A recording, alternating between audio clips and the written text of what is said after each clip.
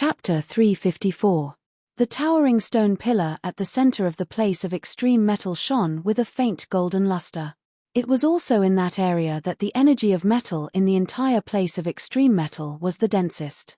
Among the 5 places of extreme metal, the place of extreme metal was the most difficult to form. This was because no matter where it was, humans were always tireless in their passion for mining ores. Generally, the surrounding mountains and rivers of the place of extreme metal would be rich in ores. As long as one of the ores was discovered, humans would swarm over like flies, digging to the root of the problem and claiming all the ores as their own. A place of extreme metal could only gradually take shape after hundreds of thousands of years. This process of formation was usually due to the ores being mined and destroyed, making it very difficult for it to form naturally again. The 5 places of extreme metal were all formed by the power of nature due to the uniqueness of the terrain. Even Chu Kanglan, who had cultivated his demonic arts to the 9 changes realm, was unable to use human power to change or repair the 5 places of extreme metal that had been destroyed. The 5 extreme grounds were all formed by nature over millions of years of sedimentation. It was simply not something that could be changed by human power. From the looks of it, this place of extreme metal should have existed for as long as the place of extreme fire for who knows how many years. That towering, golden stone pillar in the center should be the metal attribute treasure that was born from this place of extreme metal. In the world that Han Shuro came from, there was a legend of the indestructible great sage equaling heaven. The great sage equaling heaven, Sun Wukong, was a stone monkey. He obtained the golden cudgel, the sea-stabilizing needle from the Dragon Palace. It was said that it was a metal attribute treasure nurtured by a place of extreme metal that had existed for millions of years. The great sage equaling heaven, who had cultivated from a stone monkey, was a unique existence of the metal attribute. This was why he was able to skillfully utilize the power of the metal attribute treasure in his hands, becoming a powerful and everlasting existence in the world that Han Shuro came from. In the center of this place of extreme metal, there was a towering stone pillar sparkling with faint golden light. It should be the other metal attribute treasure that had been nurtured in this place of extreme metal. As for whether or not this metal attribute treasure had the same miraculous power as the golden cudgel, Han Shuro wasn't sure. However, Han Shuro understood that the metal attribute treasure nurtured by the place of extreme metal could only be grasped by the metal elite zombie that was refined from the place of extreme metal after the metal elite zombie was born, just like the fire elite zombie that was able to collect the fire attribute treasure, the fire lotus. This metal-type treasure existed in the very center of the place of extreme metal. Han Shuro did not dare to rashly move this metal-type treasure, for fear that it would destroy the natural operation of the entire place of extreme metal. Walking to the side of this towering stone pillar, Han Shuro reached out his hand and touched it. His finger made a metallic dang-dang sound as it knocked against the stone pillar. Streams of dense metal elemental energy slowly flowed into Han Shuro's fingertips, causing Han Shuro's body to stiffen. It is indeed a metal attribute treasure. It seems that metal elite zombie is very lucky, Han Shuro exclaimed in admiration. He excitedly circled around the place of extreme metal a few times. Looking at the various rare ores that shone with a faint luster, Han Shuro's heart was filled with joy. However, Han Shuro did not move any of the ores in this place of extreme metal. Before all the materials for refining metal elite zombie were gathered, Han Shuro did not want to act blindly without thinking, lest he change the natural layout of the place of extreme metal and cause irreparable damage. Metal elite zombie, oh metal elite zombie, now you're the only one left. Now even a weapon has been nurtured. Han Shuro muttered to himself. He then spread out his right hand and scattered the 8 sparkling souls within the place of extreme metal. He instructed, guard this place well. Not only the miners, if anyone tries to come here, kill them for me. Got it? We won't let anyone destroy this place. The 8 souls replied. Without continuing to stay in the place of extreme metal, Han Shuro was burning with anxiety. He planned to immediately gather the materials needed for metal elite zombie. After Han Shuro left the place of extreme metal, he used the Demon Slayer edge to cut out a few large rocks to block the 3 narrow entrances, leaving only a narrow slit the size of an arm for the 8 souls to enter.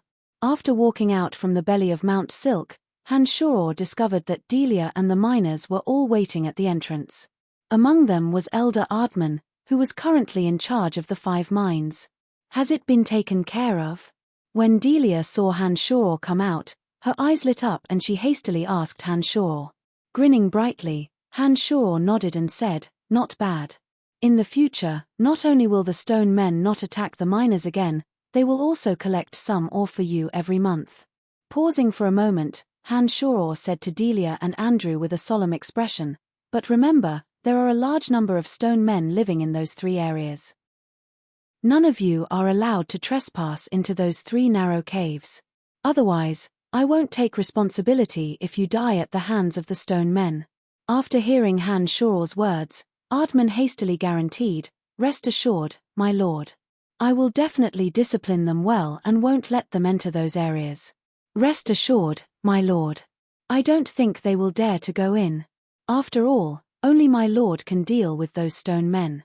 How can ordinary miners be a match for those stone men?" Delia's bright eyes focused on Hanshaw as she said to Hanshaw with a light smile. After hearing Delia's words, Hanshaw also thought that it was true. The stone men's bodies were sturdy and didn't fear magic. In those narrow spaces, even a senior swordsman would die if he faced the stone men. Although the mountain people of Mount Silk had strong bodies, their strength was far inferior to the stone men. Naturally, they wouldn't be stupid enough to throw away their lives. "All right, you guys go there once a month and collect the ores inside. The stone men have already agreed to my request. They are more proficient in mining ore. As long as you don't disturb their lives, they will continue to help you mine ore." Hanshaw replied. "Many thanks, my lord. Many thanks." Ardman was extremely grateful to Hanshaw and bowed to Hanshaw. "Elder, don't be so polite. As the city lord of Brettel City, this is what I should do." Hanshaw went over to help Ardman up and said sincerely. Since the crisis of the stone men on Mount Silk had been resolved, Hanshaw didn't continue to stay on Mount Silk.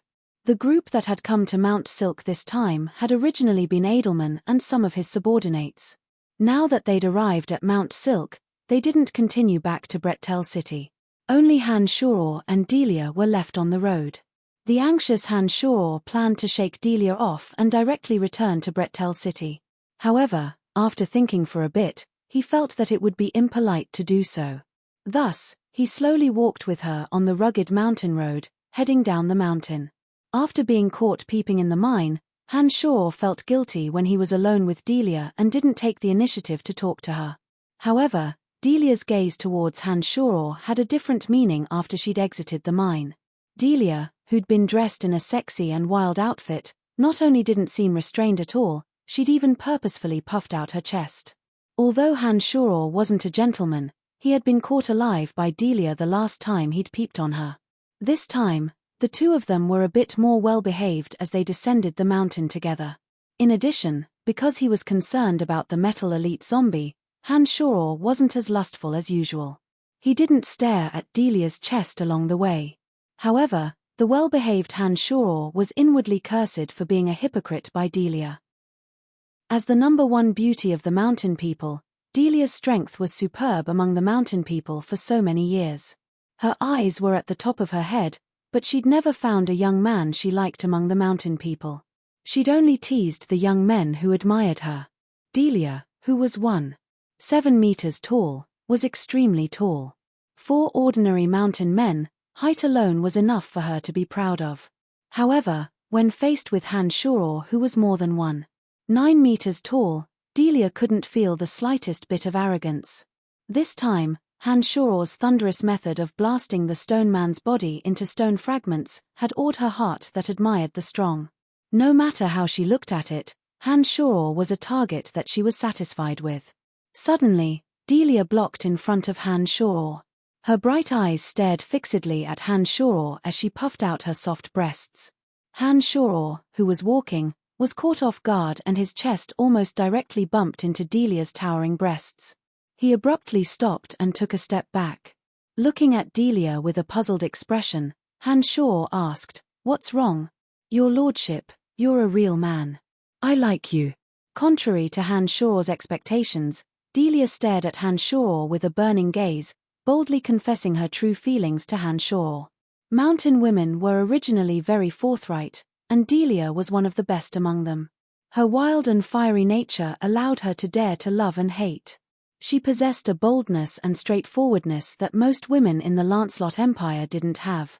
Delia's sudden confession surprised Han Shoror. Han Shoror squinted his eyes as he sized up Delia from head to toe, as if he wanted to see her body clearly. As Han Shoror's gaze roamed over her body, Delia instinctively felt a little shy, especially when Han Shoror's gaze fell on her perky twin peaks, as well as some sensitive parts of her waist and abdomen. Her body felt as though it was being directly caressed by Han Shoror's gaze, causing Delia to feel extremely shy. However, Delia wasn't as timid as most women. Having set her sights on Han Shoror as her target, although Delia turned her head away shyly, she didn't choose to retreat. Instead, she puffed out her twin peaks. It seemed that she had sufficient confidence in her figure. "You're not bad." After a while, Han Shoror suddenly smiled and said softly. Delia's charming face lit up, revealing a fiery smile. She boldly looked straight at Han Shoror and said, "Your lordship, so you want me?" Shaking his head, Han Shoror replied, "I'm sorry, I already have a woman, and I like my woman very much." When these words came out, Delia's expression darkened. She lowered her head in silence for a while, and when she raised her head again, she said stubbornly, "I, Delia, have never liked any man. Only your strength can truly make me unable to extricate myself. Regardless of whether you have a woman or not, I will become your woman." Han Shoror was speechless. Looking at Delia's stubborn face, as if she didn't know what failure was, he thought to himself that perhaps this woman had been stared at by the mountain men for too long, or perhaps she had set her sights too high. It seemed that she was a little stubborn. Han Shoror himself wasn't a gentleman who wouldn't be tempted by a beauty. Otherwise, he wouldn't have two women, Emily and Phoebe, and he wouldn't be so obsessed with Fanny. Of course, Han Shoror wasn't the kind of stud horse who would sleep with any woman he saw. As a demonic arts practitioner, Han Shoror wouldn't care about worldly restraints. As long as he was truly interested in a woman, he wouldn't care about those moral rules. Delia's figure was extremely alluring, and her looks were indeed not bad. Han Shoror didn't deny that he had lust for Delia, but it was only lust. If he could irresponsibly possess Delia, Han Shoror would definitely make her his without the slightest hesitation. However, there was a limit to everything. If Delia wholeheartedly wanted to be entangled with him, he would probably abandon her after toying with her in Brettel City. Even the 30,000 mountain people in Brettel City wouldn't be willing to do so. Han Shoror himself also didn't want to provoke this kind of trouble that was hard to abandon. "Hihi, I do have women, and not just one." Han Shoror first explained, then continued, "To be honest, I do have some interest in you, but that kind of interest is only a man's interest in a beautiful woman's body. It's not what you understand. You should understand what I mean if I say it so directly, right?" "What, you have more than one woman?" Contrary to Han Shoror's expectations, Delia didn't seem to care too much about the latter part of his words. She only asked about the meaning behind the first part of his sentence in astonishment. Nodding his head, Han Shoror's heart stirred.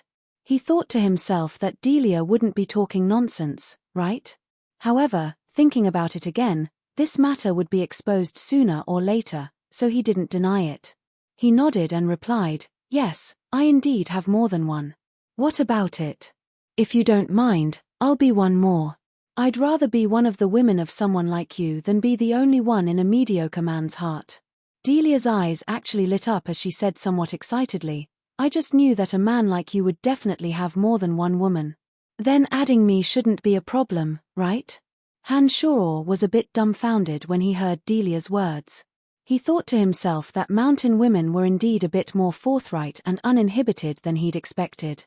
Delia's attitude towards these matters was a bit too much for someone like Han Shoror, who'd always done as he pleased.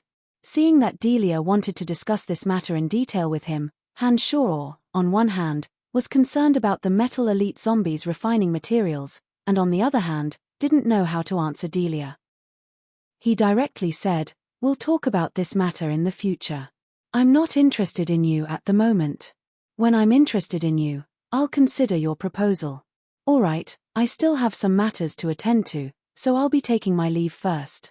As soon as he finished speaking, Han Shor soared into the sky in front of Delia. He circulated his demonic yuan and revealed his disdainful aura. He turned into a streak of black light and disappeared into the clouds. Delia looked at Han Shor's gradually disappearing figure in the sky with infatuation. Her charming face was resolute as she fiercely nodded, muttering to herself, "I'll definitely make you fall in love with me. City Lord, only a man like you can make me wholeheartedly submit to you." Han Shor naturally didn't know what Delia said after that. Han Shor flew all the way back to Brettel City and directly found little fatty Jack. He made a list of materials for refining the metal elite zombie and handed it to Jack, saying, "Buy these materials for me. It doesn't matter if you use the Boot Merchant Guild or any other merchant guild. In short, get me the materials listed as soon as possible." "No problem." Jack, who had an enormous amount of gold coins in his hands, spoke with great confidence. He had an extraordinary bearing of "leave it to me." After he finished speaking, Jack said, "Oh, right, Dick was looking for you." When he heard that Dick was looking for him, Han Shor left Jack's place and headed towards the Dark Mantle stronghold in Brettel City. Under normal circumstances, Dick would be there. When he arrived at the Dark Mantle's secret stronghold in Brettel City, Han Shor found Dick as expected. He saw that Dick was currently in the Dark Mantle stronghold, handling some information regarding the 7 Grand Duchies that his subordinates had reported to him. Seeing Han Shor suddenly enter, Dick hastily stood up in surprise and saluted to Han Shor. He then had Han Shor sit down and asked with a smile, "My lord, why have you come? I heard from Jack that you were looking for me. Did something happen?" Han Shor asked Dick after sitting down. There were only 6 people in this Dark Mantle stronghold, including Dick. However, Han Shor knew that there were definitely more than 6 Dark Mantle members in Brettel City. It was just that these people were usually scattered around Brettel City or the 7 Grand Duchies. They were usually spying on the secrets of various parties or carrying out secret missions. These people wouldn't come here unless there were special circumstances. They would only report to Dick when they obtained accurate information or completed a mission successfully. Dick originally didn't have enough manpower on his side, but after Han Shor's arrival, Candide had arranged for some members to enter Brettel City and directly serve under Han Shor. All of the secret activities of the Lancelot Empire were under Candide's sole responsibility. Although Brettel City was located in the easternmost region of the Empire, it was still under Candide's control. As the most popular person at Candide's side and the current city lord of Brettel City, Han Shor had the right to control all of the Dark Mantle's personnel changes in Brettel City. Dick was naturally under Han Shor's jurisdiction. "My lord, I went to the city lord's mansion to report to you because I just received some news. It's just that you weren't at the city lord's mansion at that time. I didn't think that my lord would take the initiative to come over. This lowly one is truly overwhelmed by the favor." Dick also sat down with a smile before explaining to Han Shor. All right, cut the crap. What's going on?" In private, Han Shor and Dick never put on the airs of a city lord and asked. Dick chuckled softly, then coughed lightly and said sternly, "I reckon we're in big trouble this time. The 7 dukedoms have all stopped fighting. According to the information our people have sent over, the dukes of the 7 dukedoms have secretly met in a valley. Our people have no way of knowing the contents of the meeting, but thinking about it, it's obvious that they're trying to deal with us. When the 7 dukedoms weren't under the threat of Brettel City, they'd fought tirelessly against each other. However, Brettel City was currently displaying an overbearing, ferocious aura. For the 7 Grand Dukedoms, Brettel City had become an important threat. The 7 Grand Dukedoms were originally split from the Verdun Imperial dynasty. Due to the riots between the princes 100 years ago, the Verdun Imperial dynasty had been split into 7 dukedoms, gradually becoming the 7 Grand Dukedoms of today. When there were no foreign enemies, they were happy to invade other dukedoms to obtain more benefits. However, the 7 Grand Dukedoms were still considered one family. Once a common enemy appeared, the 7 Grand Dukedoms would once again tightly band together. Last time, The Lancelot Empire hadn't understood the situation and rashly invaded the 7 Grand Dukedoms. In the end, the 7 Grand Dukedoms were quickly repelled by the joint army of the 7 Grand Dukedoms. It was also from that time that Brettel City was unable to recover, becoming a useless existence. It looks like the 7 Grand Dukedoms now view Brettel City as a new threat. We should be proud. Brettel City, which doesn't even have 100,000 citizens, is far inferior to any one of the 7 Grand Dukedoms. I didn't expect them to think so highly of us. Han Shoror said to Dick with a cold smile. My lord, we absolutely cannot lower our guard against the 7 Grand Dukedoms. They are different from ordinary bandit groups, they are a true army. Not only do they have a complete set of siege equipment, but the quality of the soldiers of the 7 Grand Dukedoms is also very high. They might even be a cut above the average army of the Lancelot Empire. Dick smiled wryly as he explained to Han Shoror. In addition, each dukedom has at least 30 to 40,000 standing armies, not to mention the private armies of the local nobles. You can calculate how many soldiers there are in total. If the 7 Grand Dukedoms' allied army really arrives at Brettel City, I'm afraid their military strength will be 1 or 2 times more than our population. We absolutely cannot lower our guard. Don't worry, I already have a plan for this matter. I will make sure their allied army can't unite. Han Shoror laughed sinisterly as he said to Dick. Chapter 355. Sakamimir Valley was located in the center of the 7 Grand Duchies. The 7 Grand Duchies would secretly meet here. Although the 7 Grand Duchies had the intention of joining forces to deal with Brettel City, none of the dukes dared to visit the other duchies due to their mutual suspicions. Therefore, the 7 Grand Dukes gathered their armies at Sakamimir Valley.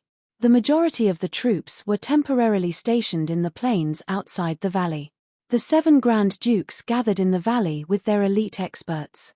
Tanai, Mount Sakamimir, was covered in flowers and ancient trees.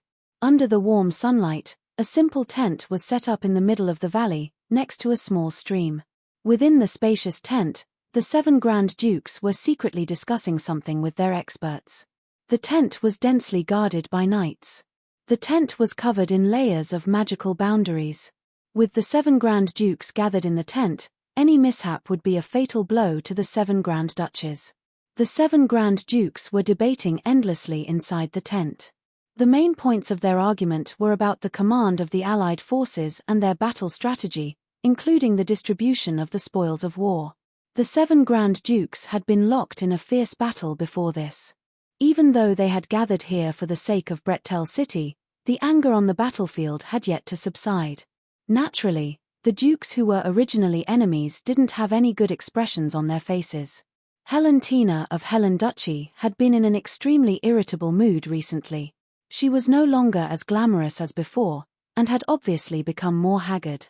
The news that she'd been raped by Han Shoror had inadvertently spread throughout the 7 Grand Duchies. This caused Helentina to become the target of ridicule overnight. Everyone looked at her with strange gazes, making her feel extremely uncomfortable. The Grand Duke of Narsen Duchy, Benedict Sackville, who used to be her staunch ally, had stopped communicating with her ever since he heard the news. Now that they had truly met in this place, Benedict Sackville only greeted her politely and didn't have his previous attentiveness. Helentina understood where the problem lay. However, she had indeed been captured alive by Han Shoror and brought to Brettel City. She'd even been locked up for several days. This fact made it impossible for her to explain herself. The haughty Helentina had been tormented by strange gazes during this period of time. Even some citizens of the Hellen Empire felt that the impure Helentina was no longer suitable for the position of Grand Duchess. If it wasn't for Helentina's ruthless methods of killing several rebellious nobles in succession, it was likely that she wouldn't have been able to maintain her position in the Hellen Duchy. Now that they had arrived at the meeting point between the 7 duchies, Helentina had once again become the object of neglect. At this moment, Benedict Sackville was quarrelling with Bavenden Duchess Alec Ambridge. The topic of their quarrel was actually the distribution of the spoils of war. Alec Ambridge had his eyes set on the 6 magic crystal cannons worth 600,000 gold coins in Brettel City. He was determined to obtain them. These 6 magic crystal cannons had originally been purchased by Benedict Sackville from the distant Brut Merchant Alliance for Helentina through his own channels. Benedict Sackville had taken it for granted that these 6 magic crystal cannons should belong to him. He didn't back down in the slightest as he argued with Alec Ambridge. All of a sudden, Helentina, the person who'd paid 600,000 gold coins to purchase the 6 magic crystal cannons from the Brut Merchant Alliance, had been forgotten. Benedict Sackville, the modest gentleman who'd previously disregarded everything to pursue her, had now become the one who'd directly plundered her interests. Helentina coldly watched the dispute between the 6 Grand Dukes, feeling increasingly irritated in her heart. Unconsciously, Helentina actually thought of Han Shaw. She'd deeply experienced Han Shaw's ruthlessness. She didn't know why, but Helentina faintly felt that these 6 men who were endlessly arguing in front of her didn't seem like real men. On the contrary, the image of Brettel City's lord, whose eyes were filled with a fiendish and ruthless rage, had appeared in her mind from time to time. She always felt that the 6 Grand Dukes in front of her were no match for the ruthless city lord of Brettel City. Brettel City's population didn't even reach 100,000. Not to mention the other 6 duchies, even Helen Duch's military strength was more than enough to compete with Brettel City. Now that the allied forces of the 7 Grand Duchies were planning to march into Brettel City, Helentina actually had the laughable thought that the allied forces would fail.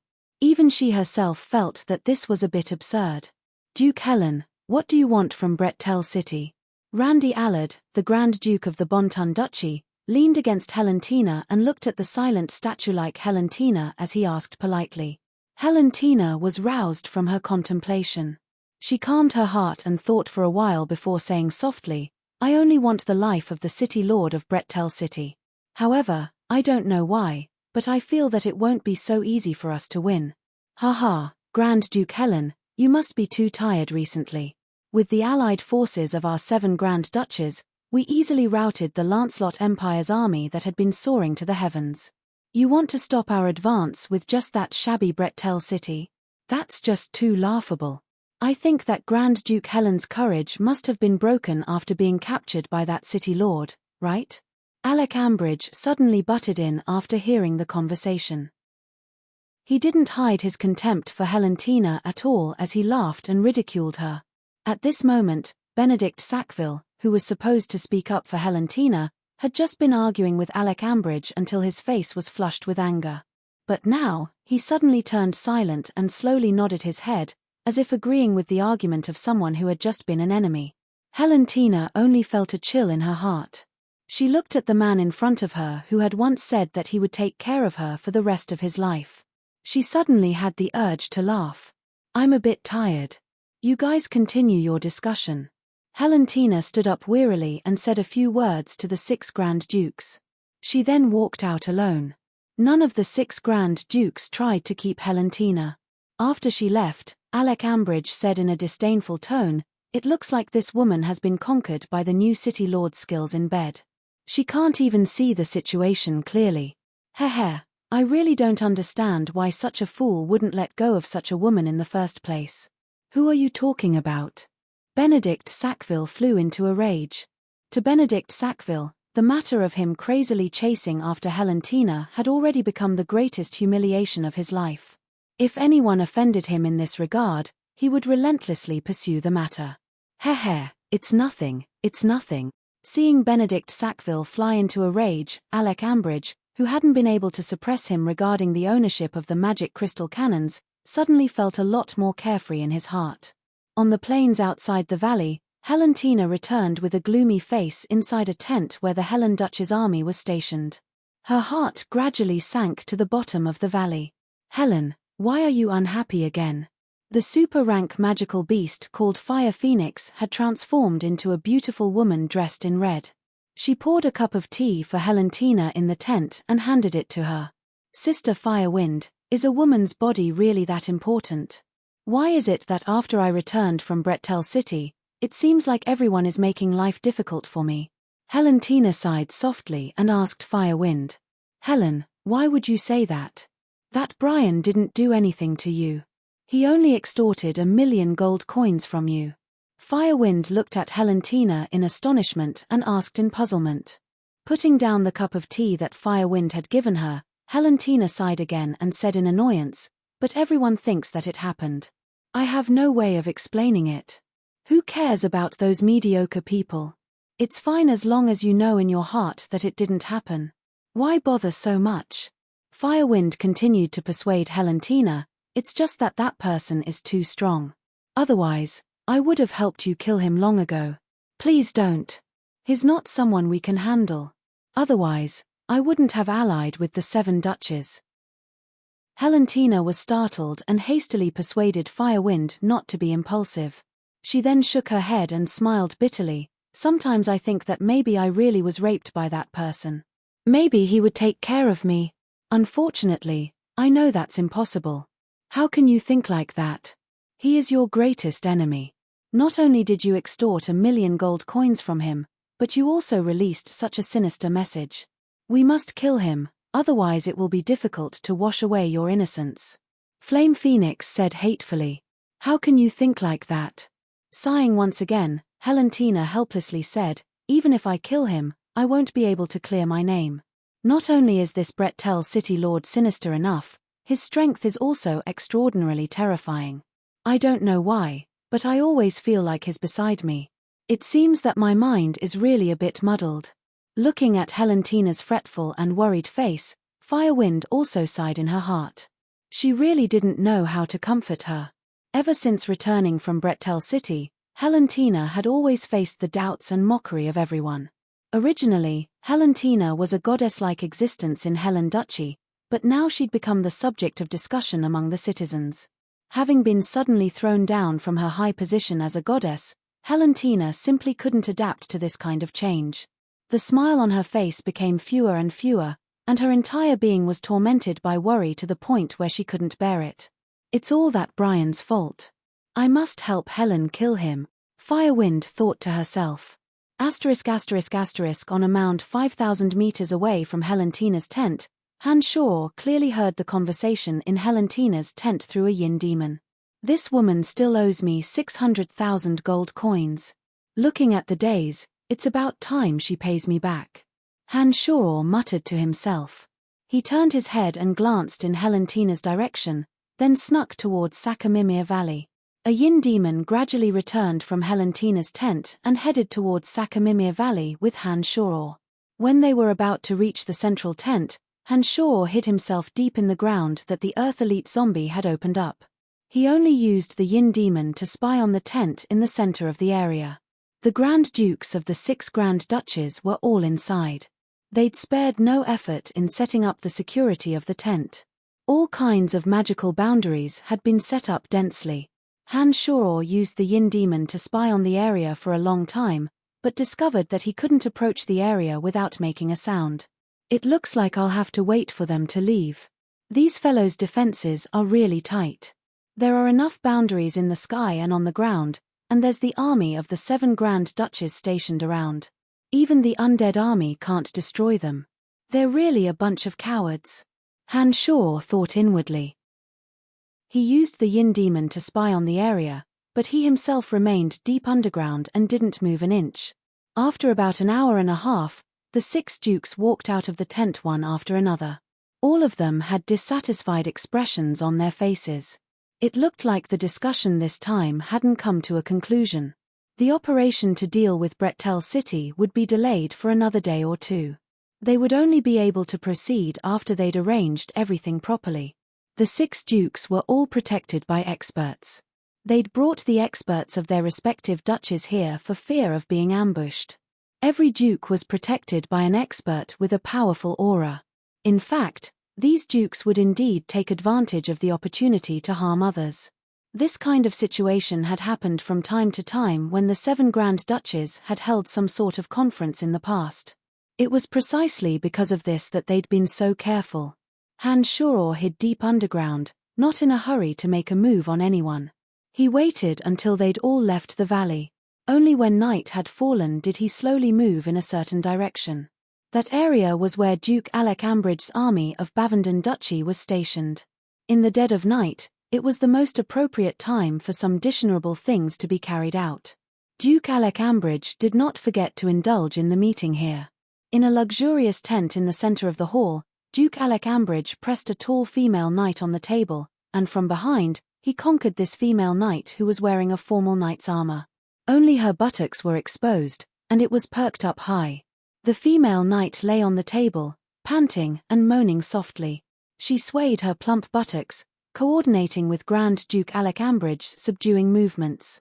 Her fine black hair spread out to cover her face.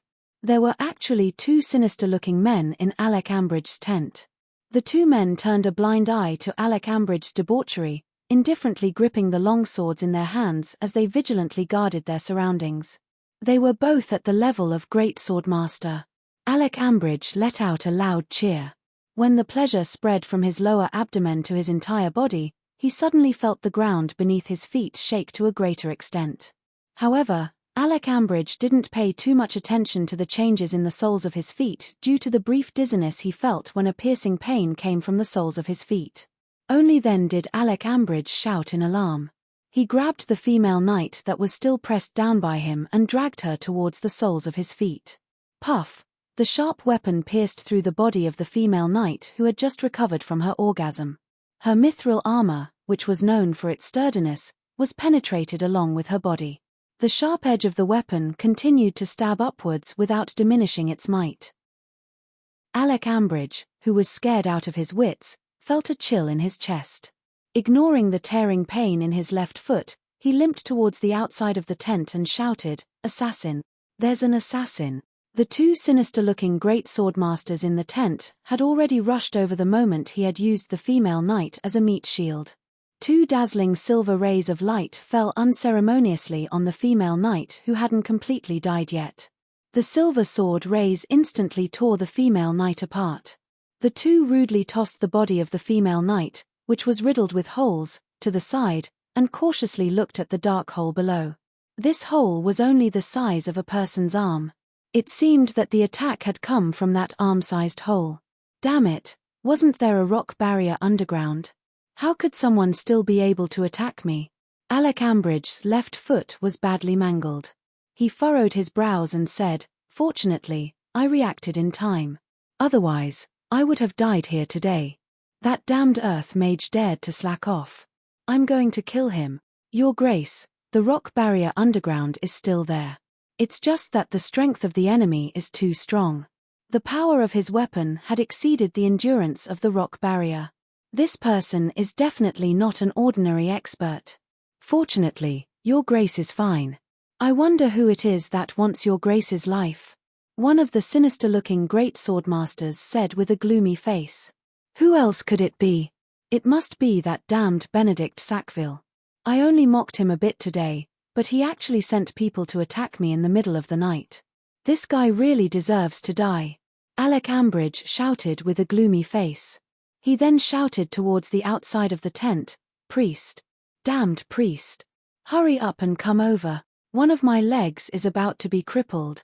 I've spent so many gold coins on you guys, why can't you hurry up at the most crucial moment?"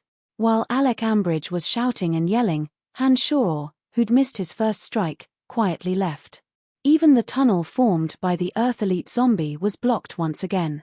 Han Shore had tried to directly kill Alec Ambridge, but he hadn't expected that this person would be so merciless. At the most crucial moment, he'd actually used the female knight he'd just had fun with to block a fatal blow.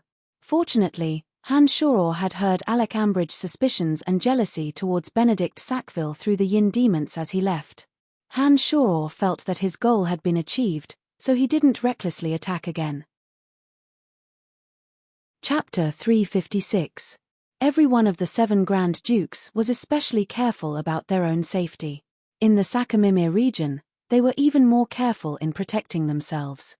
After leaving Alec Ambridge's place, Han Shore made a trip to Grand Duke Nayam Beige of Bisley Duchy. Han Shore planned to make a move against Nayam Beige, but before Han Shore could approach, he sensed a divine aura coming from Nayam Beige's tent.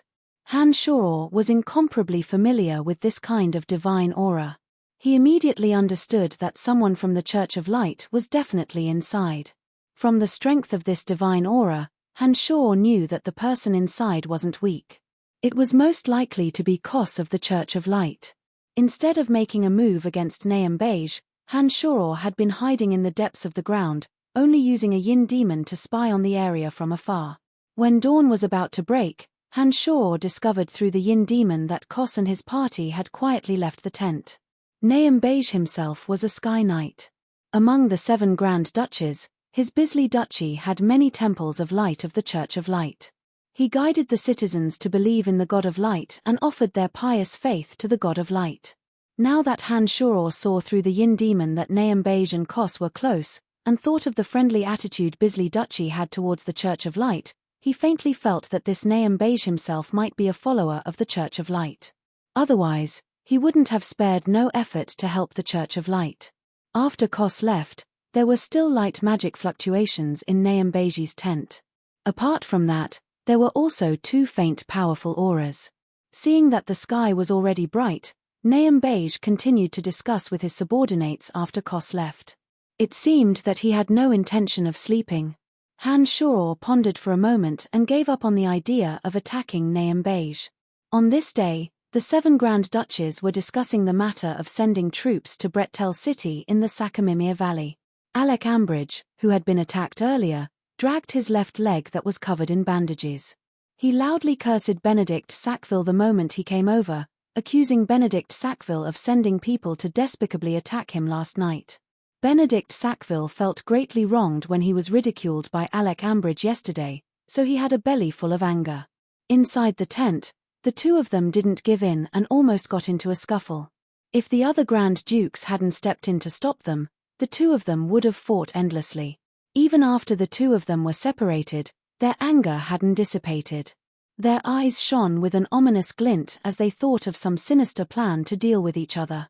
In addition, Grand Duke Bert Zilli of the Boulet Duchy was very dissatisfied with the distribution of profits.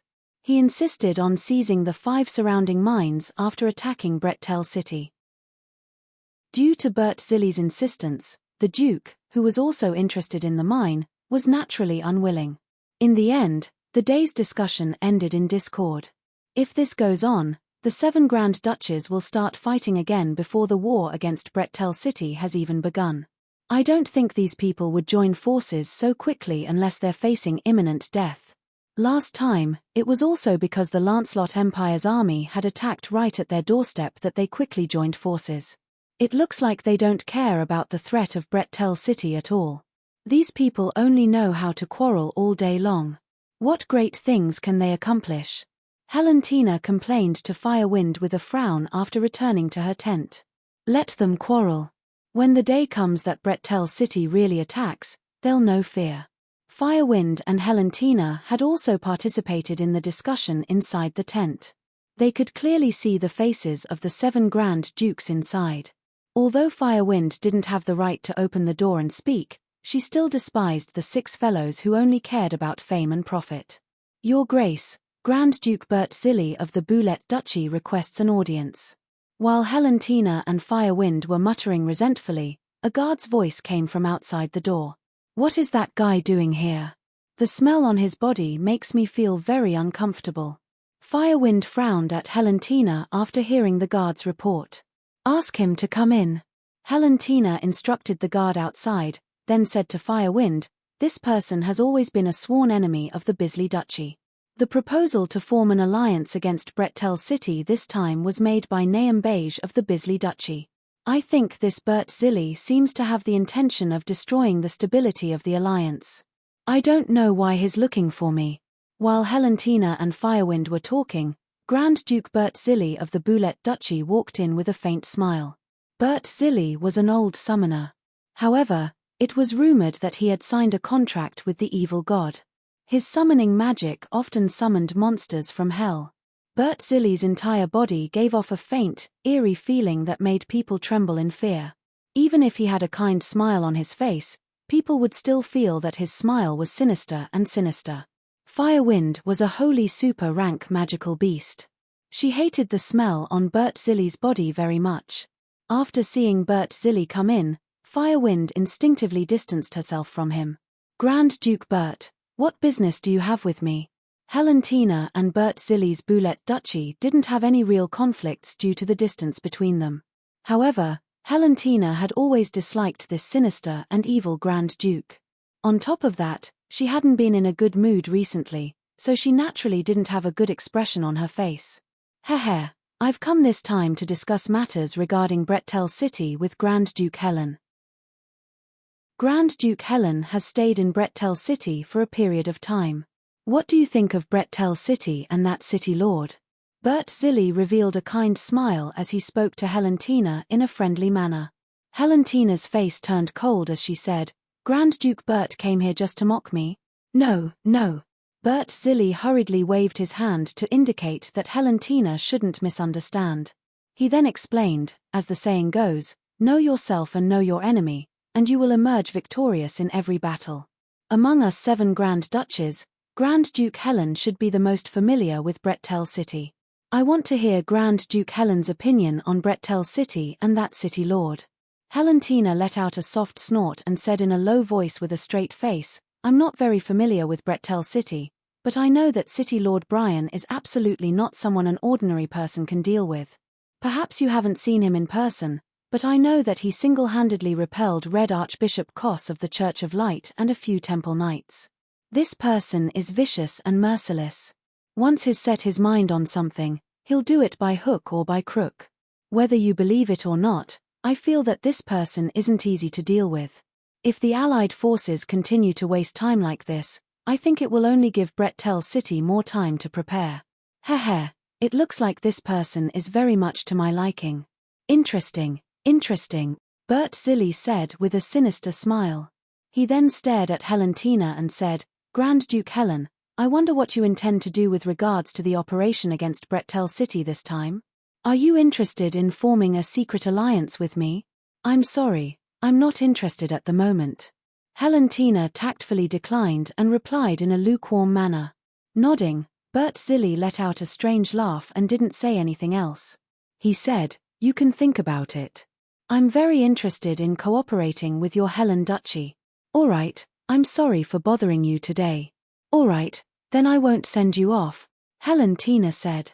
After Bert Zilli left, Helentina said with a strange expression, how strange. Did this person come all the way here just to ask about that City Lord Brian? I feel like there's something wrong with him. Who cares about him? I've discovered that my entire body feels uncomfortable with him being in the tent. I really want to burn him to death. Fire Phoenix frowned as she spoke to Helentina. After Bert Zilli left Helentina's area, he directly returned to his own tent. Inside, a familiar figure to Han Shoror was lazily lying on a large sea mink fur bed in the middle of the tent. He gracefully smiled at Bert Zilli as he walked in and asked, how was it? That little girl doesn't seem to know anything, but it doesn't matter. This won't affect our plan. Wolf, do you really think that person can bring us any benefits? Bert Zilli shot a glance at Wolf lying on his bed and asked in a sinister manner. After the Calamity Church's necromancer Wolf had been rejuvenated by Han Shoror's skeletal staff, he had turned into a handsome and elegant youth. His skin was even fairer than a woman's, and the sharp claws that had been formed from old fey demons had long since disappeared, replaced by a pair of slender and beautiful hands. Slowly sitting up on the large sea mink fur bed, Wolf chuckled and said, old friend, that Brian's strength is beyond your imagination. He also has the skeletal staff in his hands. The higher-ups have already given the order to not let anything happen to him no matter what. All we need to do is to support him as much as possible. Bert Zilli furrowed his brows and said to Wolf, could it be that the Pope values him so much just because he's the master of the skeletal staff? We might as well seize his skeletal staff and let you absorb all of his memories. Wouldn't that be more convenient and less troublesome? Shaking his head, the necromancer Grand Magus Wolf, who had lived for who knew how many years, smiled and explained, it's not that easy.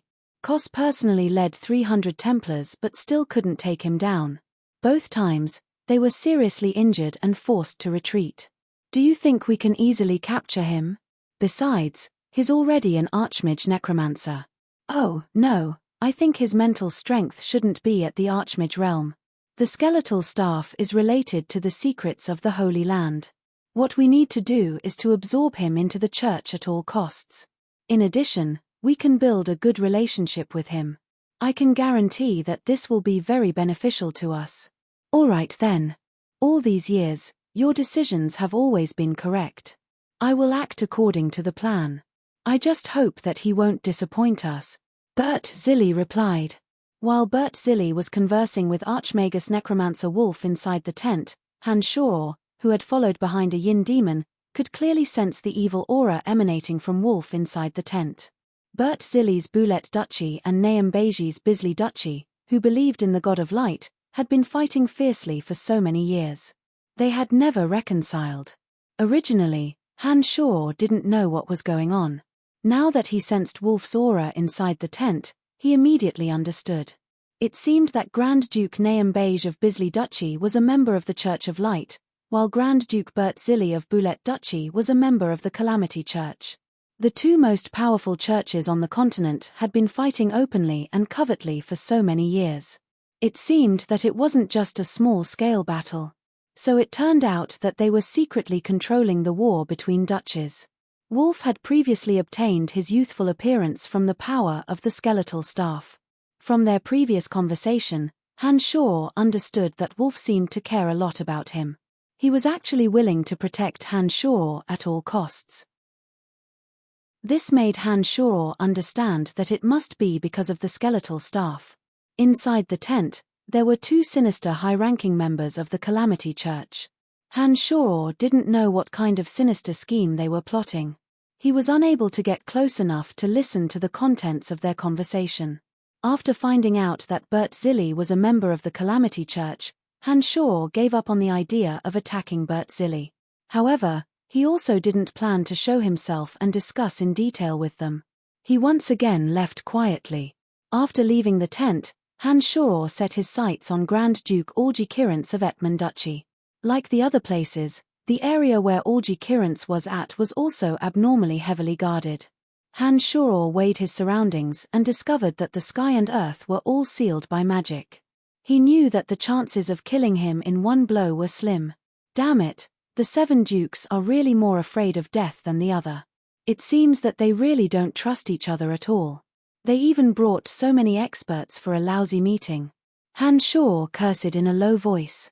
However, since he had come, he couldn't possibly return empty-handed. Han Shor pondered for a moment. A yin demon patrolled the surroundings. Suddenly, Han Shor discovered that other than Orgy Kirance's own tent that was incomparably heavily guarded, the tents of the other high-ranking generals didn't have any experts guarding them. Hardening his heart, Han Shor didn't make a move against Orgy Kirance. Instead, he set his sights on Orgy Kirance's subordinates. These people's tents were usually only guarded by a few guards. Naturally, they weren't as well guarded as Orgy Kirance. Using the Earth Elite Zombies' underground abilities, Han Shor stealthily snuck into the tents of those people. Han Shor, who was in the separate demon realm, concealed his presence and soundlessly killed 6 of Orgy Kirance's high-ranking generals. After leaving Orgy Kirance's tent, Han Shor made another trip to Grand Duke Randy Allard's territory. Following the same method he used on Orgy, he assassinated another 4 high-ranking generals before leaving quietly. After making a big detour, Han Shor went to Alec Ambridge's tent and similarly killed 3 high-ranking generals. It was also on this night that Benedict Sackville of Narsen Duchy was ambushed. His tent was set ablaze. Benedict Sackville managed to escape in time to save his life, but his hair and eyebrows were all burnt to a crisp. In the span of one night, apart from Helentina of Helen Duchy, Bert Zilli of Boulet Duchy, and Nahum Beji of Bisley Duchy, the armies of the other 4 Grand Duchies all met with major incidents. All of a sudden, the nature of the gathering at Sakamimir to discuss a joint operation to deal with Brettel City had completely changed. The 4 Grand Duchies that had been ambushed were suspicious of the duchies that had grudges against them in the past. Each and every one of them was furious. Among them, Benedict Sackville's heart was as clear as snow. He was already certain that Alec Ambridge of Bavenden Duchy had made a move against him last night. Alec Ambridge also believed that the death of his generals was related to Benedict. This time, the two of them didn't start a fight in Sakamimir Valley without a care for their manners. Instead, both of them had gloomy faces as they silently stared at each other with hatred, constantly thinking of ways to retaliate. The other two Grand Duchies that had been ambushed were also filled with righteous indignation. They targeted their former enemies. Helen, Boulette, and Bisley Duchies, which had been safe and sound last night, were the first to be suspected. The originally unstable alliance had long since changed in the dark. During the day, the 7 Grand Duchies would get to the bottom of this matter and investigate who was responsible for it. At night, they would each send out assassins to roam about, fighting to the death.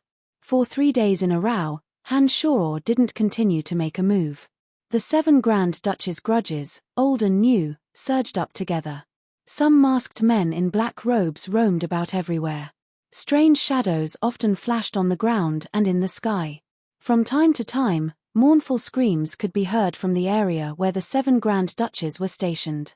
This meant that someone had been secretly killed. Han Shoror had originally planned to take advantage of this opportunity to make a move, but he suddenly discovered that he simply didn't have the opportunity to do so. This was because there were too many men in black robes roaming about at night. Han Shoror didn't even have enough yin demon to deal with them. He didn't know which duchy these people had come from. In any case, the situation was gradually becoming chaotic. The 7 Grand Dukes are indeed a bunch of rabid dogs. Han Shoror couldn't help but sigh as he couldn't get involved. Chapter 357. Chaos. The situation was completely chaotic. The 7 Grand Dukes had originally gathered in Sakamimia Valley in order to deal with Brettel City. For some reason, old and new enmity had erupted at the same time, causing them to fight amongst themselves. In the beginning, they only acted stealthily at night, assassinating hostile countries. But later on, the 7 Grand Dukes had lost their minds due to anger and started to mobilize the troops in their hands. What should have been a joint meeting had instead turned into a battlefield. What the hell is going on here? Red Archbishop Kos asked Nahum Beige with a headache inside the tent of Grand Duke Nahum Beige, who believed in the God of Light. Nahum Beige was also having a headache. He said to Kos with a wry smile, "The 7 Grand Duchies have accumulated too much hatred for so many years. A small fuse can ignite a big fire. I'm also powerless. Sigh, it looks like we really can't count on these people. Oh, right. Do you think Bert Zilli of Boulette Duchy is behind this? He's from the Calamity Church. I think he definitely wouldn't want something to happen to that City Lord Brian." Kos asked Nahum Beige. "I don't know, but it's also possible. But the current situation is a mess, and it's already out of my control. It looks like this plan will have to be changed." Nahum Beige sighed and said to Red Archbishop Kos, "Forget it, I'll think of another way." Kos said helplessly. On the plains near Sakamimia Valley, the 7 Grand Dukes that originally had enmity with each other suddenly changed from secret assassinations to open battles.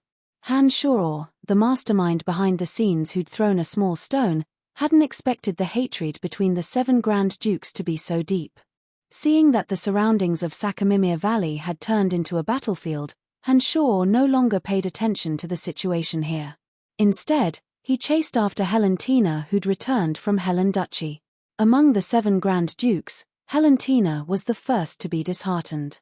From the moment the battle started, she immediately understood that the alliance had fallen through. Helen Duchy had just gone through a civil war and was at its weakest. Helentina wisely chose to immediately withdraw from Sakamimia Valley and return to her duchy. After marching for 2 days, Helentina ordered the army to camp on a small mountain, Tanai. After arranging guards to guard the surroundings, Helentina and Firewind went to a hot spring to bathe. "Looks like they'll only let go of their prejudices when they're at death's door," Helentina said angrily to Firewind as she lazily lay in the hot spring. The Fire Phoenix returned to her original form and cleaned her beautiful feathers by the hot spring. She spoke in the human language, "Don't worry about them. Let them reap what they sow. If this situation continues, they might not be able to defeat that ruthless city lord." "Right, I still owe Brettel City 600,000 gold coins. Sigh, this demon, what should I do?" Helentina said to Fire Phoenix with a worried expression. Let's drag it out a little longer. Right now, the duchy has just gone through a civil war, and all the wealth is concentrated in the hands of the nobles. If we give him 600,000 gold coins from the national treasury, I'm afraid the Helen Duchy will truly fall into a predicament. Fire Phoenix was also extremely helpless as she tried to persuade Helentina. But that demon, he's not a magnanimous person. If we drag this out, I'm afraid he'll harm us. Helentina knew that Hanshor was not a kind person, and she understood how terrifying Hanshor's strength was. She was really worried that Hanshor would attack them. As Helentina and the Fire Phoenix were talking, a faint ripple suddenly came from the outside. A figure, like a ghost in the dark night, silently appeared on the other side of the hot spring, quietly standing on a protruding rock. "Hehe, it seems like you understand me very well. I really feel very honored. That's right, I, the demon, have come to collect money today. Pay me back." The shadow in the dark night suddenly opened his mouth. Helentina, who'd been soaking in the hot spring water, suddenly screamed. She'd hated this familiar voice for so long. Even if she couldn't see the figure in the distance, Helentina knew that Hanshor had arrived. As she screamed, Helentina's smooth and sparkling shoulders hastily submerged into the warm spring water, afraid that Hanshor would see her white, naked skin. The Fire Phoenix, who was currently cleaning her fiery red feathers, let out a sharp cry and spread its wings, rushing towards Hanshor. The Fire Phoenix hadn't even gotten close to Hanshor when a surge of flames flashed towards Hanshor. However, before the Fire Phoenix's flames could land on Hanshor, the hot spring water in front of him suddenly gathered into a water curtain under the control of Hanshor's demonic arts. It swept back towards the Fire Phoenix and the ball of flames she'd shot out. The hot spring water formed a water curtain, instantly extinguishing the Fire Phoenix's flames and sending the Fire Phoenix into the hot spring, turning her into a drenched phoenix. Without waiting for the enraged Fire Phoenix to rise up and attack, Hanshor immediately laughed strangely. "If you're worried about the lives of your subordinates, don't be in a hurry to make a move." As soon as these words were said, the Fire Phoenix, who'd been flapping her wings in the hot spring and was about to continue attacking Hanshor, was stopped by Helentina's scream, "Sister Phoenix, don't." The Fire Phoenix immediately stopped and flapped her wings, flying out of the hot spring. She landed next to Helentina, who was completely curled up in the water. She then angrily said to Hanshor, "What did you do to those people?" Helentina was a woman, so the guards around her were also women. Although the strength of those female guards wasn't bad, Helentina knew that Hanshor's strength was even more terrifying. When she heard Hanshor's words, she was worried about the lives of her subordinates, and she also knew that the Fire Phoenix wasn't Hanshor's match, so she stopped the Fire Phoenix. "It's nothing, let's get down to business." Hanshor looked at Helentina, who was curled up in the hot spring, and first smiled. "Grand Duchess Helen's skin is quite good, hey. However, shouldn't you return the gold you owe me?" You demon, close your thieving eyes." Helentina shrieked, "I don't have that much gold right now, I'll return it to you after a while. Don't worry, I won't renege on my debt."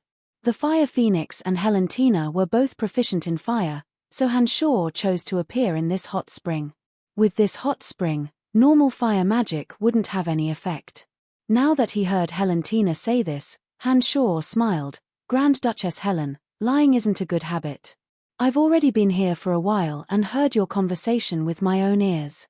I think you should return the 600,000 gold coins to me first." You've been here for a long time?" Helentina was startled, and then cried out involuntarily, "Then, you've seen my bathing body. You despicable demon, you'll get your retribution sooner or later." "Hey, let's not talk about this. Cut the crap and return the money, or else I'm going into the water." At first, Hanshor was a bit embarrassed. To be honest, he had indeed seen Helentina's body through the yin demon, and during the process, Hanshor even had a physiological reaction. Now that he heard Helentina yell, he flew into a rage out of humiliation. Helentina was so angry that her whole body was trembling. When the Fire Phoenix heard Hanshor's unreasonable words, if it weren't for the rational Helentina holding her down, she would have probably charged at Hanshor with all her might. "If you want to come down, then come down. Since you've released such a malicious news, No one will want me anyway. Just kill me while you can, and I won't return the gold coins to you now." Helentina was about to go crazy from Han Shuor's torment. At this time, anger had rushed to her head, and she shouted at Han Shuor without a care for her manners. As soon as these words left her mouth, she felt all the grievances she had been suppressing for so long burst forth like a mountain torrent. She actually stood up straight in the hot spring and revealed her perfect body in front of Han Shuor. She continued to shout at Han Shuor, "Look, if you want to look then look. You might as well just kill me. Haven't you tortured me enough? Just how many more malicious tricks do you have? Bring them all out." Once a woman went crazy, they were completely unreasonable. The current Helentina was a true portrayal of this. Ever since she'd returned to Bretel City, she'd suddenly discovered that the entire world had changed. Everything was because of Han Shuor's appearance, which had completely messed up her original life. The gazes of admiration that had originally been directed at her had all turned into contempt and disdain. Even the originally loyal and devoted citizens now treated her as an unclean person, believing that a woman who'd been raped wasn't worthy of being the Grand Duke of their Helen Duchy. Helentina, who'd always been proud and arrogant, had endured too many grievances and helplessness during this period of time. Now, the culprit who'd caused all of this was right in front of her, still overbearing and unrelenting in wanting to put her to death. Helentina couldn't beat him in a fight, nor could she escape. She simply had no way of dealing with Han Shuor, and she also had to worry that Han Shuor would make a move to take her and the Fire Phoenix's lives. Finally, her rationality collapsed. Faced with this lineup, Han Shuor himself was a bit stunned. His eyes roamed over Helentina's alluring and perfect body, taking a few more glances at her plump peaks and the fragrant grassland with sparkling water droplets hanging from her lower abdomen. He secretly swallowed his saliva, then looked at Helentina's fearless appearance. He really didn't know what to do for a moment. "I only want you to pay me back. Don't seek death so easily. There's only hope if you're alive. I'm not trying to kill you." Han Shuor looked Helentina's entire body from top to bottom, then looked her in the eyes and said with a dry smile, "Because of your appearance, my life no longer has any hope." Helentina yelled hatefully, glaring angrily at Han Shuor. "I can't take it anymore, Helen, don't stop me, I'm going to fight it out with him." The Fire Phoenix raised its head and let out a shrill cry, breaking free of Helentina's obstruction. Flames surged all over its body, and it charged at Han Shuor without a care for anything else. Seeing the Fire Phoenix charge over, Han Shuor pressed his hand against the hot spring's surface and circulated his magical yuan. Curtains of water rose from the hot spring, sweeping towards the Fire Phoenix. The furious Fire Phoenix was swept away by 5 or 6 curtains of water, and was once again swept into the hot spring. Han Shuor chuckled oddly and charged towards the Fire Phoenix, saying proudly, "Luckily I chose this place, or else things would have been a bit difficult. No, I beg you, don't kill Sister Firewind. Demon, I'll give you the gold coins." Helentina cried out as she saw Han Shuor step through the air towards the Fire Phoenix. Han Shuor had only planned on capturing the Fire Phoenix, but he hadn't thought that Helentina would care about her so much. He happily smiled and said, "Very good, I won't kill her. Return the gold coins to me. Helen, don't give it to him. If you give him the gold coins, Helen Duchy will really lose control." The Fire Phoenix, who had been flapping her wings and preparing to fly out of the hot spring, suddenly shrieked. Han Shuor was just about to tell the Fire Phoenix to shut up when he suddenly sensed several powerful auras rapidly approaching. He furrowed his brows and ordered the yin demons in the distance to patrol the area. Han Shuor suddenly said with a calm face, "I'm afraid that your Helen Duchy won't be able to control it now." Helentina was frightened when she heard these words. She stared at Han Shuor and asked, "What do you mean?" "Someone's coming, and one of them is a high-ranking officer in your army. I think that person must be someone from your Helen Duchy. It looks like you're in trouble," Han Shuor said as he looked at Helentina. Helentina and the Fire Phoenix glanced at each other. Helentina seemed to suddenly regain her reason in the face of such a crisis. She went ashore with her back facing Han Shuor and put on her clothes. On the other side, The fire phoenix had also returned to Helentina's side from the hot spring. When Helentina put on her bright red magic robe and faced Hanshor, her entire body radiated brilliance after bathing, giving Hanshor a breathtaking feeling. "Demon, what happened to my guards?" Helentina hastily asked as she faced Hanshor. "They're fine, they're all on the outskirts. I only went past them to enter. I set up a soundproof boundary around you, but they can't stop those people. I'm sure of it." The majority of the female guards were mid to high-level swordsmen and knights. There were a total of 27 of them, and they were 300 meters away from the hot spring where Helentina was. These female guards were practically useless to Hanshor, who could fly through the air and burrow into the ground. Hanshor didn't make a move against them at all as he silently entered the hot spring without alerting any of the female guards. "Protect the Duke and the others." Suddenly, the sounds of fighting came from the surroundings of the hot spring, along with the panicked voices of the female guards. As soon as the sounds came from outside, Hanshor immediately understood that the soundproof boundary must have been broken. Then, even more intense sounds of fighting rapidly approached. 3 female guards rushed over with panicked expressions. The middle-aged woman who was leading them anxiously shouted, "Lord Duke, Ferodias has betrayed us. He's bringing people to attack us. We can't stop them, Lord Duke, quickly escape." At this time, Helentina and the Fire Phoenix were already standing together with the 3 female guards. Helentina even took out her magic staff and asked in a slightly panicked manner, "How much longer will it take for them to attack?" "Hihi, aren't they already here?" A complacent middle-aged man's voice suddenly rang out. Then, an armored Earth Knight riding a warhorse, 30 knights, and 6 mags suddenly appeared. The middle-aged man in the lead had long brown hair and a rather robust appearance.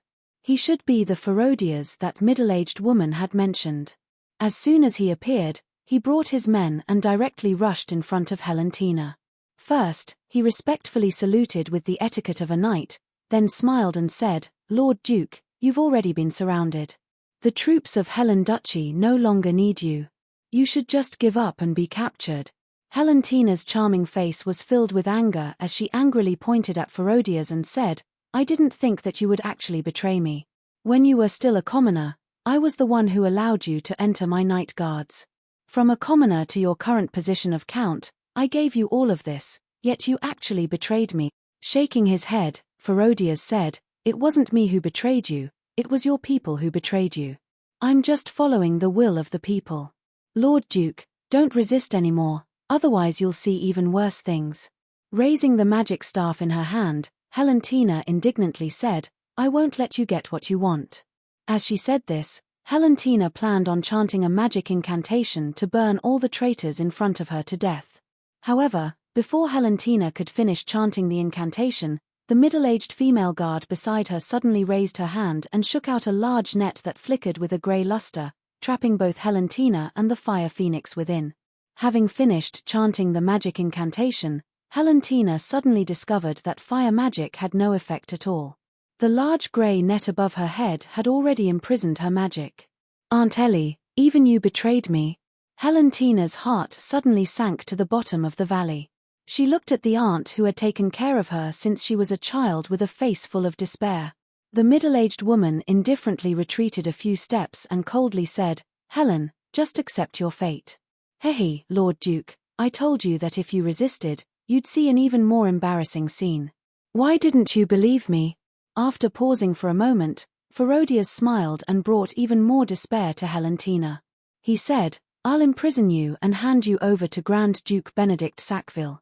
Even if your body is already impure, Benedict Sackville is still willing to pay 50,000 gold coins for you. However, in the hands of Grand Duke Benedict Sackville, I'm afraid that you'll no longer be the goddess in his heart, but a slave girl at his feet." "Ha. Everyone, you seem to have forgotten my existence." At this moment, Hanshor courteously smiled at the traitors surrounding Helentina. Chapter 358. It wasn't until Hanshor opened his mouth that Ferodias and the others turned their attention to this existence that they had originally ignored. In their eyes, the young Hanshor was nothing to be afraid of, so they naturally didn't take him to heart. Who are you? Ferodias looked at Han-Shoror in displeasure and frowned. But no matter who you are, since you've come here, consider yourself unlucky. Ferodias waved his hand and said to a knight beside him, "Get rid of him." With these words, a knight rushed out from behind Ferodias, heading straight for Han-Shoror, who was next to the hot spring. More than a dozen arrows were aimed at Helentina and the Fire Phoenix, who had their magic shackled. The other 3 female guards that had been leaning towards Helentina all aimed their weapons at the two as well. As a super-rank magical beast, the Fire Phoenix could raise a storm even if she didn't use magic. However, Helentina's body was weak, and with so many attacks aimed at her, the Fire Phoenix had some misgivings and didn't dare to make a move. It was this moment of carelessness that allowed a magic-slaying arrow to hit the Fire Phoenix. The Fire Phoenix suddenly felt her body slowly weaken after being hit by the magic-slaying arrow. She could no longer muster up any strength. Crap, the arrow is poisoned. The Fire Phoenix tugged at the corner of Helentina's clothes as she felt her strength gradually disappear. Her gaze fell on the calm Han-Shoror. Helentina, who had originally been filled with despair, suddenly felt hope reignite when she heard Han-Shoror's voice. Her mind quickly turned, and she sweetly shouted to Han-Shoror, "Brian, help me kill them." Helentina had never been kind to Han-Shoror before, but her sweet voice sounded like she was acting like a spoiled child to her lover, startling Han-Shoror. He glanced at Helentina with a smile that wasn't a smile and teased, "My dear, don't worry. You still owe me so many gold coins. How could I bear to let others capture you?" Helentina couldn't help but blush when she heard Han-Shoror's words. She sighed inwardly, thinking that she hadn't expected to yield to this demon for the sake of survival. However, Han-Shoror's teasing darling caused a ripple in Helentina's heart. Although Helentina knew that Han-Shoror was just teasing her, she didn't know why, but she had an unusual feeling in her heart. The redness on her cheeks didn't seem to be an act. This feeling made Helentina very uncomfortable, and she didn't know how to reply for a moment. As for the adept knight charging over on his warhorse, Han-Shoror didn't even look at him from beginning to end.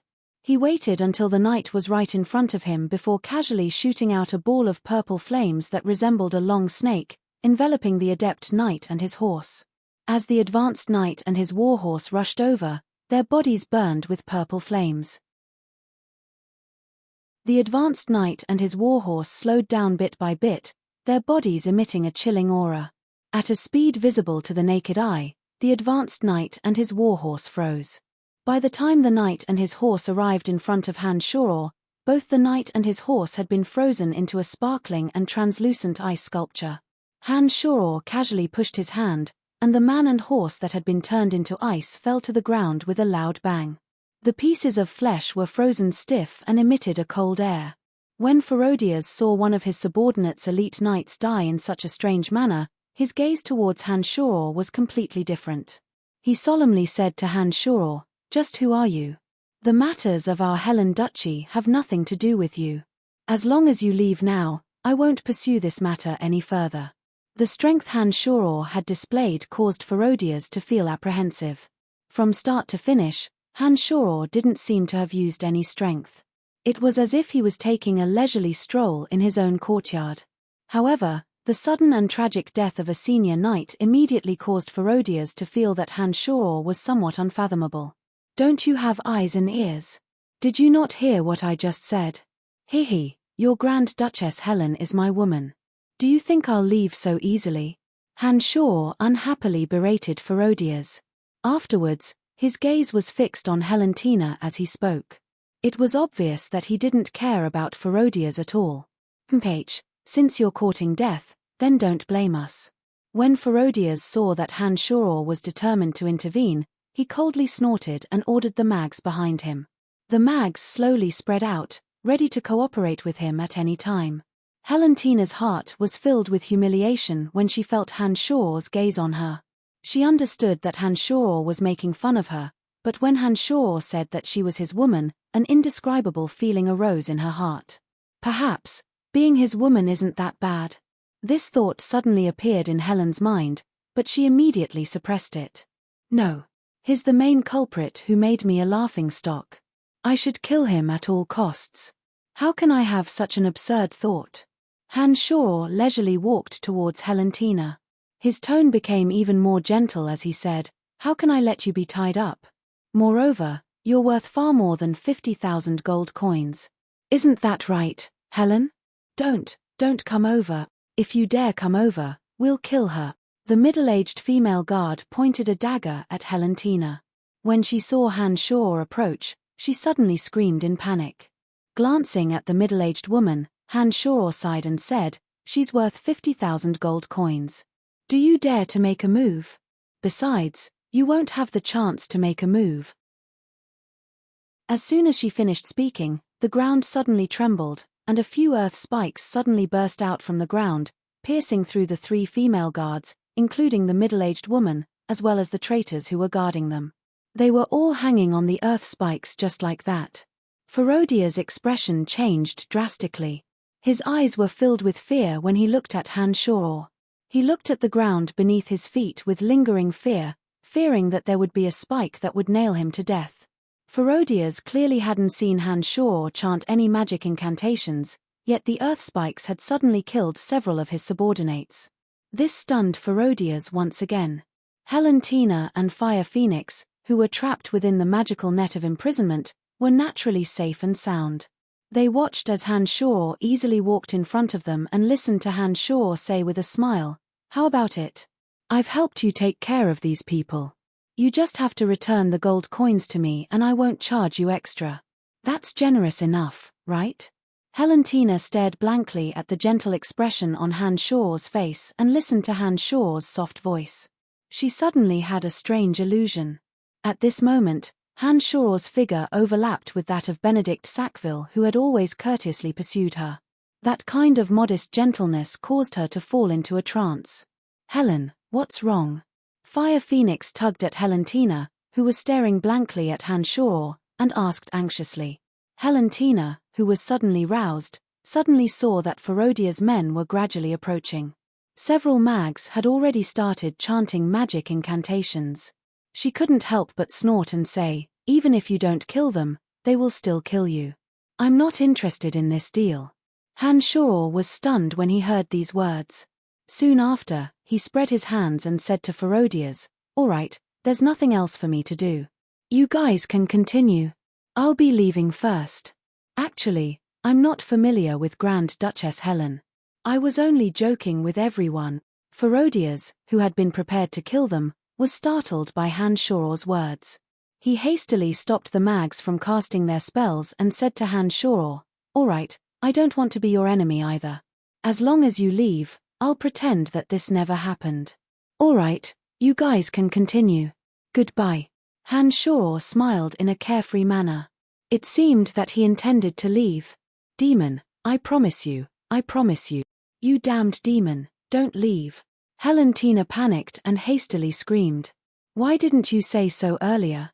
Don't waste my time." Hanshaw's figure stopped. He once again spread his hands and said to Ferodias, "Sorry, but you're done for. Damn it, you played me. Kill him for me."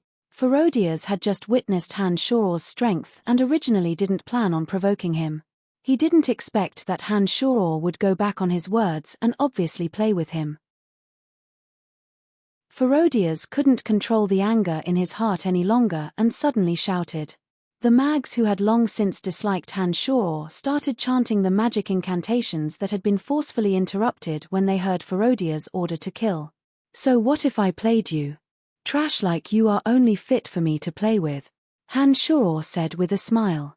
He calmly took out the skeletal staff and started chanting a lengthy magic incantation. Rows of undead creatures suddenly appeared around Ferodias under Hanshaw's continuous magic incantations. In the blink of an eye, more than 100 undead creatures had appeared. A group of gargoyles howled as they flew towards the mags who were still chanting.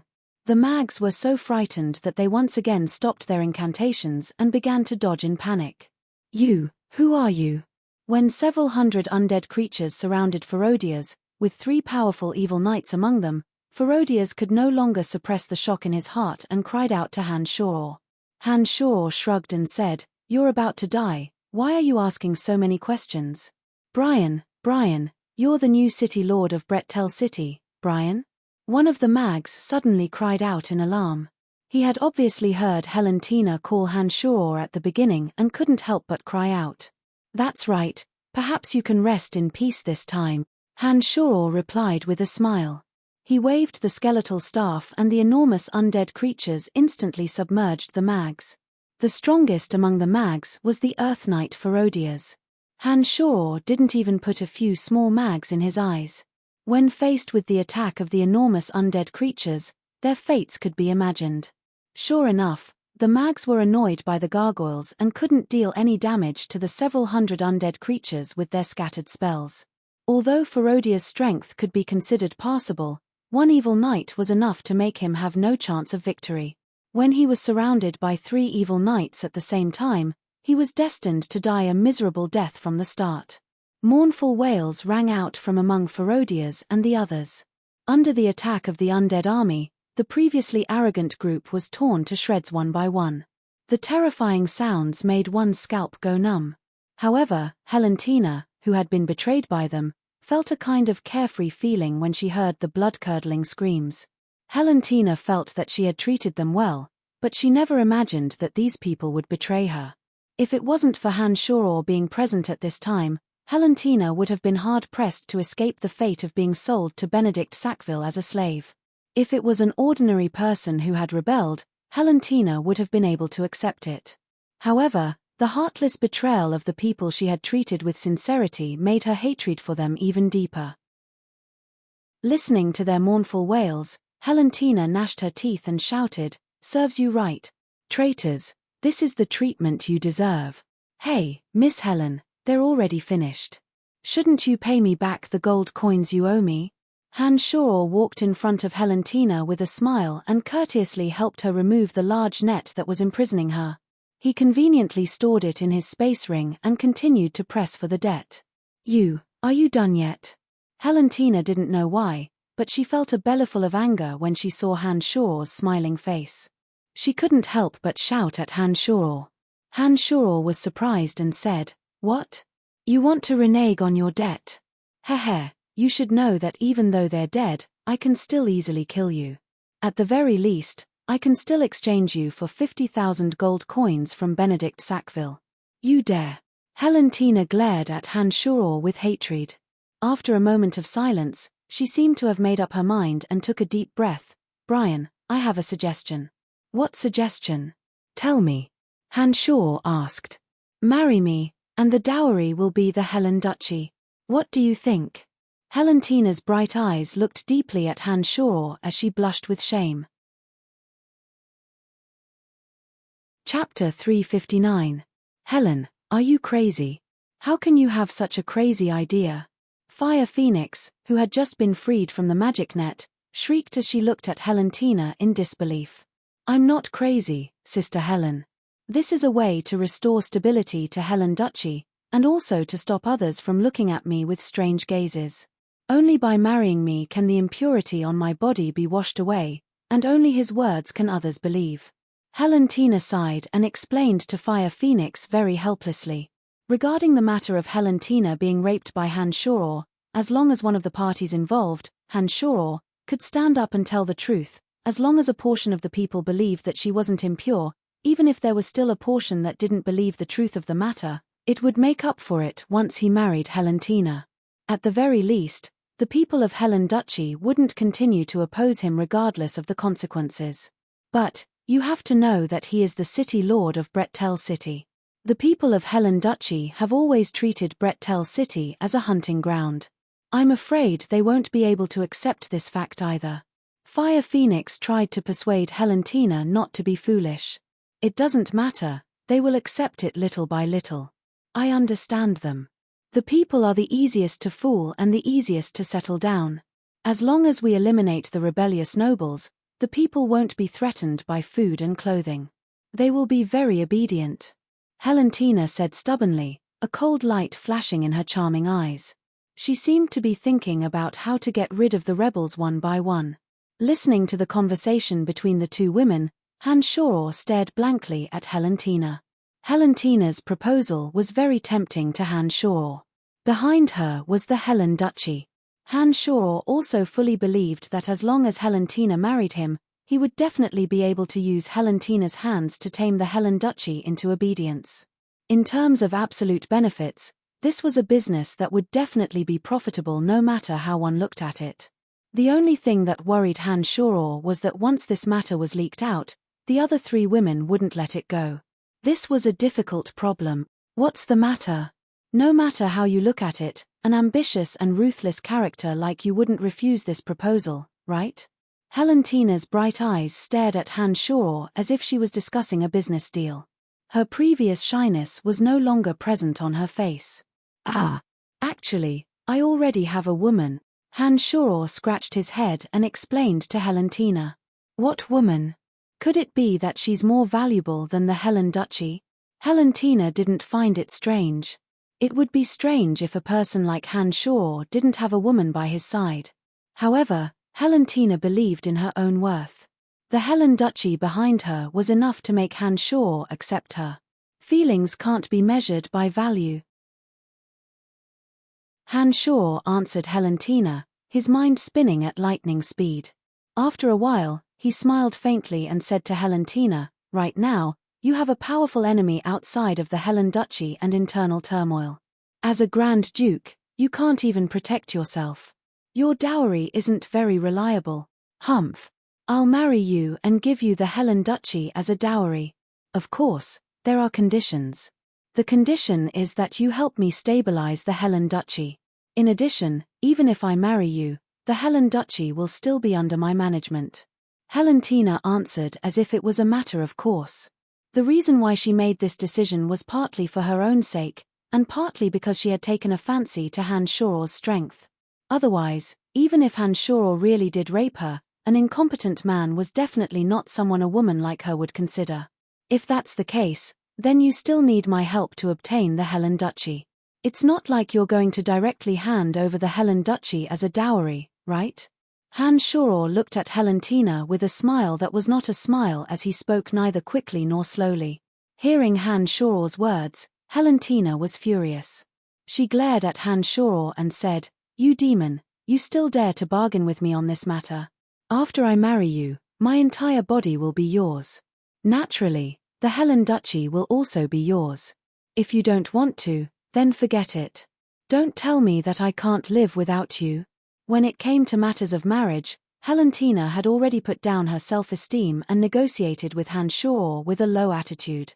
For someone as arrogant as Helentina, pretending to be calm while discussing this topic with him still made her blush with shame. She didn't expect that Han Shoror would have a politician's face and haggle with her in this aspect. This made Helentina feel humiliated and couldn't help but fly into a rage. Don't be agitated, don't be agitated. Han Shoror hurriedly persuaded her, then said in a serious tone, "First of all, the status of my women won't change because of you. In addition, this transaction cannot be made public for the time being. Your position in the 7 Grand Duchies is still useful to me, but I will help you completely control the Helen Duchy." After hearing Han Shoror's words, Helentina slightly calmed down her surging anger. She asked with some doubt, "What do you mean? That is to say, you are only one of my women, but not the only one. Also, our relationship cannot be made public. The Helen Duchy is still very useful to me in the 7 Grand Duchies, but I will help you control the Helen Duchy and let you steadily continue to rule the Helen Duchy. What do you think?" Han Shoror explained. Helentina quickly weighed the gains and losses in her mind. She understood that a man like Han Shoror wouldn't be restrained by any woman. She naturally wouldn't be able to tame Han Shoror just because of her. Therefore, although the first condition made her faintly uncomfortable, she could still accept it for the sake of the overall situation. As for the second condition of their relationship not being made public, Helentina's mind turned in a circle, and she was immediately shocked. She was the Grand Duke of the Helen Duchy. Being able to climb to this position as a woman, her brain naturally wasn't stupid.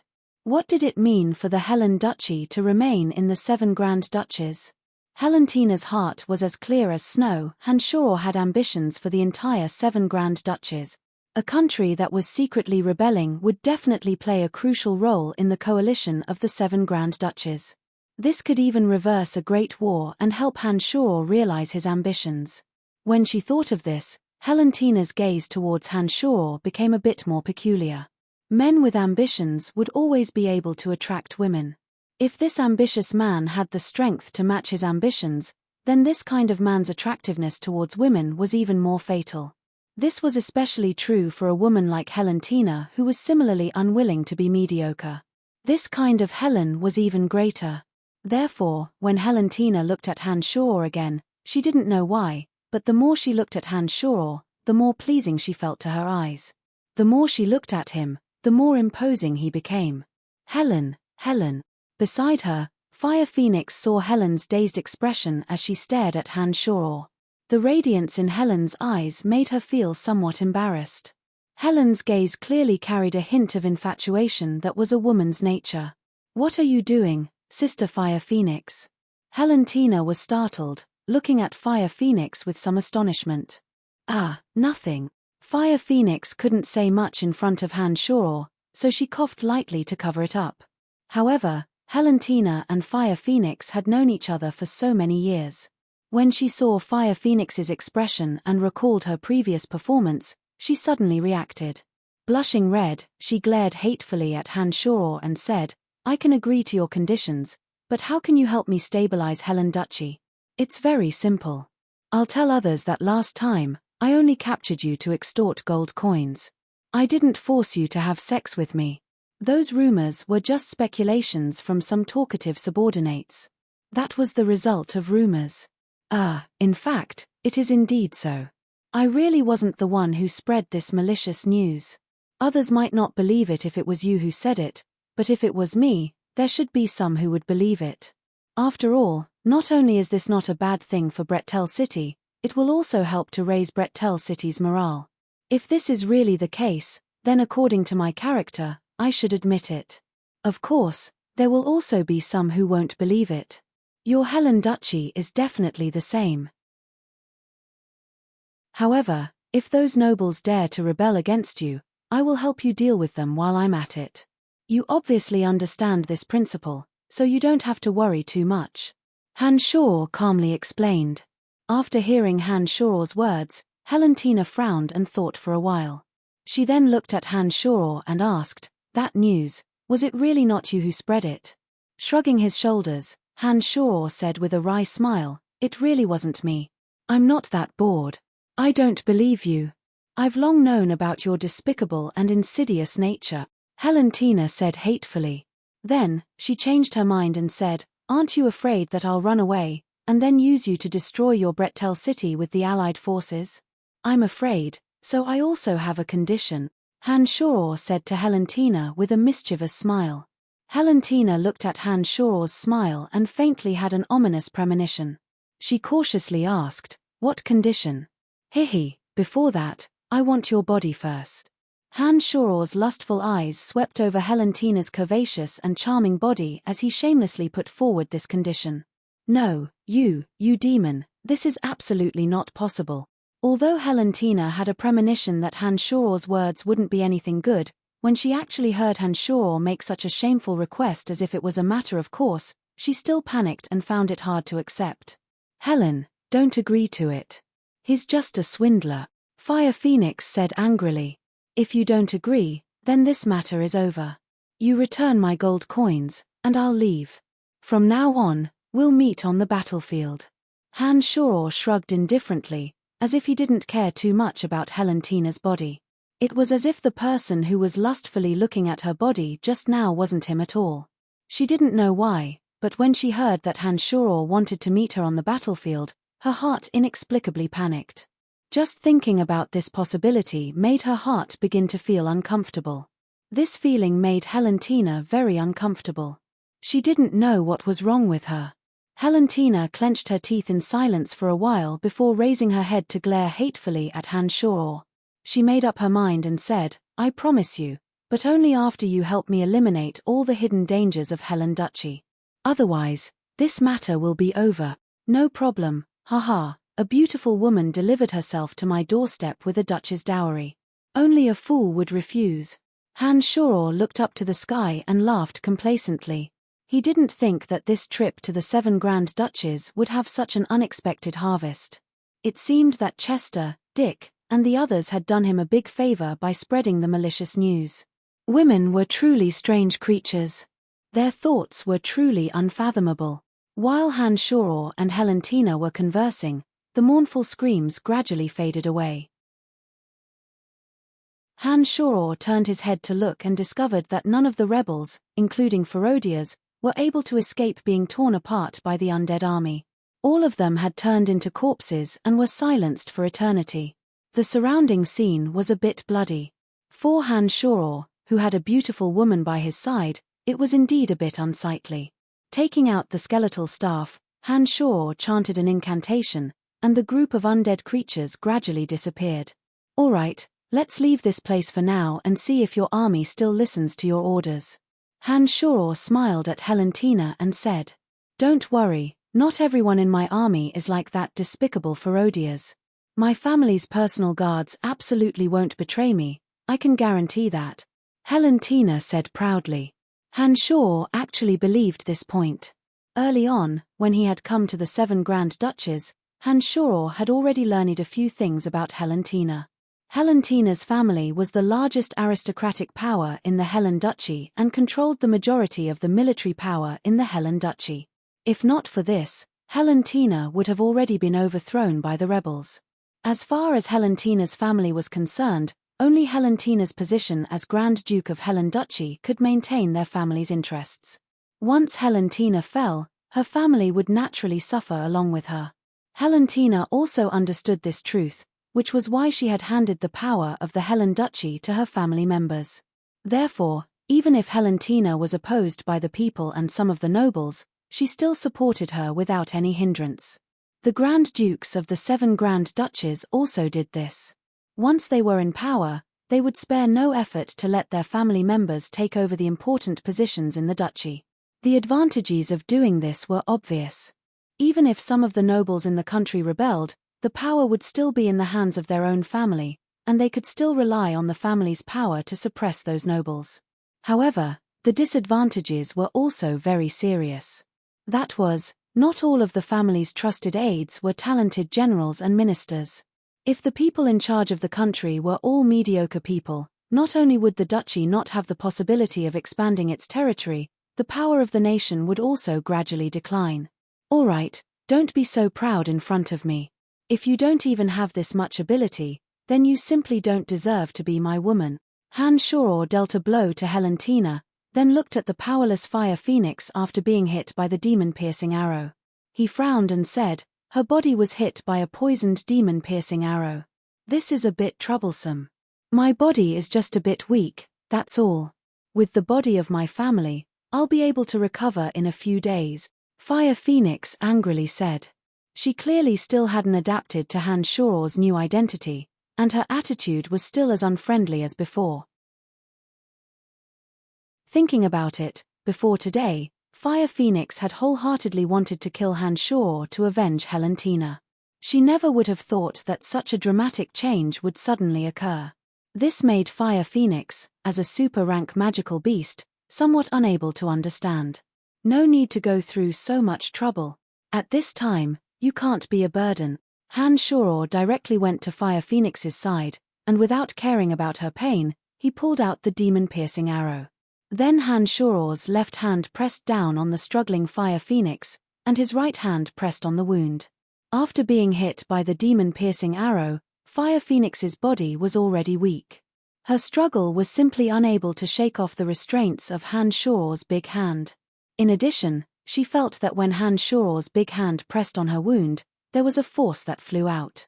The poison that had originally flowed into her body was pulled by that force, and actually quickly flowed towards her wound. When that poison flowed from her body to Han Shoror's palm that was pressed against her wound, Fire Phoenix's originally lost strength unexpectedly recovered little by little. Fire Phoenix understood that Han Shoror was helping her, and no longer shook her feathers. Her body gradually calmed down from the beginning, and her fiery feathers also regained their luster. After Han Shoror let go of her hand, Fire Phoenix felt that her body was overflowing with strength once again. Pleasantly surprised, Fire Phoenix let out a loud cry, spread her wings, and soared into the void again, lightly flying in circles. Sister Fire Phoenix, she's fine? Helentina was incomparably pleasantly surprised. Her gaze towards Hanshoro had a somewhat different meaning, and her body involuntarily walked towards Hanshoro. Nodding, Hanshoro flipped his hand and flung a puddle of stinking blood to the ground. Only then did he calmly reply, "The poison in her body has all been sucked out by me. Look at how lively she is right now. Does she look like she's injured? All right, consider it as us owing you a favor." "Thank you." Helentina unwillingly expressed her gratitude, but in her heart, she was astonished by Hanshoro's miraculous abilities. She was clear in her heart that Hanshoro's strength was extremely strong, but he wasn't a priest or a pharmacist. Even a pharmacist or a priest wouldn't have such a miraculous method. In the profound continent, even a pharmacist or a priest wouldn't be able to suck out a poison that had entered the blood as easily as Hanshoro. To Helentina, this was simply an inconceivable ability. She suddenly felt somewhat fortunate in her heart. Fortunately, she hadn't become an irreconcilable enemy with this person. Otherwise, she was afraid that she would bring an irreparable disaster to Helen Duchy. Taking advantage of Helentina's astonishment, Hanshoro quickly reached out and lightly lifted Helentina's beautiful, round, warm, and beautiful chin, causing Helentina to look at him with an astonished expression.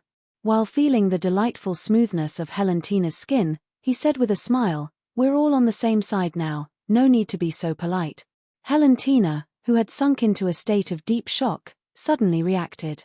She shook her head in panic and retreated a few steps. She glared hatefully at Hanshoro and said, "We're not on the same side yet, so you better behave yourself. Otherwise, I won't be polite to you." "Oh, okay, I'll see how you'll be rude to me." Hanshoro didn't take Helentina's threat to heart at all. He walked towards Helentina step by step, feeling that teasing this proud and arrogant Grand Duke was quite interesting. "Brian, can you not be like this? We should properly discuss the matters of my country," Helentina said with a tired and weak tone when she saw Hanshoro approaching. Helentina understood in her heart that she couldn't stop Hanshoro with her strength at all. The strength of Hanshoro, who was as imposing as a demonic god, made her tremble. Until now, she almost couldn't muster up the will to resist. Helentina knew that this man, who would become the greatest pillar of support in her life, might be able to give her everything she needed. Subconsciously, Helentina had long since given in.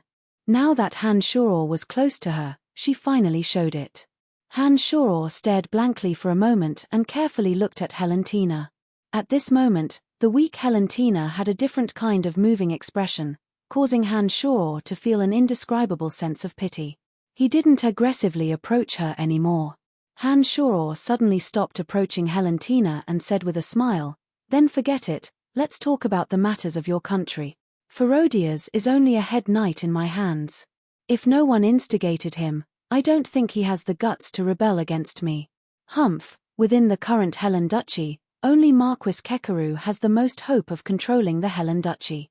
He's been holding back all this time, and I reckon that he's preparing a fatal blow to push me off the throne. I dare say that the mastermind behind all this is definitely him."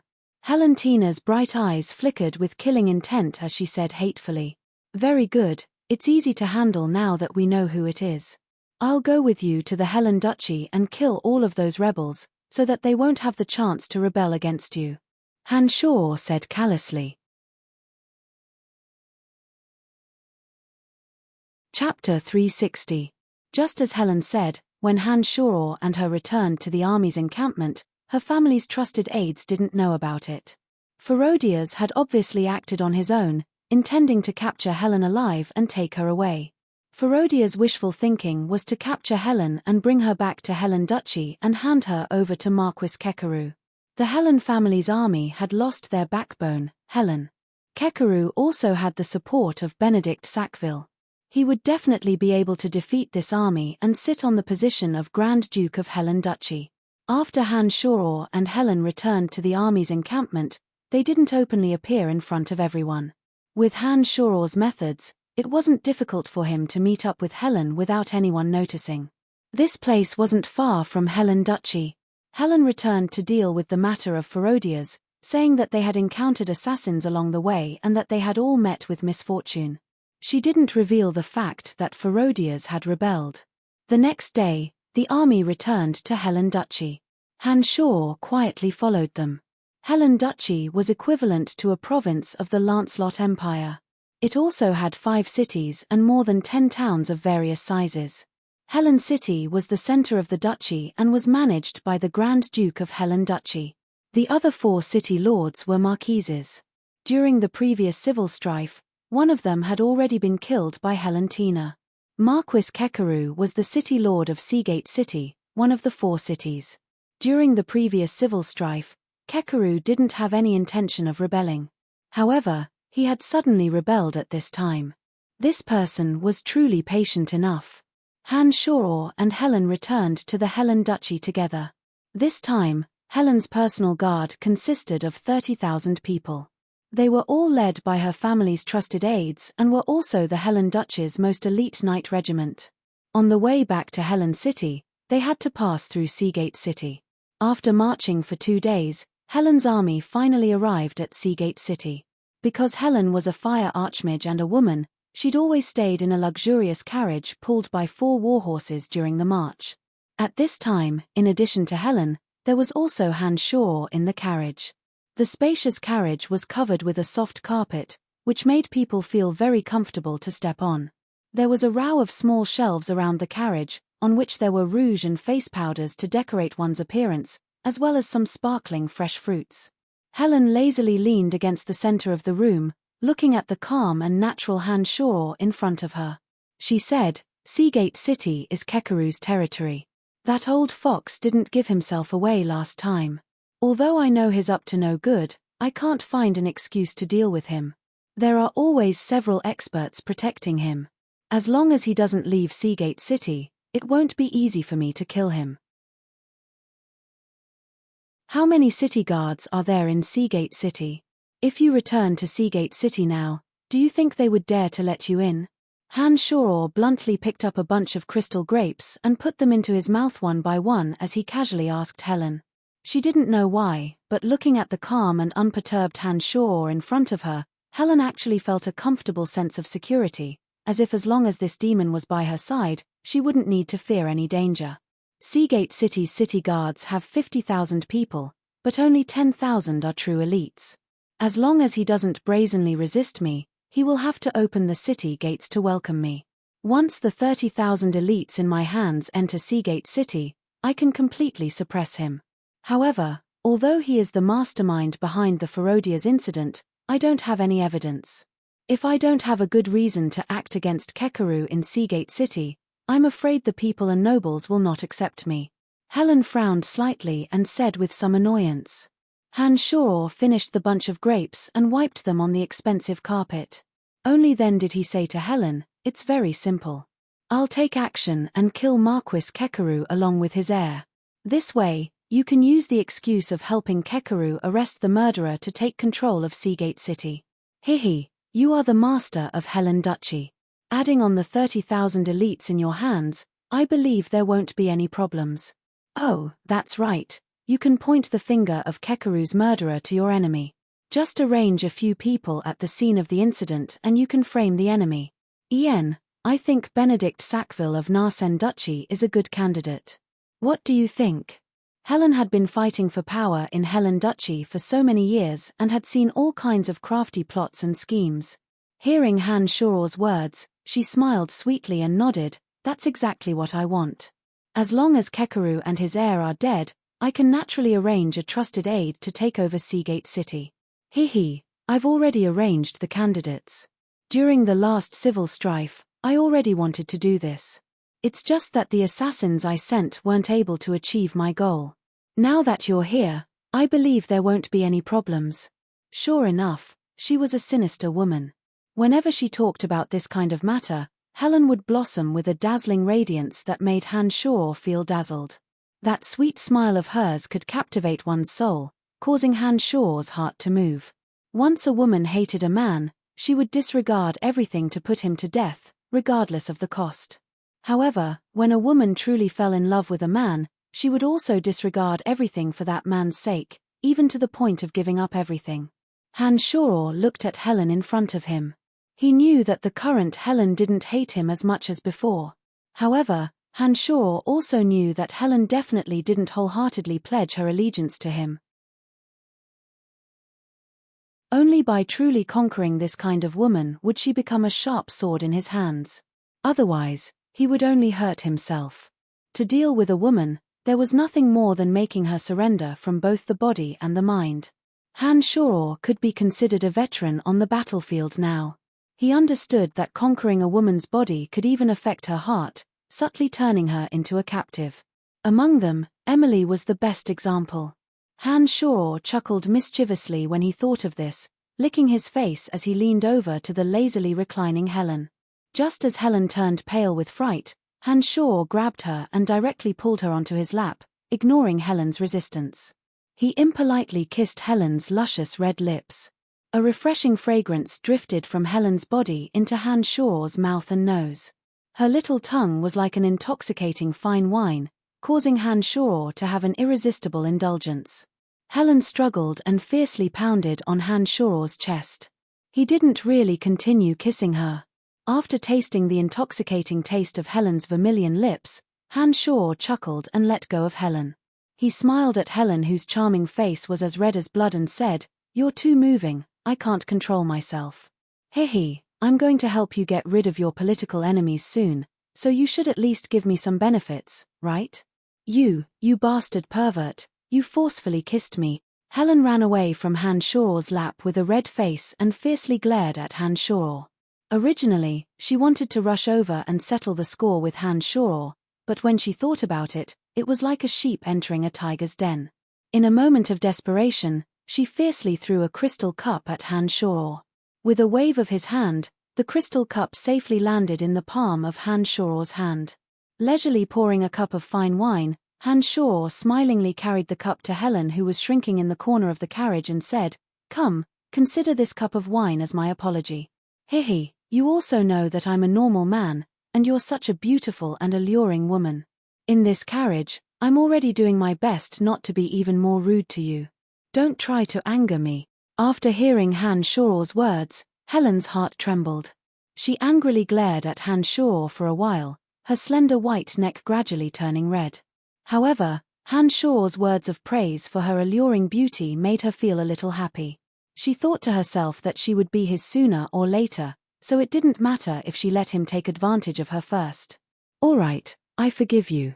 However, you're not allowed to act recklessly in the future, especially when there are outsiders around." Helen hatefully glared at Hanshoro for a while. In the end, she gave in and obediently picked up the cup of wine that Hanshoro handed over. Huffing with rage, she took a sip. "Of course, when there are outsiders around, you're still the goddess of Helen Duchy." Hanshoro first gave Helen a guarantee, then mischievously laughed and said, "However, when there are no outsiders around, you're the only woman that I can wantonly violate." Humph. Helen glared at Hanshoro and seriously said, "All right, you've already kissed me. We're about to enter the city, and Kekeru might come to the carriage to welcome me later. Shouldn't you leave first?" "No problem, I'll leave right now," Hanshoro replied with a smile. With lightning speed, he moved closer to Helen and stuck out his tongue to lick her neck. He turned around and walked out of the carriage, lightly praising, "How fragrant." A faint mist floated out of the carriage, not attracting the attention of any of the surrounding guards. With a gust of wind, the mist gradually dispersed. Hanshoro had long since disappeared without a trace. Inside the carriage, Helen, who had been impolitely licked by Hanshoro before he left, only felt that the place where Hanshoro had kissed was so hot that it made her heart tremble. With a red face, she lightly spat on the ground and muttered to herself in a low voice, "That damned fellow, he really is a perverted wolf. I really don't know if I can last until he finishes cleaning up his political enemies. Sigh, I'm completely at my wit's end when it comes to meeting him. Damn it." A few minutes later, Helen's army slowly stopped at Seagate City. Previously, a sentinel had gone to Seagate City ahead of time, so Marquis Kekeru should have already received the news. At this time, Kekeru was in a low house in front of the city gates. Beside him, Several trusted aides were constantly telling him something. Kekeru listened with a gloomy face, but didn't utter a single word. Kekeru wasn't young anymore. His sideburns were already graying, and he was wearing a noble's attire. His average stature wasn't outstanding, but his eyes seemed to be constantly rolling around, as if he hadn't stopped thinking for even a moment. Lord Marquis, Ferodias is dead. I think this operation has failed. Currently, in the entire Helen Duchy, Lord Marquis is the only one who can threaten her position as Grand Duke. That vicious woman has always been heartless. She definitely knows that it was Lord Marquis who took action. We absolutely cannot let her enter the city, or else she will definitely take revenge. The administrator of Seagate City advised Kekeru. That's right, father. That woman's viciousness is well known. Once her elite troops enter the city, our Seagate City's army will be unable to suppress her. We can only use Seagate City's defenses to stop her outside. Afterwards, we can ally with a few other nobles and officially declare war on her. Kekeru's son, Kasega, wore a suit of shining knight armor and similarly advised Kekeru. However, Kekeru didn't say a word. His two eyeballs constantly rolled around as he paced back and forth. It seemed that his heart was in a mess, and he was unable to immediately make a decision. Father, hurry up and make a decision. They're about to reach the city walls. Seeing that Kekeru didn't say a word and time continued to pass, Kasega once again anxiously spoke. After a long period of silence, Marquis Kekeru took a deep breath and said, "Open the city gates. Come with me to welcome His Excellency the Duke. None of you can reveal the slightest flaw." Lord Marquis, this is extremely dangerous. The administrator was frightened and hurriedly admonished. It's fine. Even if she knows that I did it, she doesn't have any evidence. Seagate City has been under my control for so many years. The citizens and nobles all trust me. If she dares to act against me without evidence, not a single person will listen to her. Don't worry, she shouldn't dare to act against me openly. If she still uses assassins like last time, we just have to be careful. Right now, the time isn't ripe yet. We can't immediately rebel. Otherwise, just relying on the family troops in her hands will bring us enormous losses. We don't know if we can obtain victory this way, but even if we do, Helen Duchy will never be able to recover and will become the weakest of the 7 Grand Duchies. Rather than that ending, it's better to continue controlling Seagate City. Kekeru said to the two. After hearing Kekeru's words, although the two were unwilling, they thought that what he said was indeed reasonable. In addition, they understood that once Kekeru made up his mind, no one would be able to change it. Thus, they didn't continue to say anything else. Under Kekeru's command, the Seagate City gates gradually rose. Kekeru's face was full of respect and joy as he and his subordinates went out to welcome them. However, he didn't know that they were welcoming another death god. Chapter 361. Helen's group smoothly entered Seagate City and was respectfully led by Kekeru to a manor in the southern part of the city. Helen's charming face was gloomy the entire way and she was in a very unhappy mood. Originally, when Helen arrived at Seagate City, the citizens who heard the news of her arrival would break their heads to see her. But this time, apart from Kekeru's men, there were only a few citizens on the road. Those few people looked at her carriage from afar without any respect in their eyes. This made Helen feel very uncomfortable in her heart. After arranging her personal guards in the manor in the southern part of the city, Helen refused the banquet that Kekeru held for her with the reason that she was tired. She was afraid that Kekeru would secretly harm her in his castle. She had the intention to kill Kekeru, but Kekeru was also not a kind person. Naturally, he would take the opportunity to do something at the banquet. On the other hand, Helen also did not want to endure those unfriendly gazes at the banquet. Helen had really had enough of those disdainful gazes. However, Helen could not kill others because of their hidden disdainful gazes, so she was not willing to participate in the banquet. This manor was specially used by Kekeru to entertain distinguished guests. The area was extremely large and Helen's 30,000 personal guards were stationed around it. Being in the center, Helen's safety could be said to be at ease. The full moon slowly appeared in the dark night. In the center of the room was a luxurious and spacious room. In front of the door stood a dozen or so knights in charge of security. Helen was all alone in the room, endlessly vexed. The window automatically opened without any wind, and a cloud of grey fog suddenly flew in front of Helen. When the window silently closed, the grey fog stopped flying and revealed Han Shoror's figure. "You've come." Helen slightly calmed her scattered mind and raised her head to glance at Han Shoror. She lightly said in a low voice, "Kekaru has always wanted to remove me from the position of Grand Duke. He once wanted me to marry his son, Kasega, but I refused. His Seagate City has always disobeyed my orders. If it wasn't for the fact that I don't want Helen Duchy to fall into chaos, I would have long since made a move against him with real swords and spears instead of resorting to assassination. Tonight, I'll go over and help you take care of him."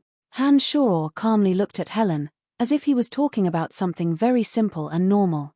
"If it's possible, I want to work with you. I plan to end his life with my own hands.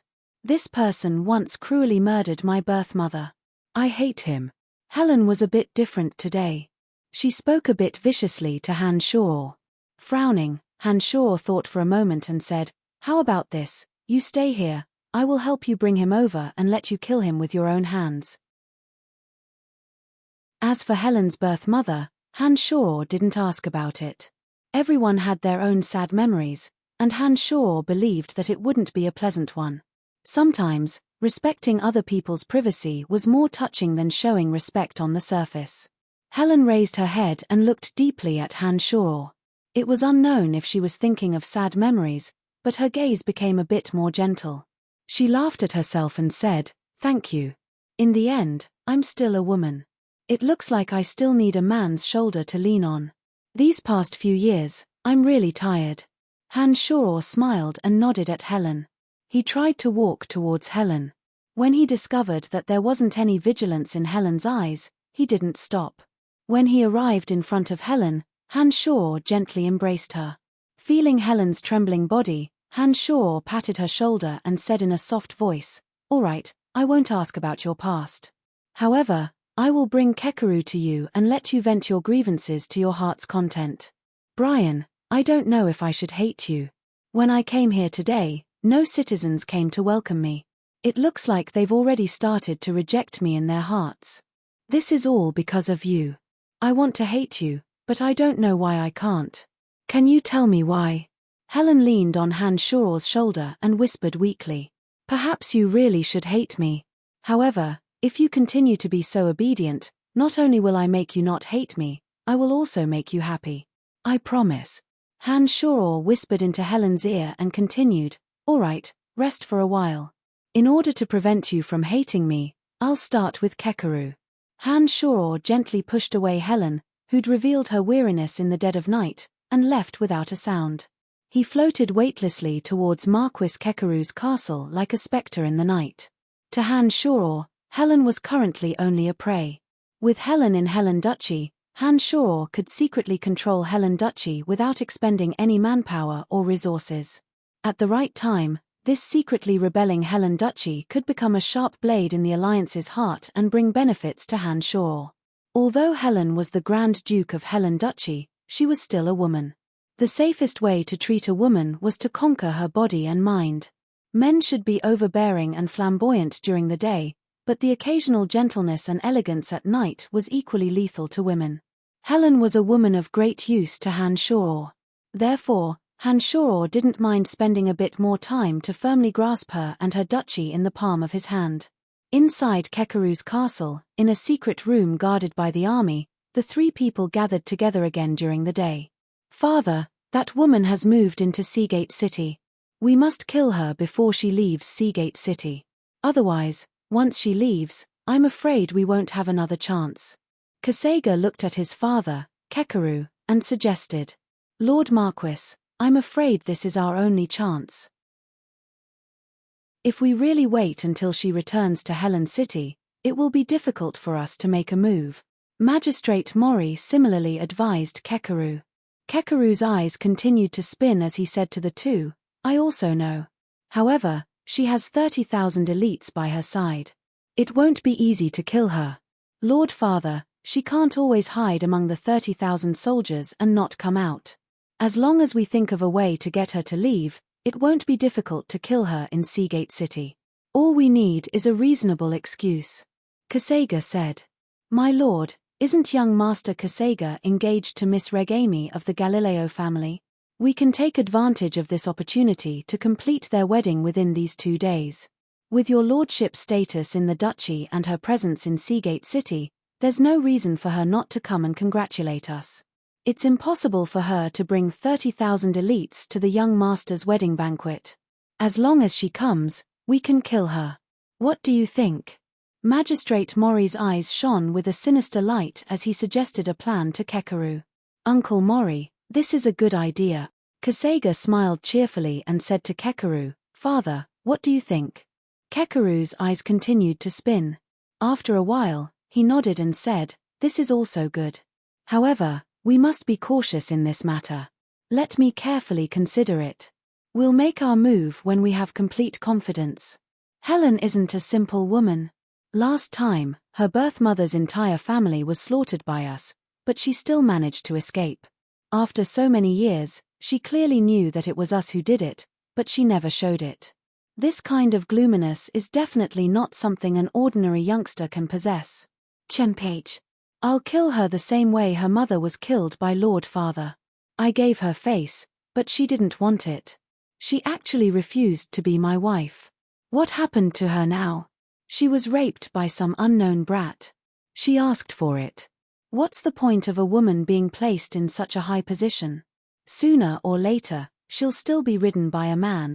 Kasega was still brooding over Helen's rejection, so he viciously ridiculed her. It's fine as long as we capture her. However, we can't touch her. I promised Benedict Sackville that once we capture Helen, we'll directly hand her over to him. After all, those 30,000 personal guards of Helen's family aren't easy to deal with. We still need to rely on Benedict Sackville's help. Kekeru warned Kasega. Lord Father, I can play around, right? In any case, it's not her first time. Even if she ends up in Benedict Sackville's hands, he won't be able to see anything. This woman has always been high and mighty like a goddess. I've long wanted to try the feeling of riding her. Lord Father, please promise me. Kasega implored Kekeru as if he could already see Helen being conquered by him. Kekeru loved his only son very dearly. He also knew that when Helen had rejected Kasega, his son had been so angry and pained that he had killed 3 maids in succession to vent his hatred. Hearing this, he hesitated for a moment before nodding and saying, playing around is fine, but after this, erase that memory. Otherwise, it won't be good if Benedict Sackville finds out. We still have to deal with this person in the future. Many thanks, Father, many thanks, Father. Haha, I've wanted to ride that whore for a long time. Kasega laughed lewdly, his face gradually becoming more ruthless and obscene. Magistrate Mori licked his lips and similarly laughed dryly. His heart was also itching, but he knew that there were some things that he could not touch, so he naturally did not dare to make any excessive requests. Just as the 3 sinister villains were looking forward to the beautiful future, a clear and unusual sound suddenly came from the soles of their feet. This secret room was originally underground, and its surroundings had been sealed with thick iron plates. It was impervious to the bombardment of swords and magic, and was a safe place for Kekeru to discuss his evil plans. Logically speaking, no matter what, there shouldn't be such a strange sound coming from the soles of their feet that were separated by thick iron plates. Thus, when the unusual sound rang out, the 3 despicable villains stared blankly for a moment, all of them looking at the soles of their feet in astonishment. However, before they could react, the originally soft and unusual sound suddenly grew louder. The 3 of them were suddenly startled, and Kekeru was the first to react, saying, "Assassin." As he shouted, Kekeru took the lead and ran towards the place where the mechanism had been opened, attempting to call the surrounding guards to hurry over. Kasega unsheathed his knight's sword and focused all of his attention on the soles of his feet, ready to deal a fatal blow to the person below at any time. Clang! An ear-piercing sound rang out, and a circular-shaped metal disc flew up explosively. The thick metal disc was as thick as a millstone, and was obviously the iron plate that sealed the soles of their feet. At the same time, a figure suddenly shot out from the circular-shaped ground. Kasega shouted, thrusting his sword towards Hanshuro, who had used the Demon Slayer edge to cut open a large hole with great difficulty. Hanshuro had spent more than 10 minutes before using the indestructible Demon Slayer edge to cut open the iron plate. He inwardly cursed the designer for being in a bad mood. When he saw a sword imbued with fighting aura thrusting towards him, he raised the Demon Slayer edge in his hand to meet it. A series of clanging sounds rang out, and Kasega's knight's sword was turned into scrap metal. Even one of Kasega's arms was turned into bloody chunks of flesh. As Kasega shrieked in terror, Hanshuro suddenly swung out the Demon Slayer edge. Kekeru, who had managed to run to the mechanism with great difficulty and was about to shout for help, had his left hand pierced through by the Demon Slayer edge. The Demon Slayer edge's power didn't diminish after piercing through his left hand. Kekeru shrieked like a pig being slaughtered, and nailed his left hand to a wall far away from the mechanism.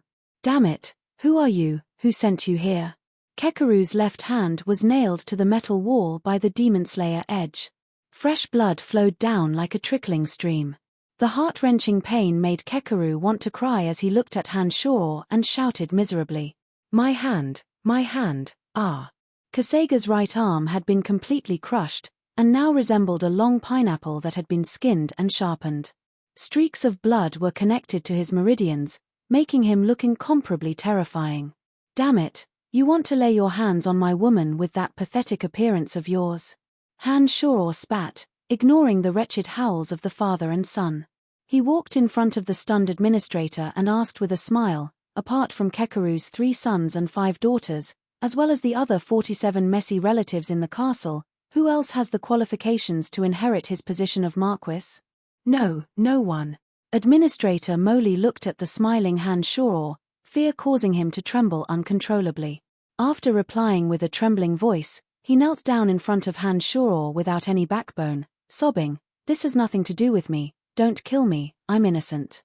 "Fortunately, it looks like I didn't miss anyone." Hanshuro muttered to himself and grabbed the administrator's neck, saying, "That venomous scheme you just offered was very interesting. I'm most afraid of people like you, you can't be left alive." As soon as he finished speaking, Hanshuro's large hand twisted. With a crisp crack, Administrator Moli, who'd originally had his back to Kekeru, didn't change his posture, but his face was now facing the screaming Kekeru. It was obvious that his neck had been twisted.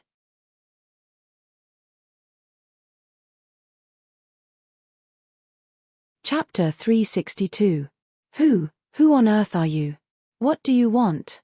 I can give it to you, but don't kill us. Kekeru didn't care about the heart-wrenching pain in his left hand as he begged Hanshuro.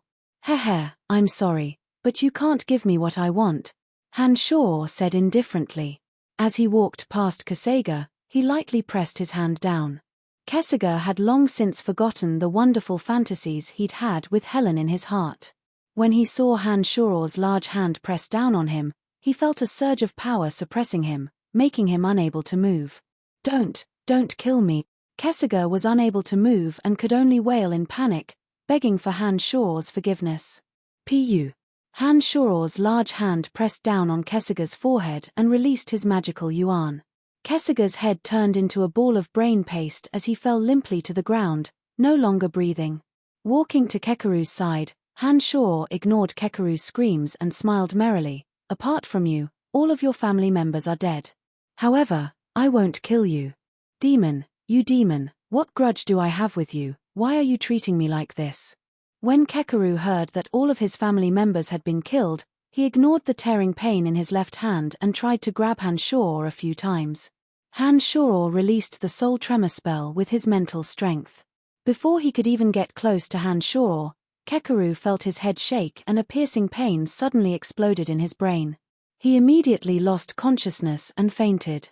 The Demon Slayer edge still impaled on Kekeru's left hand automatically flew back to Hanshuro's hand. Hanshuro grabbed the unconscious Kekeru and dove deeper into the ground through the hole. If someone could go deep into the ground now, they would discover that there were many tunnels that extended in all directions. These tunnels led to all of Marquis Kekaru's direct and collateral relatives within the castle. Not a single one of them was left out. The complicated tunnels were more than 10 meters deep. Even with 100 people working together, it would take more than 10 days to complete. There were also some of Kekaru's guards and magicians in the castle. If there were any unusual movements underground, they would definitely be discovered. However, it was obvious that some things couldn't be viewed with common sense. As Han Shuro dragged Kekaru back, the tunnels that connected the entire underground were slowly flattened by the force of the earth. By the time Han Shuro had exited the underground a few miles away, not even a trace of a tunnel was left in the underground of the castle. The moonlight poured down like mercury. Under the cool night wind, Han Shuro easily snuck into Helen's manor. A dark mist magic was released, and the entire night seemed to be covered by a curtain of darkness. Even the moonlight overhead was covered. Helen was alone in her room. She didn't know why, but she started to worry about Han Shuro. This kind of emotion made Helen a bit uncomfortable. She had never been so worried about a man's safety before, not to mention that this man was the one she should have always hated. However, she couldn't control the emotions in her heart. Every minute and second that Han Shuro left her place, Helen knew what Han Shuro was doing. She was extremely worried that Han Shuro wouldn't be able to return safely. "Please don't let anything happen to him," Helen murmured, her eyebrows slightly furrowed, her face full of worry. The lights in the room had long since been extinguished. Helen stared blankly at the direction that Han Shuro had left in through the window. The misty moonlight was cold and pitiful, sprinkling down on Helen's creamy white skin, making her appear even more alluring. When the dark mist magic spread, Helen was the first to feel the moonlight suddenly disappear. Her bright eyes turned, and the corners of Helen's mouth hooked into a faint smile. She took the initiative to open the window a bit wider, and walked into the room herself. When Helen opened the window, a wisp of light wind brought over a cloud of grey mist. The window was closed without a sound, and a dusky shadow gradually appeared. "Are you all right?"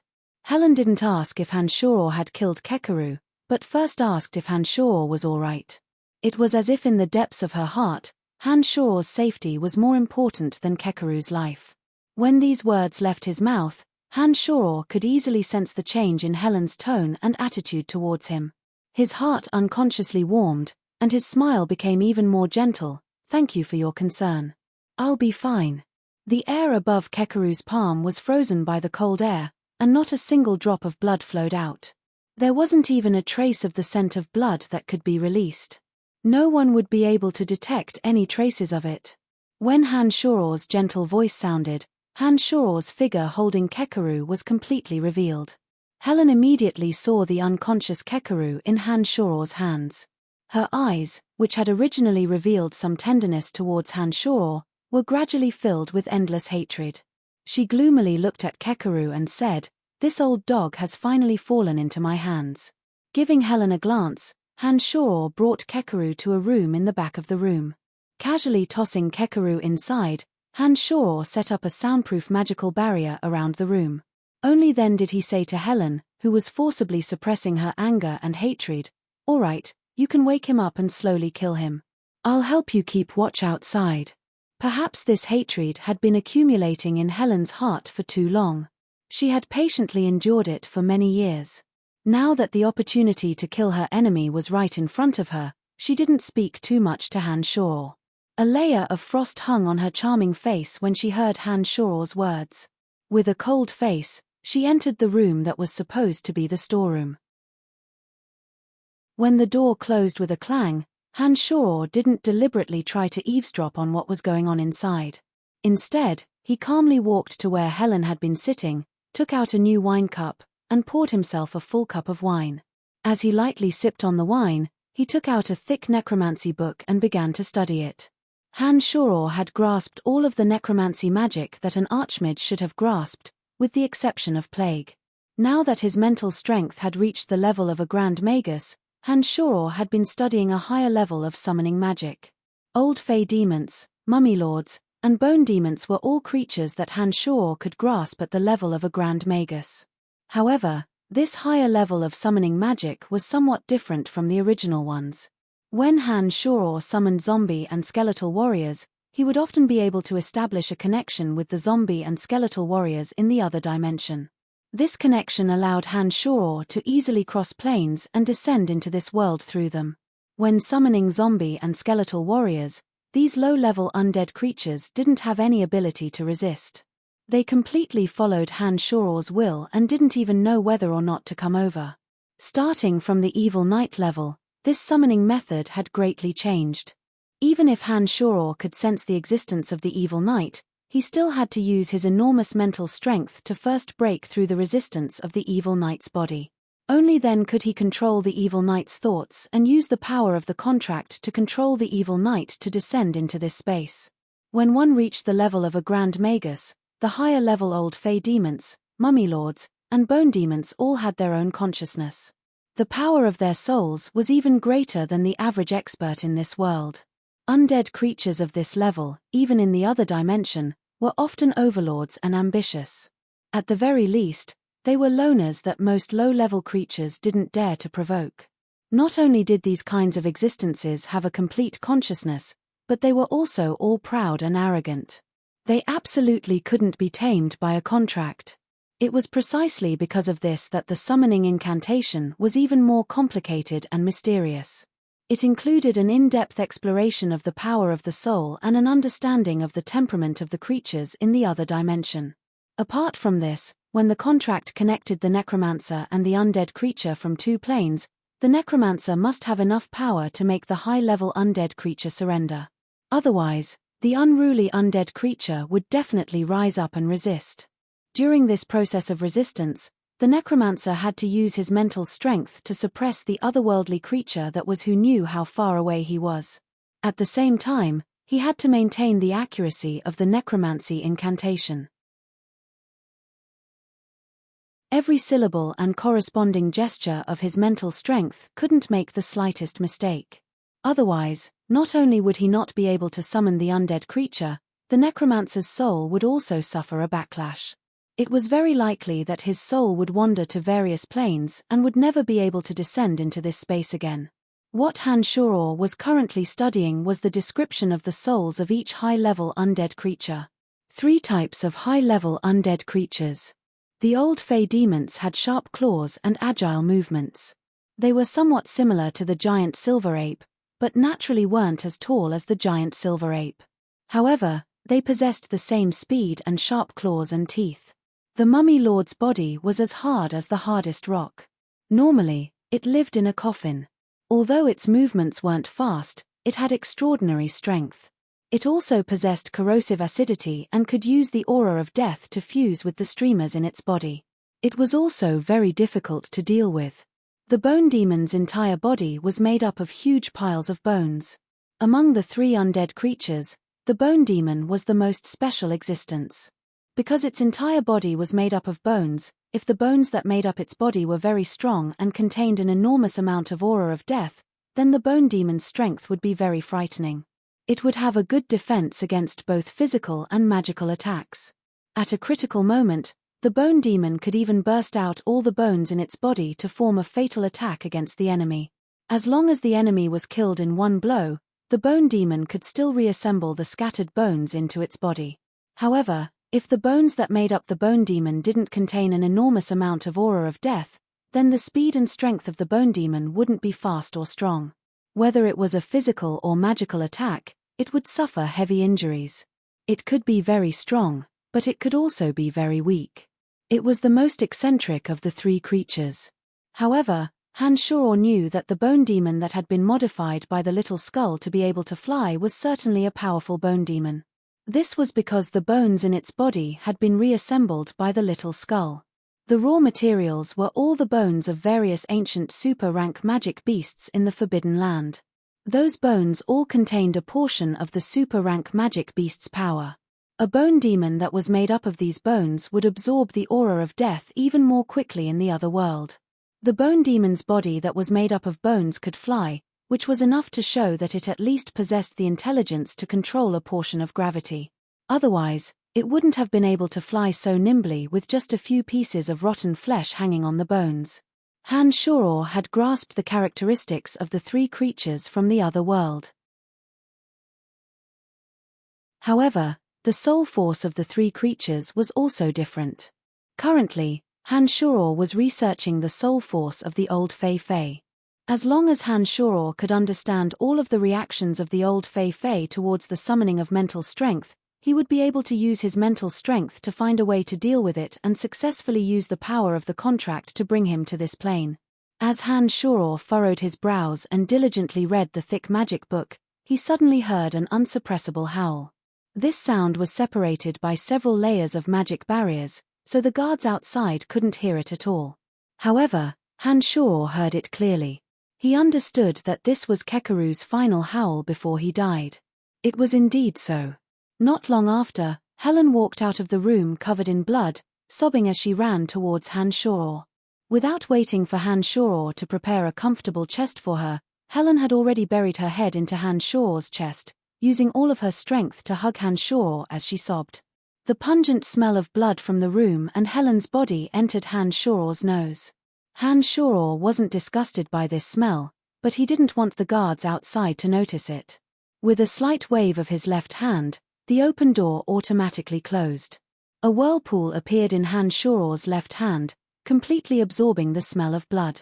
Helen tightly hugged Han Shoror and cried for a while, slowly calming down. At this time, the whirlpool in Han Shoror's left hand absorbed the smell of blood, forming a rolling bead of blood. The bead of blood was still slowly swaying, absorbing the smell of blood from Helen's body, not letting a wisp of the smell drift outside. "I'm much better. I'm sorry for dirtying your body." Helen slowly pushed Han Shoror away. Seeing that Han Shoror's body was covered in blood, she apologetically said to Han Shoror with sparkling tears still hanging on her pretty face. "It's all right. Why isn't Fire Phoenix by your side? Shouldn't she be with you at this time?" Han Shoror discovered that ever since he came over, Fire Phoenix hadn't appeared in front of or behind others, so he asked with some surprise. "Sister Fire Phoenix doesn't like too many humans. Generally, she won't appear in front of too many people unless there's something special. She lives in Tanai Forest Mountain, so when I need her, I only need to summon her telepathically. Now that you're by my side, there's no problem with my safety, so I didn't call her over." Helen explained to Han Shoror. "So that's how it is."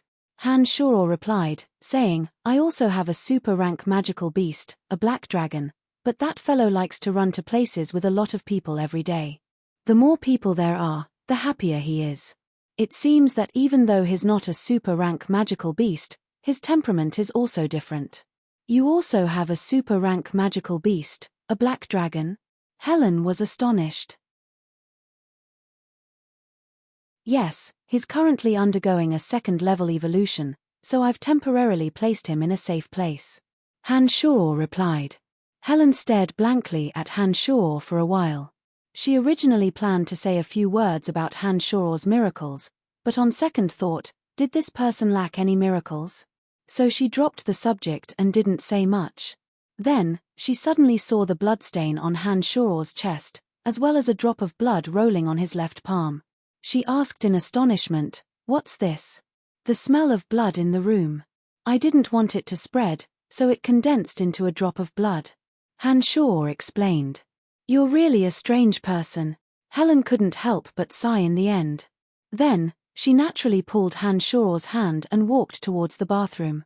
Her face unconsciously flushed red as she said in a low voice, "Wash off the bloodstains on your body first, it doesn't look good like this."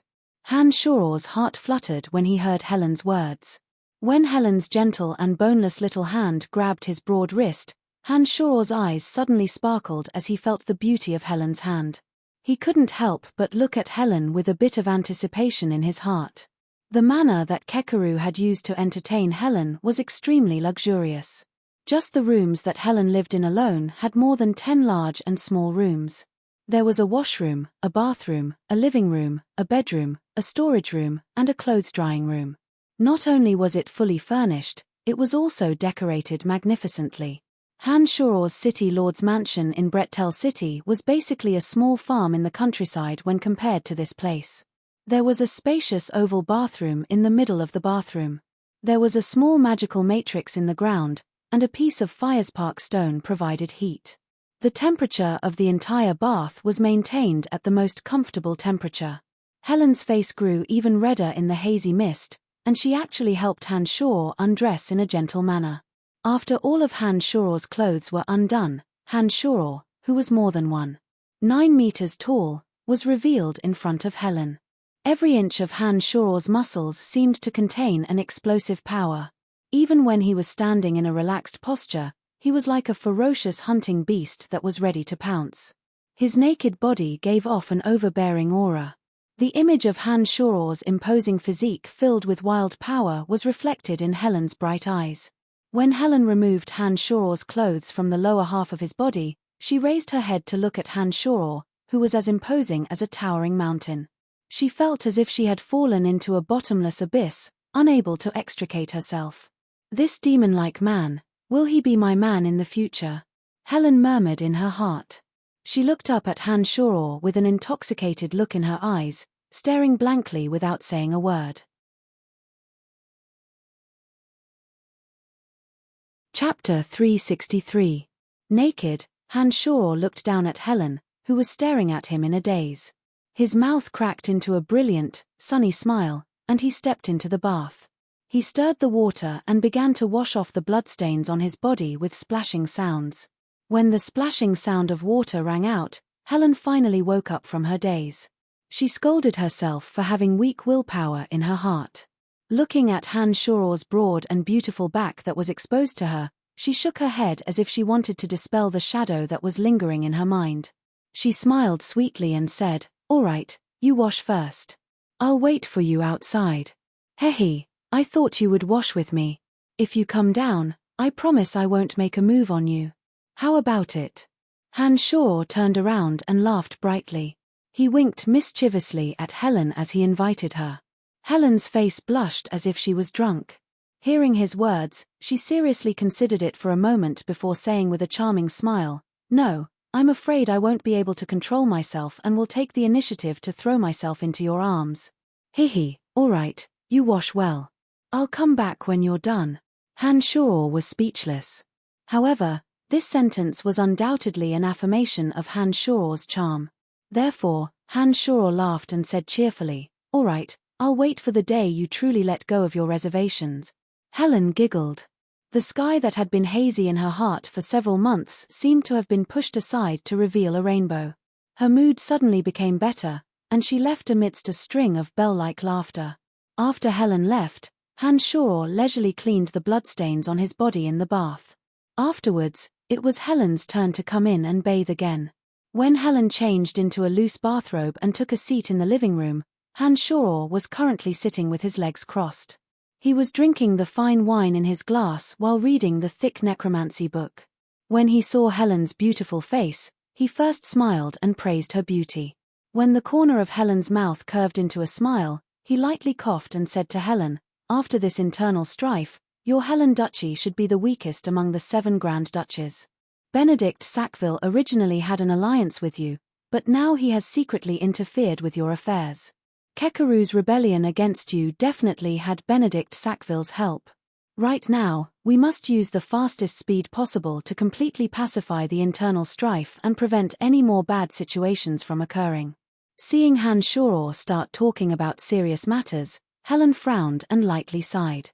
She said, "Even without this internal strife, our Helen Duchy is still the weakest among the 7 Grand Duchies. Our Helen Duchy has limited resources and lacks ores and foodstuffs. Compared to the other duchies, we are somewhat innately lacking. These past few years, we've always used the war horses we raised to exchange for foodstuffs with Narsen Duchy. We've also used the other duchies or the even more distant Brut Merchant Alliance to exchange for war equipment. Originally, our nation wasn't rich enough to begin with. In addition to the frequent internal strife, this made our situation even worse. That's why when you blackmailed me for 600,000 gold coins, I, a Grand Duke, couldn't even take it out." As if recalling Han Shoror's extortion of her, Helen fiercely rolled her eyes at Han Shoror and snorted angrily at the end of her sentence. Han Shoror awkwardly laughed a few times before opening his mouth to say, "Actually, if it wasn't for you and the Lancelot Empire becoming enemies and turning Brettel City into a hunting ground, the merchants of the Lancelot Empire could completely provide you with the foodstuffs and weapons you need. The Lancelot Empire doesn't have that many warhorses. If you sold your valiant warhorses to the Lancelot Empire, you would definitely be able to obtain considerable profits. Unfortunately, because Brettel City has been plundered and massacred too miserably, even those greedy merchants don't dare to rashly come here.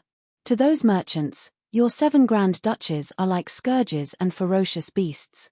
They naturally don't dare to trade with you. This is why some of the resources within your duchies are unable to obtain corresponding rewards. Humph, this is actually all your Lancelot Empire's own doing. Back then, it was because your Lancelot Empire wanted to conquer our 7 grand duchies. If you hadn't burned and looted all the way into our borders, the 7 grand duchies wouldn't have been able to come to an agreement so quickly and join forces to deal with your Lancelot Empire at all costs. Helen's charming face was filled with anger, as if recalling the arrival of the Lancelot Empire's army like scourges and ferocious beasts. The relationship between nations only consisted of conquering and being conquered. Every king of a nation would use any means possible to expand their territory.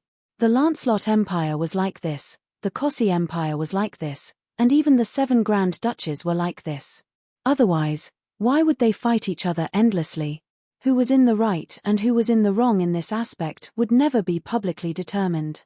After hearing Helen's words, Han Shoror smiled wryly and said, "What happened in the past has nothing to do with us. With our current relationship, we can secretly carry out some smuggling activities. Do you have anyone in your hands that you can completely trust?" "Of course, my family's trusted aides are completely trustworthy. No matter what decision I make, they will support me," Helen proudly said. Nodding his head, Han Shoror said, "Very good. How about this? I can use some of Lancelot Empire's war equipment to exchange for your Helen Duchess warhorses. Rations are also not a problem. This will be beneficial to both of us." After hearing Han Shoror's words, Helen sweetly smiled and agreed, "Our Helen Duchess warhorses are famous far and wide. How many gold coins do you intend to pay for them? This kind of matter should be properly discussed by our subordinates. What we need to do is only to finalize the overall situation." Han Shoror shot a glance at the lightly giggling Helen and said with a smile, "Don't think about using any honey trap to tempt me. There are suitable people in Brettel City who can discuss this with your subordinates. I will make arrangements in this aspect. The two of us shouldn't discuss it in detail, so as to avoid hurting our relationship." After hearing Han Shoror's words, Helen spat and said with a red face, "Who has any feelings for you? You treacherous and stingy man, you won't let me take even the slightest bit of advantage. All right, I'm going out for a while tonight. You should also be careful. Now that all the direct and collateral relatives of the Kekaru family have been killed, it's best for you to be on guard as early as possible. I think you will be very busy starting tomorrow. Now isn't the right time for us to talk about love," Han Shoror said to Helen. You killed all the members of the Kekaru family?" Helen was horrified. Only now did she react. She stared at Han Shoror in shock. Yes, any of his relatives who had the qualifications to succeed him as count, including his loyal lackeys, none of them escaped the fate of death. Don't worry, when the sun rises, the entire Seagate City will be in chaos. You'd better take advantage of this opportunity to deal with Kekaru's corpse. Also, make it look like you were the victim of an assassination. Finally, capture a few people and make them look like Narsen Duchy assassins," Han Shoror said to Helen with a faint smile. Good kill, Helen first shouted in a cold and pleased voice. Then, she smiled sweetly, a sinister glint flashing in her eyes as she said, "Don't worry, I'm very good at this kind of thing. By this time tomorrow, Seagate City should be under my control. I've been waiting for this day for a long time. Hehe, I like this kind of confidence in you. Alright, I'll be leaving for a while. You'd better call Fire Phoenix back to protect yourself," Han Shoror warned Helen before leaving the place. The Dark Mantle organization of the Lancelot Empire had secret members everywhere. After Han Shoror's arrival in Brettel City, the Dark Mantle's stronghold in Brettel City had gradually become stronger. Candide had personally arranged for some members to infiltrate Brettel City, and Dick had arranged for them to be stationed in the 7 Grand Duchies. When Han Shoror had advanced to the rank of Second Dark Sun, he had used his privileges to expand the Dark Mantle's personnel. He had Jack secretly allocate 100,000 gold coins as the operating funds for those members who had infiltrated the 7 Grand Duchies. With enough gold coins, those people had secret strongholds in every city in the 7 Grand Duchies, and they gradually grew in scale. As the City Lord of Brettel City, as well as a second Dark Sun envoy, Han Shoror could use a special method to contact Dark Mantle members as long as he went to any of the 7 Grand Duchies. Through these members, Han Shoror could obtain the latest news in the city, and use them to directly contact Brettel City. That night, before Han Shoror had assassinated Kekaru, he had left a message in Seagate City. After leaving Helen's place, Han Shoror headed straight for that area. When Han Shoror walked onto the streets, he suddenly discovered that the entire Seagate City had become a chaotic mess. Groups of guards wearing disheveled armor had panicked expressions on their faces as they went from house to house, searching for the culprits. Suddenly, Seagate City was enveloped in the sound of the hooves of war horses and the panic of the citizens. When Han Shoror saw this, he immediately understood that the massacre in Kekaru's castle had definitely been discovered. Otherwise, the entire Seagate City wouldn't be in such a state of chaos. The city gates were completely sealed, and no one was allowed to leave Seagate City without permission. Several Seagate City knight captains had terrified expressions on their faces as they loudly yelled to protect the city gates. They walked out of Kekaru's castle and headed straight for Helen's manor. These people were only the peripheral members of Kekaru's small group. Perhaps they didn't know that Kekaru had long since wanted to rebel. Now that they saw such a shocking massacre in Kekaru's castle, the first thing they thought of was an enemy invasion. They arranged for the soldiers to protect the city gates while heading straight for the true Grand Duke of Helen Duchy. Among these people were some of the chess pieces that Helen had previously arranged. Before Han Shoror even entered Seagate City, he had already understood that Han Shoror had already swept away all of Kekaru's forces. Those generals who originally didn't have the qualifications to command the soldiers of Seagate City had suddenly become the ones with the highest positions. Thus, it was only natural that they became the temporary commanders. When the entire Seagate City was in a state of chaos, Han Shoror quietly arrived at the dirtiest street block that was the furthest away from the scene of trouble. Next to a courtyard, there was an old man with a panicked expression on his face, looking all around as he waited. The news of the great changes in Seagate City hadn't reached this place yet, but there were still city guards heading this way. This old man had a panicked expression on his face. Perhaps he had already received the news. When Han Shoror suddenly stopped in front of him, the old man was obviously greatly startled and hastily retreated a few steps. Only when he discovered that there was a token in Han Shoror's hand did he let out a sigh of relief and respectfully saluted. "Greetings, my lord. Let's go.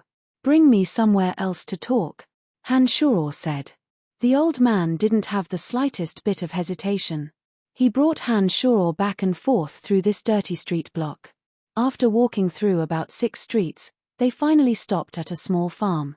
This farm had a few weak and emaciated war horses. The stables were filled with smelly weeds. When the old man arrived here, he directly walked towards a small thatched house.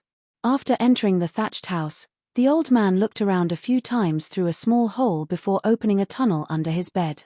He moved aside to let Han Shoror enter first. After passing through the dark tunnel, Han Shoror finally arrived at a secret underground room with 3 rooms. Inside the room, there were 4 people with different expressions. They were either dressed as merchants or farmers. When they saw Han Shoror appear, they were all extremely shocked. When Han Shoror flashed the token in his hand, they finally calmed down. They hastily bowed and said, "Greetings, Lord Envoy." Within the Dark Mantle, they only answered to the higher-ups within the organization. Therefore, Han Shoror's identity as the city lord of Brettel City didn't have any effect. On the contrary, Han Shoror's identity as a second Dark Sun envoy could make them obedient.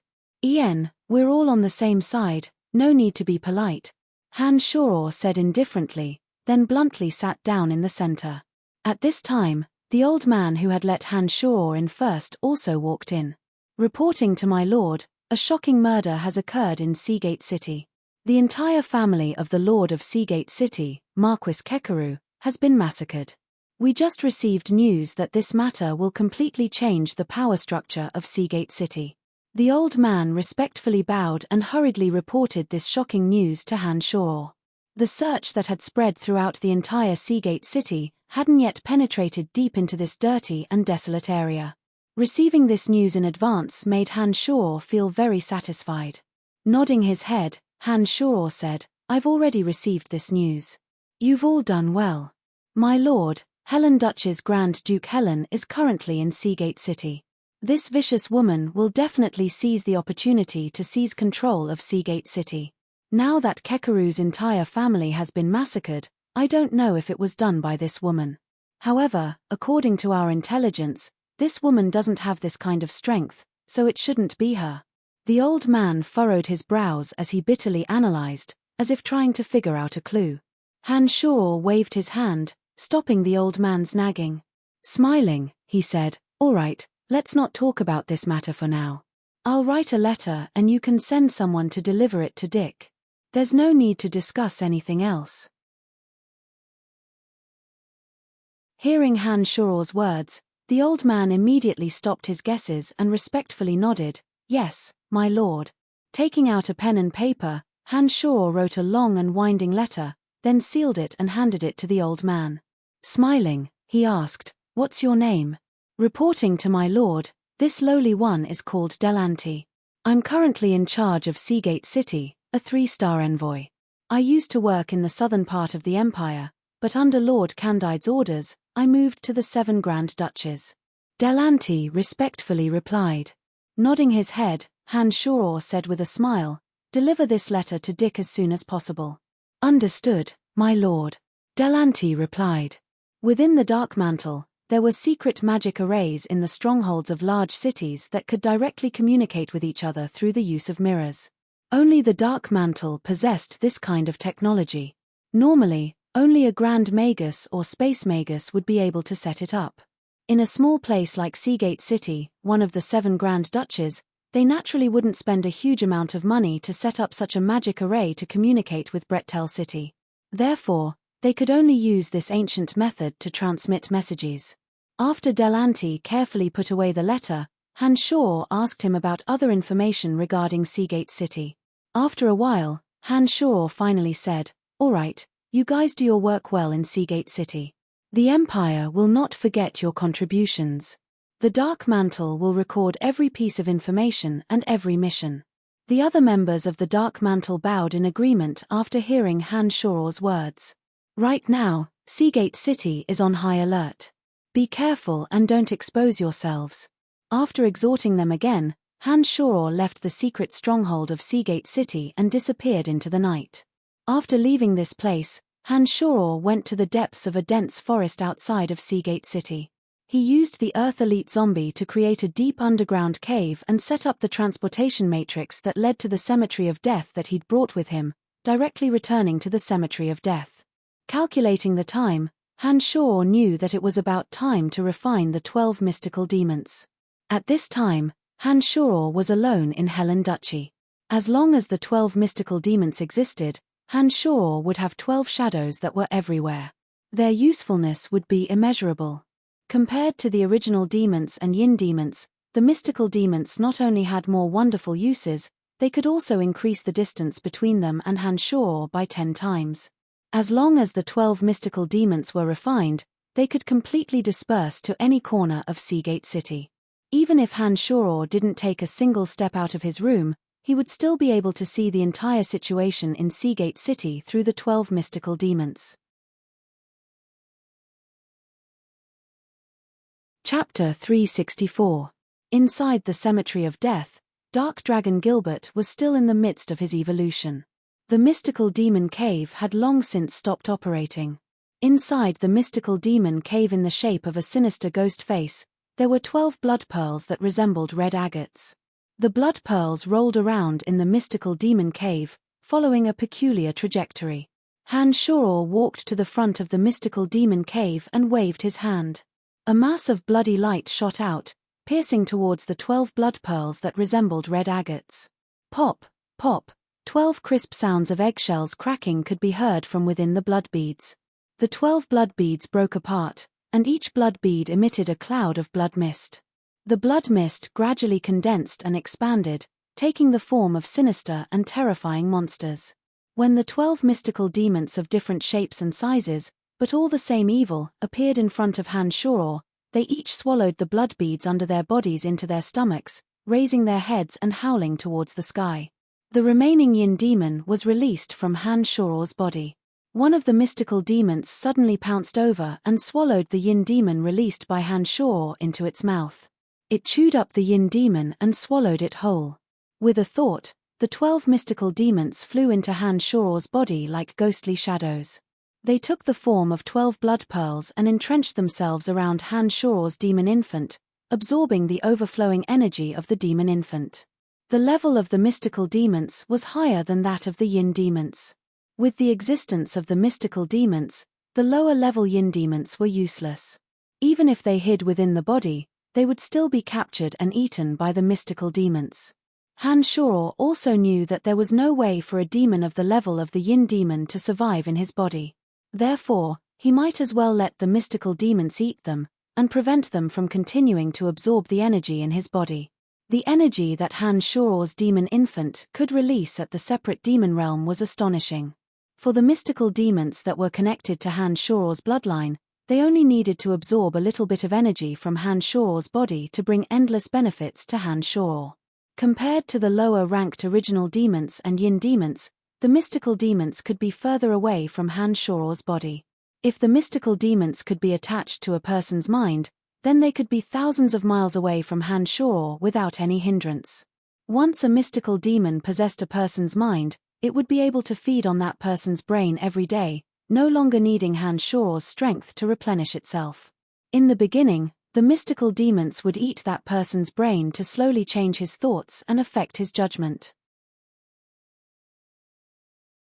Later on, when this person's brain was completely devoured by the mystical demon would replace it and completely become the mystical demon in that person's body, allowing Han Shoror to use it as he pleased. This was equivalent to the most advanced puppetry technique.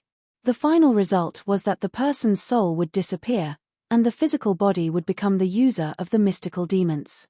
From the moment the mystical demon was enchanted, as the master of the mystical demon, Han Shoror was able to control that person's thoughts and easily learn all of their secrets. Even if this person was not dead, Han Shoror could use the mystical demons to change his mind, making him unconsciously follow Han Shoror's guidance. With these 12 mystical demons, as long as Han Shoror could enchant them into the brains of the other dukes of the 7 Grand Duchies, Han Shoror would be able to control the 6 dukes with the help of the 6 mystical demons. At the beginning, he would affect their judgment and decision-making ability, and finally, when the mystical demons had devoured their brains, they would be completely under Han Shoror's control. On the other hand, before the mystical demons were enchanted, they could also become Han Shoror's good assistants. That omnidirectional, traceless, and formless exploration was the innate magical ability of the demons. In addition, the mystical demons could be like the yin demons, easily transforming into Han Shoror's appearance, and could even speak the human language to become another Han Shoror. Of course, the strength of the mystical demons could not be compared to Han Shoror's, but they could become Han Shoror's scapegoat at critical moments, which was equivalent to giving Han Shoror 12 extra lives.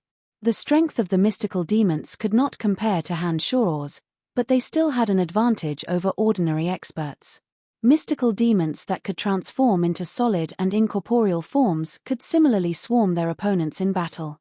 They were so fast that they looked like flashes of bloody light, making it difficult for ordinary people to deal with them. With the 12 mystical demons entrenched in Han Shoror's body, Han Shoror was even more confident. Seeing that Dark Dragon Gilbert had yet to awaken, Han Shoror took out the skeletal staff, opened the boundary of the Cemetery of Death, and headed in the direction of the Valley of Sunshine. In Tanai's place of extreme water, the water elite zombie that Han Shoror had left behind also received a message. This made Han Shoror understand that the water elite zombie could also be born.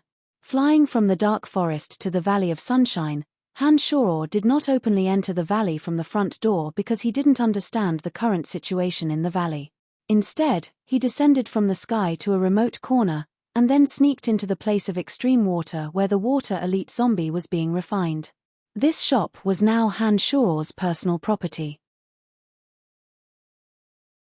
The Soul Destroyer mercenary band had not set up camp here, but had sent people over to clean it regularly.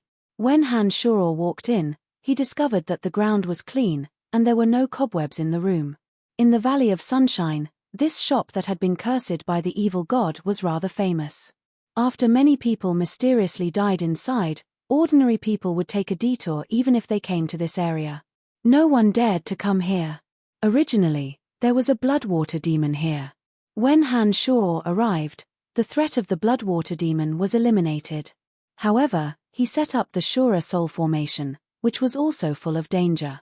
Han Shoror entered the underground place of extreme water with ease. With the experience of the earth, wood, and fire elite zombies, Han Shoror did not spend too much time with the water elite zombie in this place of extreme water. Compared to the other 3 elite zombies of the 5 extremes, this water elite zombie appeared very ordinary. Apart from an additional layer of amber armor, there was nothing particularly eye-catching about it. Han Shoror was well aware of the water elite zombie's abilities, and was in no hurry to have it demonstrate to him. After planting a soul imprint on it, Han Shoror summoned Little Skull and handed the water elite zombie to him, then sent the 2 back to the Paradise of Death. With the water elite zombie healed, Han Shoror did not continue to stay in the Valley of Sunshine, lest he leave a bad impression on the Cairo mercenary band. Currently, the Valley of Sunshine was still under the control of the Cairo mercenary band. Han Shoror's action of not going through the main entrance was a form of contempt towards the person in charge here. At present, Han Shoror wasn't too clear about the relationship between the Soul Destroyer mercenary band and the Cairo mercenary band. He didn't want to clash with the Cairo mercenary band for the time being if it wasn't necessary. Therefore, Han Shoror quietly left the Valley of Sunshine after dealing with Water Elite Zombie and headed towards the secret area where the Soul Destroyer mercenary band was located. Every once in a while, Han Shoror would always discover that the Soul Destroyer mercenary band had obvious changes. This time, it was even more so. Unknowingly, the Soul Destroyer mercenary band had already become a large mercenary band with thousands of mercenaries. These days, the Soul Destroyer mercenary band should have been flourishing. With Han Shoror's financial support and Trunks' own ability, it was no wonder that the Soul Destroyer mercenary band had the strength to contend for the Valley of Sunshine. This time, Trunks was still not in the secret area. However, Han Shoror learned from Grant that Trunks had only gone to meet the female bandit Janet in secret and should be returning soon. Ever since Trunks discovered that his long-lost little sister Annie had been together with the female bandit Janet, Trunks had often found an excuse to run over to Janet's place. On one hand, he wanted to see Annie, and on the other, he wanted to discuss with Janet when they would take revenge for Annie. The female bandit Janet was also a heroic and outspoken woman. She was rather congenial with Trunks, and the two gradually became familiar with each other. One was a mercenary band in the Valley of Sunshine, and the other was a large bandit organization around the Valley of Sunshine. The two leaders had unknowingly established a friendship. After hearing Grant's words, Han Shoror was somewhat astonished. He hadn't expected that Trunks would actually get along well with that tomboy. Janet's personality was like a man's. Her speech didn't have the slightest hint of gentleness that a woman had, and she would even curse from time to time. In addition, she was fond of women, and could be said to be an oddity among women. Who would have thought that she would still be able to chat with Trunks? It seemed that Annie must have played an important role in their friendship. After waiting here for half a day, Odysseus and the others returned midway. They had a few drinks with Han Shoror, whom they hadn't seen for a few months. They were all in high spirits. After Odysseus joined the Soul Destroyer mercenary band, Trunks really didn't mistreat them. In addition, Odysseus and the others had extraordinary strength, and gradually gained quite a bit of reputation within the Soul Destroyer mercenary band. The few of them had a tacit understanding with each other. In addition, they had great trust in each other and were usually able to complete some difficult missions. They were very popular within the entire Soul Destroyer mercenary band. While Han Shoror, Odysseus and the others were drinking and chatting, Trunks had also returned from outside. He laughed heartily as he joined the drinking army. Mercenaries who lived on the edge of a knife had incomparably forthright personalities. They were generally men who ate large bowls of wine and meat. They believed in true strength and lived with an attitude of enjoying life. Some of the newly joined mercenaries didn't know Han Shoror's identity at first. However, after a few veteran mercenaries revealed Han Shoror's identity, the newly joined mercenaries all revealed looks of worship. There were even a few young mercenaries who couldn't contain themselves and excitedly came over to toast Han Shoror.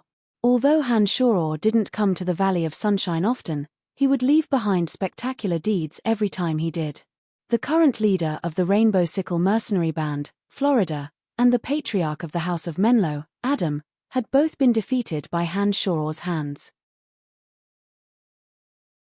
Especially when Han Shoror had suddenly appeared in the valley and joined forces with the leader of the Cairo mercenary band, Lawton, to help him bring the Cairo mercenary band's experts out of the valley and kill the Light Grand Magus Ferguson of the Church of Light. This news had been widely spread in Tarnai of the Sunshine Valley. Han Shoror wasn't in the Valley of Sunshine, but the legends of Han Shoror had always been circulating in the Valley of Sunshine. Han Shoror's reputation played a huge role in the reason why a portion of the young mercenaries desperately wanted to join the Soul Destroyer mercenary band. It was precisely because of Han Shoror that Trunks had been able to attract so many young experts with potential. How's the situation recently? After drinking heartily in the plaza, Trunks and Han Shoror came alone to a secret room in the belly of the mountain. Han Shoror went straight to the point and asked Trunks the moment he entered. Trunks smiled wryly and said, "The Soul Destroyer mercenary band seems to have a pretty good reputation right now, but it's also because of this that the other 4 mercenary bands are on guard against us. The Cairo mercenary band that was originally on good terms with our light major is no longer as friendly towards us. We're walking a tightrope now. I'm afraid that the other 4 mercenary bands will join forces and deal with our Soul Destroyer mercenary band first. In any case, the undercurrents in the Valley of Sunshine are surging like a tide. It seems that a storm could spread at any time." Hearing Trunks' words, Han Shoror nodded and said, "That's inevitable. Everyone wants to have a bite of the fat meat that is the Valley of Sunshine. This is the central region of 3 countries. Controlling the Valley of Sunshine will not only allow one to obtain large amounts of gold coins, but also some secret benefits. 4 mercenary bands that wish to rapidly develop, controlling the Valley of Sunshine is the fastest way. Yes, the current situation here is a bit chaotic. Our Soul Destroyer mercenary band has temporarily not participated in any moves to seize power. It's precisely because I've shown that I have no interest in maintaining order in the Valley of Sunshine that the other mercenary bands haven't made a move against me for the time being. During this period of time, I've secretly joined forces with Janet, preparing to find a way to avenge Annie. However, the enemies are Florida, Butcher Gustav, and the even more difficult to deal with Kossi Empire's Bradley Pillen. Bradley Pillen is the younger brother of the Kossi Empire's king. I'm afraid I have no way to deal with him for the time being. Currently, Janet and I are discussing our plans to kill Butcher Gustav first. All along, Butcher Gustav has been colluding with Florida. As long as we get rid of the Butcher, Florida's strength will be greatly reduced. At that time, I'll skin Florida alive bit by bit. When I have enough strength, I'll deal with Kossi Empire's Bradley Pillen. I want to leave this person for last." Trunks said hatefully. "How about I help you get rid of the Butcher and Florida first? In any case, I'm currently in the Valley of Sunshine. Although the strength of these 2 isn't bad, they aren't much of a threat to me. As long as I want to kill the 2 of them, they absolutely won't be able to escape." Han Shoror thought for a moment and suggested to Trunks. Shaking his head resolutely, Trunks said to Han Shoror, "I appreciate your good intentions, but I want to slowly kill these 3 myself. Annie is like a sister to me. She has suffered so much, I must make those bastards pay with blood. Seeing Trunk's insistence, Han Shoror sighed lightly and nodded. Since that's the case, then I won't interfere. Oh right, Gilbert is with me at the moment. He's currently at the critical point of his second evolution and won't be back to help you in the short term. Be careful on your own. Don't worry and go about your business. Leave the Valley of Sunshine to me. If there's really no other way, I'll contact you. I heard that you even killed Kelt, the commander of the Brut Merchant Alliance's Redbud Knights. You're getting stronger and stronger. Trunks exclaimed in admiration. The Dark Forest and the Valley of Sunshine weren't too far apart, and the mercenaries were all characters who had traveled extensively. Their information network couldn't be any better. Han Shoror wasn't the least bit surprised that Trunks knew about this. Heh, that's all Kelt's bad luck. You also know where the Dark Mantle's stronghold is. If there's anything particularly important, you can directly contact me through the Dark Mantle. Of course, you can also leave a message at the address I gave you. Alright, I'll be leaving first.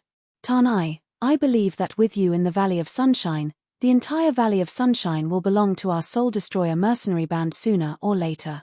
Han Shoror said with a smile. Trunks replied boldly after hearing Han Shoror's words, Don't worry, I've eaten one of your pills and now have the strength of a great swordmaster. Looking at the entire Valley of Sunshine, apart from that madman Lawton, who else can be my match?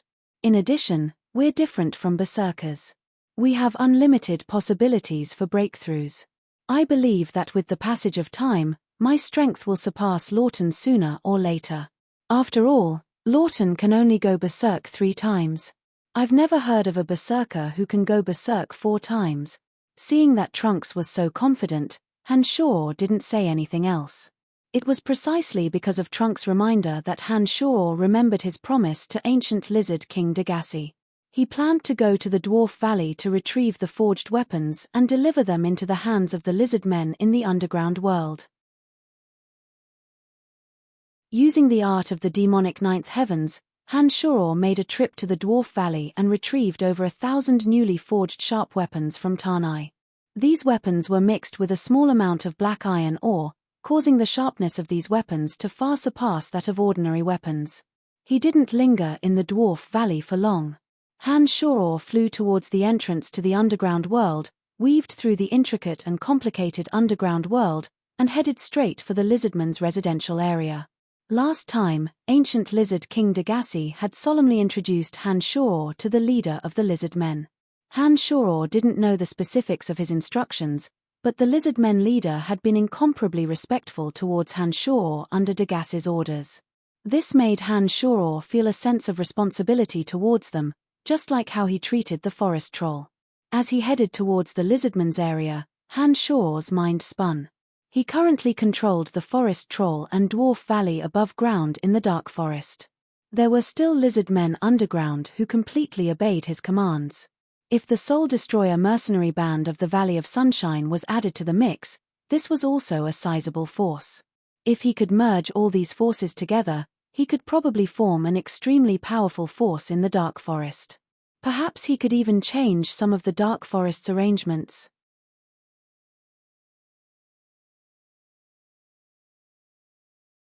Chapter 365. When Han Shoror arrived at the area where the lizard men lived, the first thing he heard was the deafening sounds of fighting. Gazing into the distance, Han Shoror saw dark elves everywhere, rushing towards the lizardman's cave within the reddish-brown mountain. Within the reddish-brown mountain, the lizard men hid in the winding caves, holding simple and crude weapons to resist the attacks of the dark elves. These dark elves were obviously formed from a combination of several families. Their clothes were divided into purple, black, light green, and other colors. There were close to 10,000 dark elves, but only a portion of them were actually attacking the mountain. Close to 7,000 were still watching from the outside, not participating in the attack this time. Among the dark elves, there were a few good-looking youths with an ancient aura on their bodies that gave Han Shoror a headache. Han Shoror could sense from the aura of those handsome youths that their age didn't match their youthful appearance. In the middle of those handsome youths, there was a purple gauze tent. Within the tent, there was a faint evil and strange aura that could bewitch all living things. Han Shuor's consciousness swept over. He didn't think that the person in the tent would actually react, a wave of aura rebounding along the path of Han Shuor's consciousness. Han Shuor was startled and hastily concealed his aura, giving up on the idea of directly barging in. Instead, he used the Earth Elite zombie to open up a secret passage to the center. He planned to go inside and see the lizard men leader first before doing anything else. Han Shuor could sense the strength of the person in the purple gauze tent through her aura. Although this person's strength wasn't as terrifying as the ancient lizard King Dagaci's, she was much stronger than the average human greatswordmaster or Grand Magus. Han Shuor carefully sensed her aura, feeling that this woman's aura was about the same as Lawrence's master, Sacred Swordmaster Karl Ascot. He couldn't help but feel a bit aghast. Han Shuor didn't expect to meet such an expert in the underground world. With Han Shuor's current strength in the separate demon realm, if he had the Demon Slayer Edge and Little Skull, he might be able to fight against such an expert. However, beside this person, there were several other handsome young men. The auras of these handsome young men were also very distant. Although they were not as powerful as the experts in the purple gauze tent, they were still very troublesome. Apart from that, there were also over 7,000 dark elves surrounding them. Han Shuor wasn't arrogant enough to think that he could single-handedly confront this group of powerful dark elves. Using the Earth Elite zombie to create a tunnel, Han Shuor made his way towards the center of the reddish-brown mountain. Clanking sounds of fighting reached his ears. It looked like the dark elves and lizard men were fighting above him. Before leaving the underground world last time, Han Shuor had learned from the lizardmen leader the location of the central region of the lizardmen's territory. He also had a way to directly communicate with the lizardmen. When Han Shuor had traveled all the way to the central region, he used the Demon Slayer Edge to cut through the hard rocks, directly breaking through a meeting point in the center of the lizardmen's territory. This was an enormous ring-shaped cave, roughly the size of a basketball court. Bright red sharp rocks hung from the ceiling, as if they would fall at any time. The cave was filled with stone stools. These stools had been ground by the lizard men and were smooth enough for one to sit on. At this time, a large group of lizard men had gathered here. It looked like they were discussing a way to deal with the dark elves. When Han Shuor appeared, the head of the lizard men suddenly became pleasantly surprised. It mumbled something in the lizardman's language and led the group of lizard men to kowtow to Han Shuor. "Emissary of the true God, you must have come to save us. We've been waiting for you for a long time." The leader of the lizard men respectfully said to Han Shuor in the awkward-sounding common language. Creasing his brow, Han Shuor said, "The true God must have already left this place. What's going on with those dark elves outside? Why would they dare come here?" "Lord Emissary, not long after the true God left, the entire underground world's dark elves unexpectedly stopped their internal strife. They were all subdued by a dark elf called Adele. Legend has it that this dark elf woman can communicate with the evil goddess they believe in, Rose. She possesses the power of evil, and in a short month, she controlled all the dark elves in the underground world. These past few days, she's led the dark elves to attack us lizard men. However, this woman still doesn't dare to confirm whether our true God has left or not, so she's been probing for a few days without daring to truly attack. But slowly, her attacks are getting stronger and stronger, and we can't hold on much longer. Fortunately, Lord Emissary came." The lizard men leader hastily explained to Han Shuor. The dark elf called Adele suddenly appeared after Dagaci left. In a short month, she unified the scattered dark elves and became the most frightening force in this layer of the underground world. Han Shuor was a bit surprised as he listened to the lizard men leader's explanation. He didn't know why this dark elf woman had suddenly appeared. It seemed that she also knew a bit about the ancient lizard King Dagaci. Without a doubt, the expert that Han Shuor's consciousness had just sensed in the purple gauze tent should be the dark elf called Adele. With the powerful aura that Han Shuor sensed from her body and the strength of the ancient dark elves beside her, if it weren't for the existence of the ancient lizard King Dagaci, they would have long since broken through this place and enslaved all the lizard men here. As for how this dark elf woman Adele had appeared, it wasn't something that Hanshor should be thinking about right now. This time, Hanshor had come to the underground world to protect the lizard men according to his promise to Degassi. Therefore, after the lizard man leader explained the situation, Hanshor took out all the weapons he'd brought from his space ring without another word, saying, "I've brought these weapons for you. Don't worry, I'll help you fend off the dark elves." "Thank you, Sir Envoy." The lizard men leader kowtowed gratefully. Nodding his head, Hanshor didn't say anything else. He watched as the lizard men leader arranged for people to quickly distribute these weapons and released the 12 recently refined mystical demons.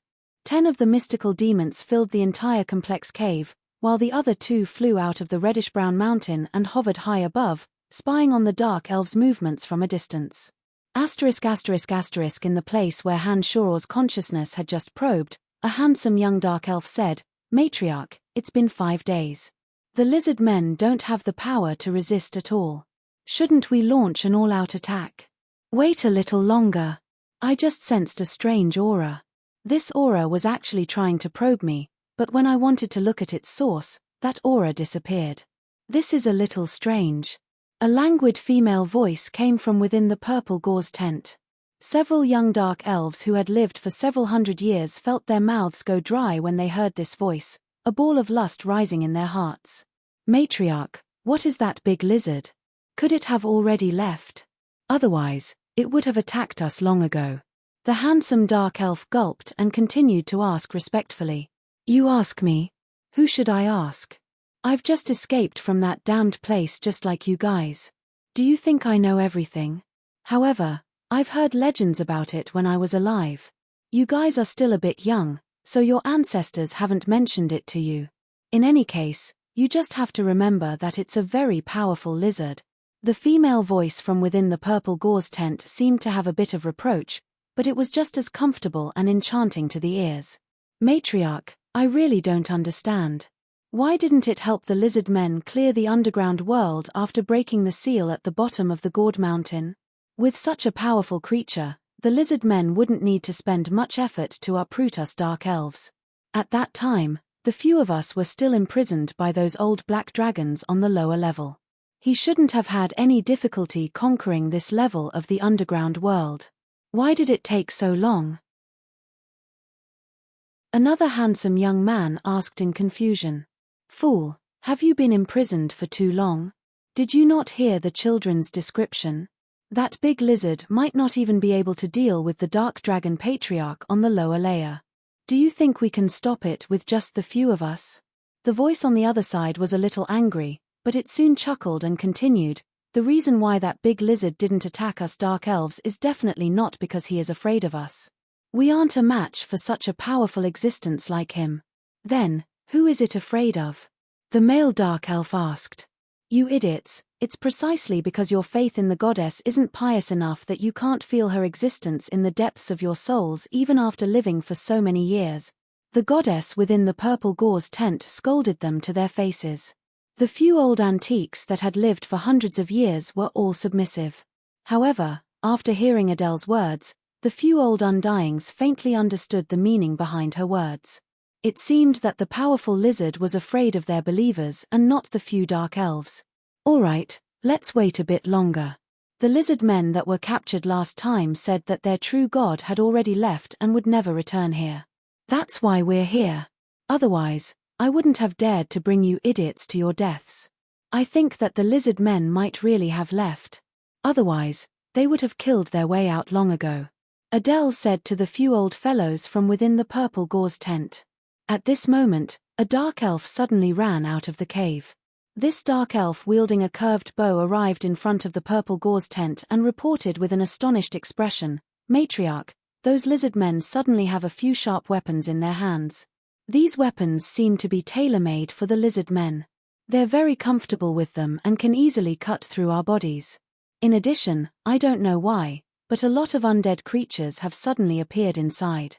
These undead creatures have blocked the path and are helping the lizard men defend against my attack."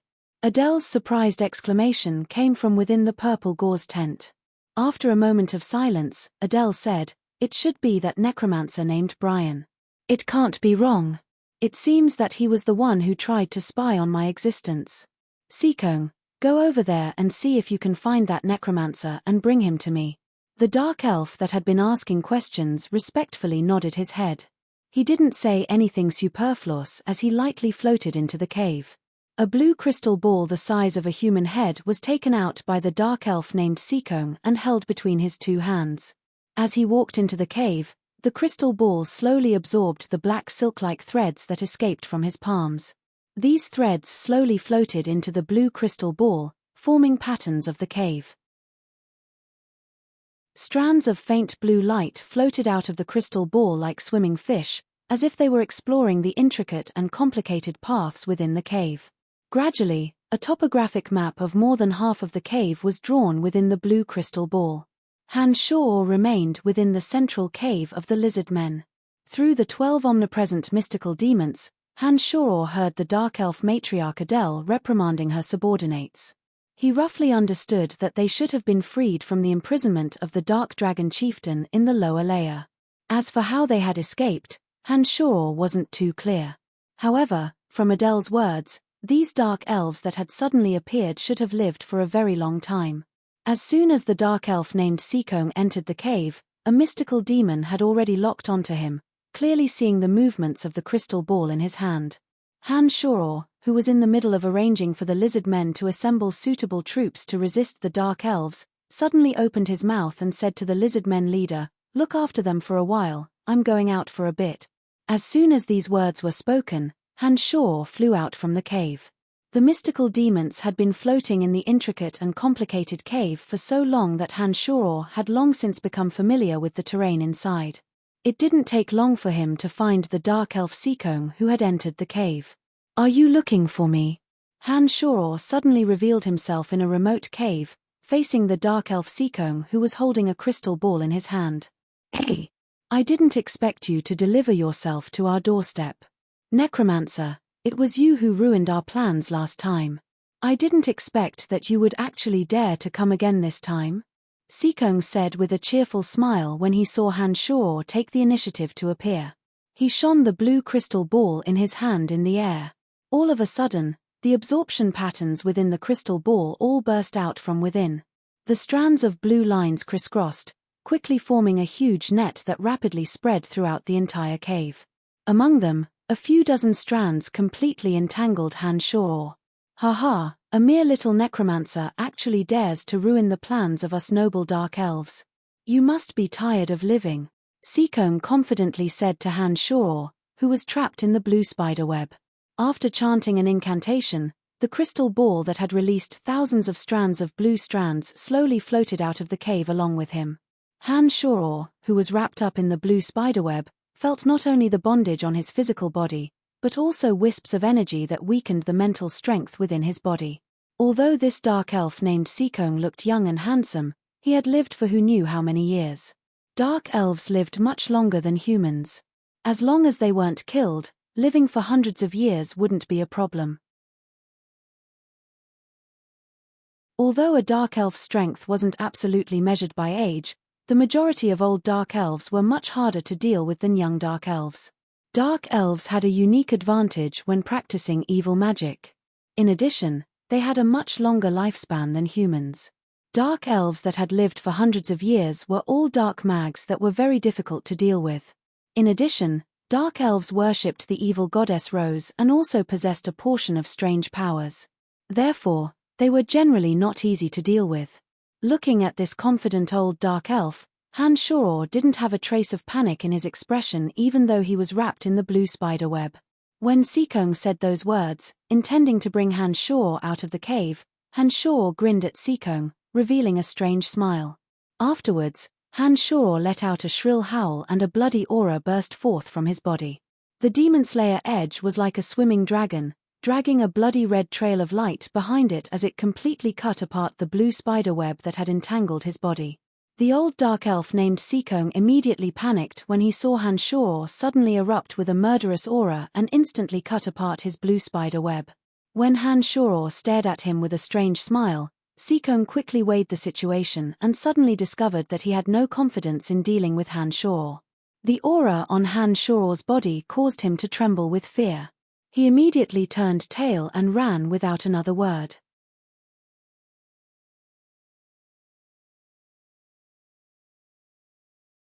Chapter 366. Since you've come in, don't even think about running away, Han Shuor laughed nastily. The Demon Slayer edge interweaved into a bloody light that filled the sky, activating the bloody radiance of 10,000 cuts.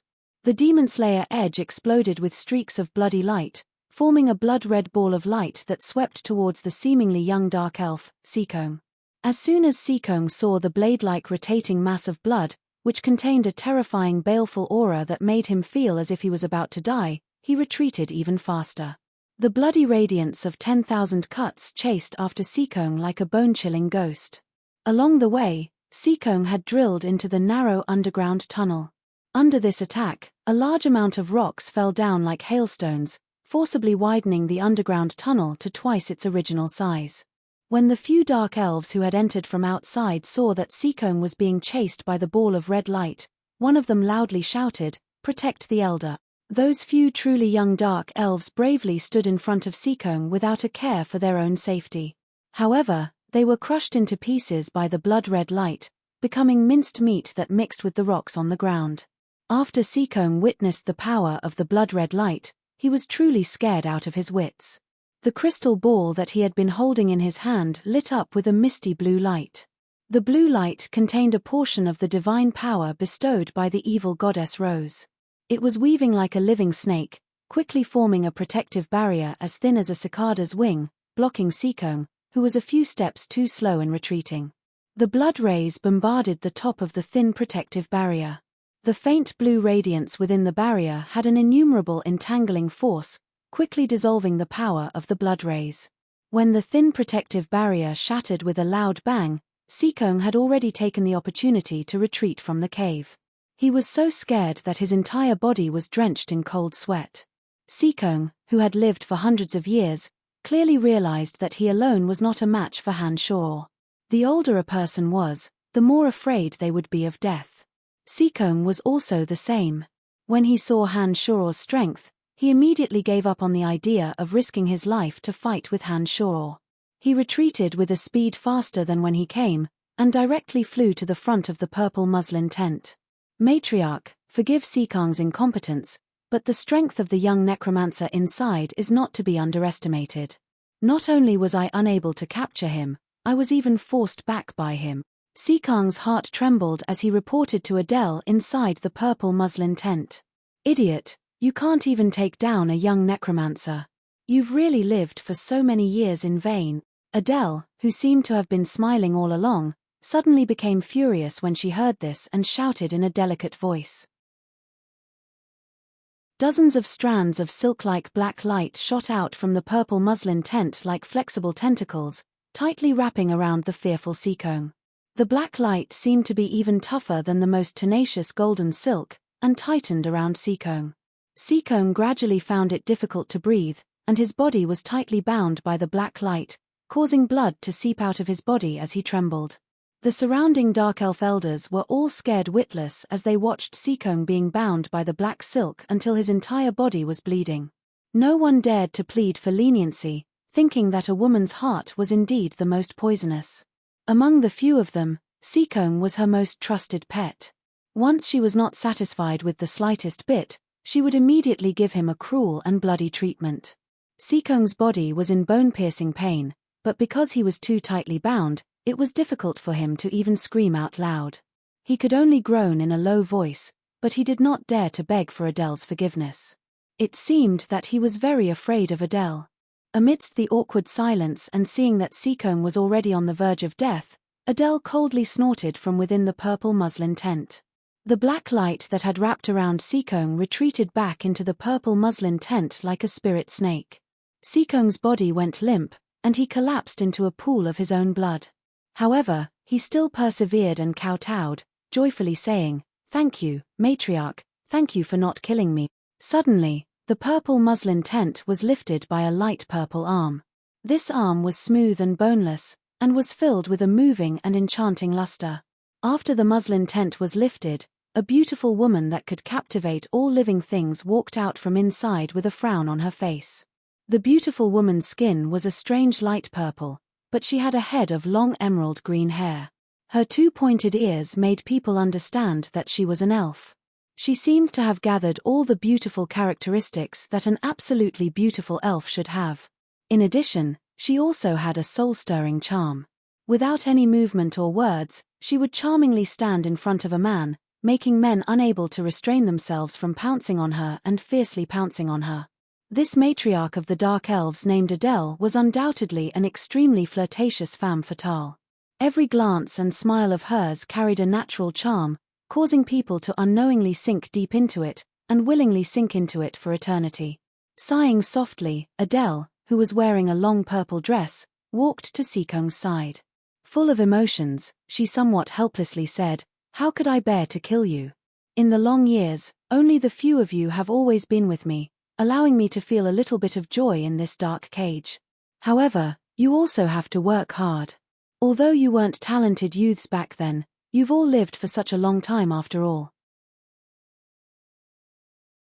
How is it that these long years haven't given you the slightest bit of courage, but instead made you more and more cowardly?" Seekong didn't utter a single word. He only buried his head in the pool of blood, his body lightly trembling, as if he was seriously listening to Adele's lecture. Adele shot a glance at Seekong, who was curled up in the pool of blood at her feet.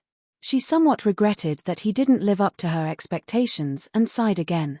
Suddenly, she raised her head and shouted towards the reddish-brown mountain where the lizard men lived, "Necromancer, let's come out and talk." This tender shout seemed to be formed from the convergence of countless sound waves. It actually passed through the intricate and complicated cave and landed directly in the center of the mountain. Even if Adele didn't deliberately use her mental strength to attack, with the two mystical demons paying close attention to this place at all times, Han Shoror was still able to hear Adele's tender shout. After Adele finished speaking in the human language, she used the elven language to shout again. The dark elves that had originally entered the lizardman's cave suddenly all retreated outside like a tide. In an extremely short amount of time, all of the dark elves had retreated from the cave. After seeing all of the dark elves retreat through the mystical demons, Han Shoror understood that it was definitely Adele's order. After frowning and hesitating for a moment, Han Shoror calmly walked out of a cave. However, he didn't go too far from the cave. After Han Shoror walked out of the cave, several lizard men that had discovered Han Shoror's whereabouts quickly informed the lizardman chief of his actions. After the lizardman chief received this news, he led the lizard men inside and followed him out. When Han Shoror stood not far from Adele, the lizardman chief led the lizard men to follow behind Han Shoror. Han Shoror walked out of the cave and glanced at the matriarch of the Dark Elves, Adele. He was immediately shocked by Adele's beauty that could turn all living things upside down. However, Han Shoror's willpower was as firm as a rock. He didn't reveal any expression of infatuation because of Adele's beauty. With a relaxed expression, he said, "I've come. What do you want to talk to me about?" "Hehe, that big lizard, has he already left this place?" Adele smiled sweetly. Some of the young male dark elves in the surroundings clearly swallowed their saliva. Han Shoror didn't hide it. He smiled and nodded, "That's right, he has left this place. However, it's hard to say when he will return. Hehe, even if he doesn't return in a short time, I will still help these lizard men. If you are thinking of enslaving the lizard men, we can play slowly." This Adele had been probing until now. She probably already had a plan in mind. With this woman constantly coming over to harass him, the fact that Degassi had left could not be concealed. Now that Han Shoror had arrived in the underground world, he would naturally do his best to help the lizardmen deal with the invasion of the Dark Elves. There was no need to rely on an illusory lie to maintain the lizardmen's safety. Adele giggled endlessly, causing Han Shoror's heart to ripple with lust. She sized up Han Shoror with interest and said, "Play slowly? Once that big lizard leaves, do you think you can stop me? Who knows?" Han Shoror's expression was calm. The corner of his mouth hooked up into a pondering smile. He looked at Adele and said, "Do you want to try?" "Of course, I really want to try. You were able to force Seekong to retreat from there. This shows that your strength should be extraordinary. However, young man, how old are you? I believe that in terms of human age, there is a limit to your strength. I don't think you can stop us dark elves from dominating the underground world. Adele smiled sweetly, full of confidence. Shrugging his shoulders, Han Shor said in a carefree manner, then there's nothing to talk about. How do you want to play? No matter what method you want to use, I'll be happy to accompany you. If it's a hand-to-hand battle on the bed, I'll welcome it even more, ha. With the lizard men led by the lizard men leader behind him, in addition to the number of undead creatures from another world, Han Shor did not have much confidence in this Adele. After all, Adele's strength alone was powerful enough. The strength of those handsome male dark elf elders also could not be underestimated. In addition, they had close to 10,000 dark elf experts. However, Han Shor did not believe that Adele would fight him to the death for the sake of the lizard men. Therefore, he was not afraid of Adele's threat and even dared to tease her. Chapter 367. Hand-to-hand combat in bed. Adele suddenly let out a bewitching laugh, her tender body trembling like a flower branch. Her watery eyes gazed at Han Shor, as if there was a pool of spring water in them that wanted to drown Han Shor in ecstasy. Dark elves and dark dragons were a race of lascivious personalities, especially the female dark elves. At least 7 out of 10 of them were sluts.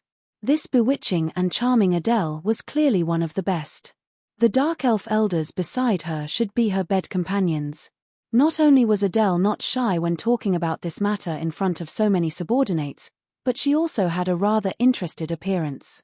It seemed as if she really wanted to put down her status and immediately engage in a hand-to-hand combat with Han Shor. Madam's outstanding beauty and heavenly fragrance charm everyone. If you are really interested in this aspect, I will definitely do my best to accompany you. Han Shor's heart itched at Adele's bewitching smile. This Adele was obviously a thirsty slut, but she was born so seductive. Han Shor wasn't a sanctimonious knight, and he didn't conceal his desires at all. After hearing Han Shor's words, Adele couldn't help but carefully size up Han Shor. The tall and imposing Han Shor was like a javelin as he stood there. He gave off an overbearing aura. His handsome and callous appearance, his imposing height, and his body of muscles that contained wild explosive power simply weren't something that the beautiful but thin dark elf mistresses beside him could compare to. The more Adele looked at Han Shor, the more her heart stirred. Her rosy little tongue even subconsciously licked the edges of her bright red lips. Her peach blossom-colored face was as moving as if she was drunk, extremely seductive and seductive. The sound of saliva swallowing came from the dark elves watching Adele from the side. There were also some female dark elves with other sexual fetishes among them. If it wasn't for their misgivings about Adele's strength and prestige, they really would have pounced on her and swallowed her whole. Young man, you're really an interesting human. Although the humans I've seen also have naked lust in their hearts, they're all more serious than anyone else on the surface. But when they're in bed, they're like ferocious magical beasts, acting out their desires to their heart's content. You are different from them. You actually dare to not conceal your desires in front of so many people. I'm really surprised. Adele tenderly smiled as she gazed at Han Shor, speaking in a gentle and slow voice. In response to Adele's praise, Han Shor bowed courteously and then looked at Adele with a beaming smile. He didn't say anything, but his fearless aura was naturally released. If you have the strength that I approve of, I will definitely satisfy your request and have another battle in bed with you. After Adele finished speaking, she slowly walked towards Han Shor and tenderly smiled. Now, it's time to prove your strength. Han Shor was dumbfounded. He then took out the skeletal staff from his space ring and said to Adele, I hope I can satisfy you. To be honest, I'm very interested in you. Adele was just about to reply when she inadvertently glanced at the skeletal staff in Han Shor's hand. Her charming face suddenly changed, and she carefully looked at the skeletal staff in Han Shor's hands a few more times. Only then did she say to Han Shor with some shock, the skeletal staff. You're from the Calamity Church? Shocked, Han Shoror looked at the skeletal staff in his hand and thought to himself, how can an old fellow recognize the skeletal staff? Since Adele knew about the skeletal staff, she immediately associated it with the Calamity Church. It seemed that she hadn't lived for long, at least not as long as the ancient lizard King Degassi. When did your Calamity Church's tentacles extend into the underground world? What relationship do these lizard men have with you? Could it be that you want to protect these stupid lizard men? Without waiting for Han Shoror to reply, Adele jabbered on and on. Seeing that Han Shoror had remained silent, Adele indignantly said, forget it. If you insist on protecting these lizard men, I will give you face. However, the underground world is our territory after all. If you want to conquer the underground world, we Dark Elves will definitely fight to the death. Looking at Adele's self-righteous words, Han Shoror, who'd been prepared to have a big battle with Adele, suddenly froze in place. From Adele's tone, Han Shoror understood that Adele wasn't afraid of him. However, Adele was obviously afraid of the Calamity Church. She actually didn't dare to make a move against the lizard men just because Han Shoror was a member of the Calamity Church. In the entire profound continent, the Calamity Church was an evil existence that caused people to tremble in fear at the mere mention of its name.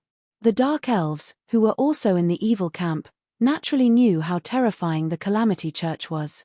Among the various evil forces and races in the profound continent, the Calamity Church was fully deserving of being the #1 dark power. Even Adele, upon seeing the skeletal staff in Han Shoror's hand, immediately gave up on enslaving the lizard men without waiting for Han Shoror to open his mouth.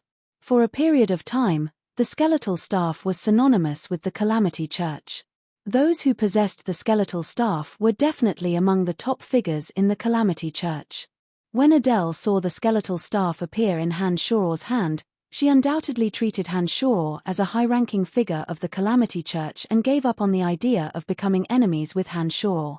For an evil force like the Dark Elves, they weren't afraid of any country on the continent.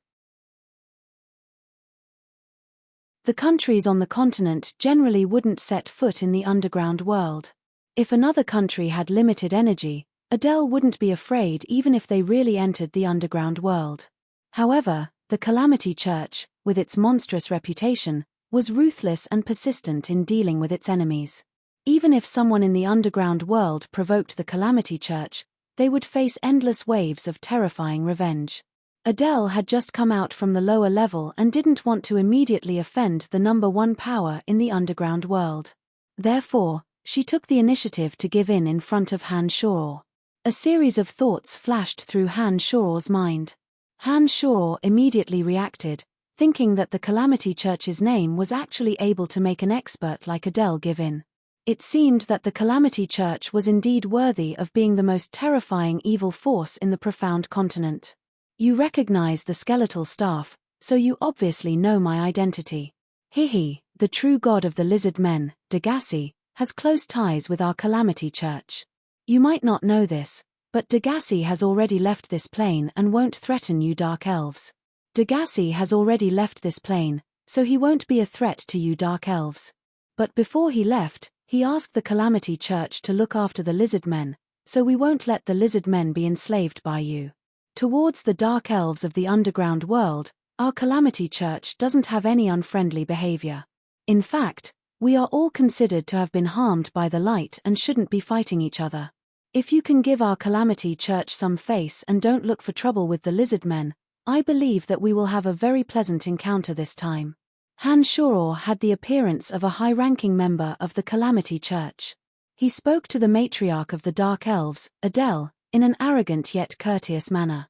Of course, since the lizard men are under your protection, we Dark Elves will not attack them in the future. Adele didn't hesitate and giggled, saying, "Honored friend, since you've come to the underground world, please come to our Dark Elves territory as a guest." As expected, Adele immediately agreed to Han Shoror's request. Then, she giggled and made a sincere invitation. As she spoke, Adele threw Han Shoror a seductive glance. That kind of naked seduction made Han Shoror's heart itch unbearably. Since things had come to this, there was no need to fight.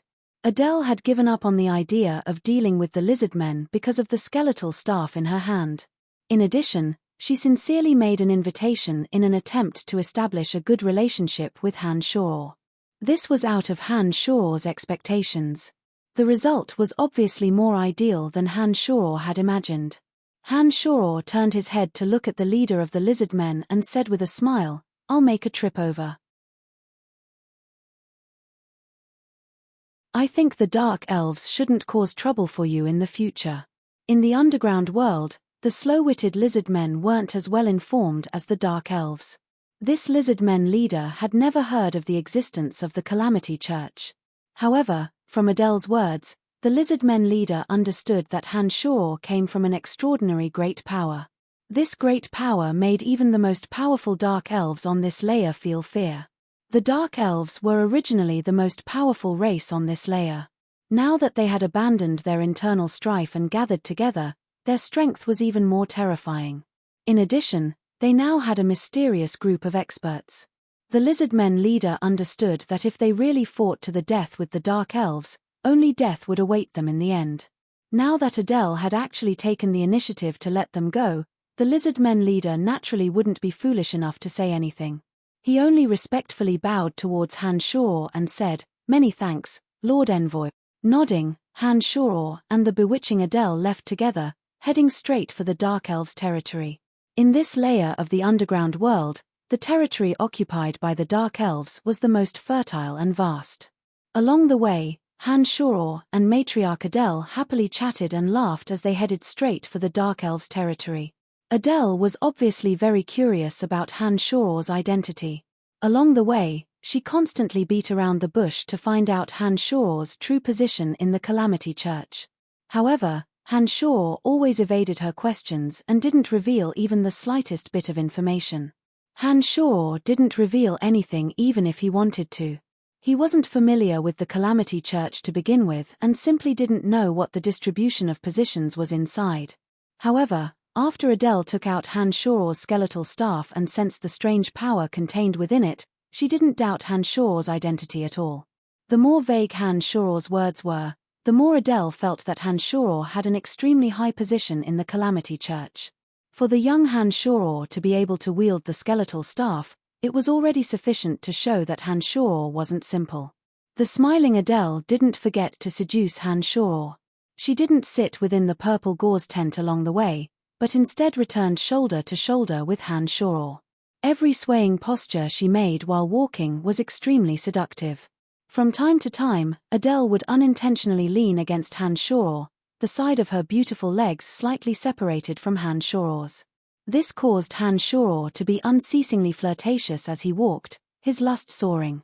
Adele was obviously very apprehensive about the Calamity Church and was also filled with respect for Han Shoror. When she discovered that Han Shoror wasn't too willing to reveal his identity, Adele didn't continue to work on this topic. Instead, she introduced some of the scenery along the way to Han Shoror. The underground world wasn't as dark and damp as the rumors made it out to be. It wasn't bad to never see the light of day. However, the rock walls tens of thousands of meters above the underground world sparkled with a strange light. In addition, there were some sparkling plants growing everywhere, causing many places in the underground world to be filled with light day and night. Just like the world above ground, the underground world had mountains and streams. There were even some places with beautiful scenery that was even more magnificent than the world above ground. A coquettish woman like Adele was actually a wonderful person who longed for beautiful scenery. She wasn't in a hurry to return along the way and forcefully ordered a portion of them to return first. She led a few hundred experts and Han Shoror on a detour, helping him point out all kinds of peculiar scenery. The dark elves of this layer were the true hegemons of the underground world.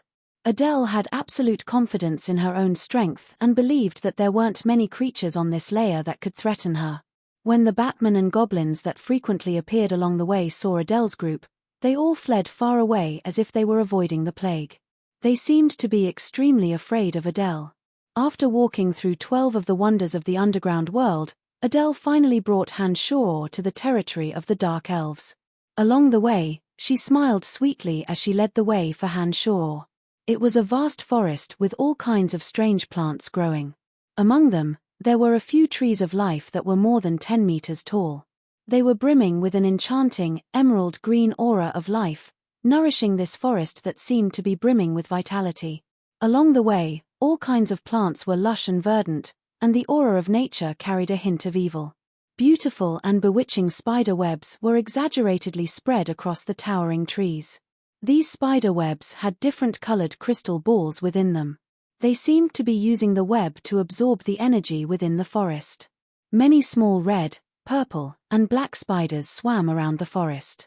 They got along well with the dark elves and acted as guards and scouts for the dark elves.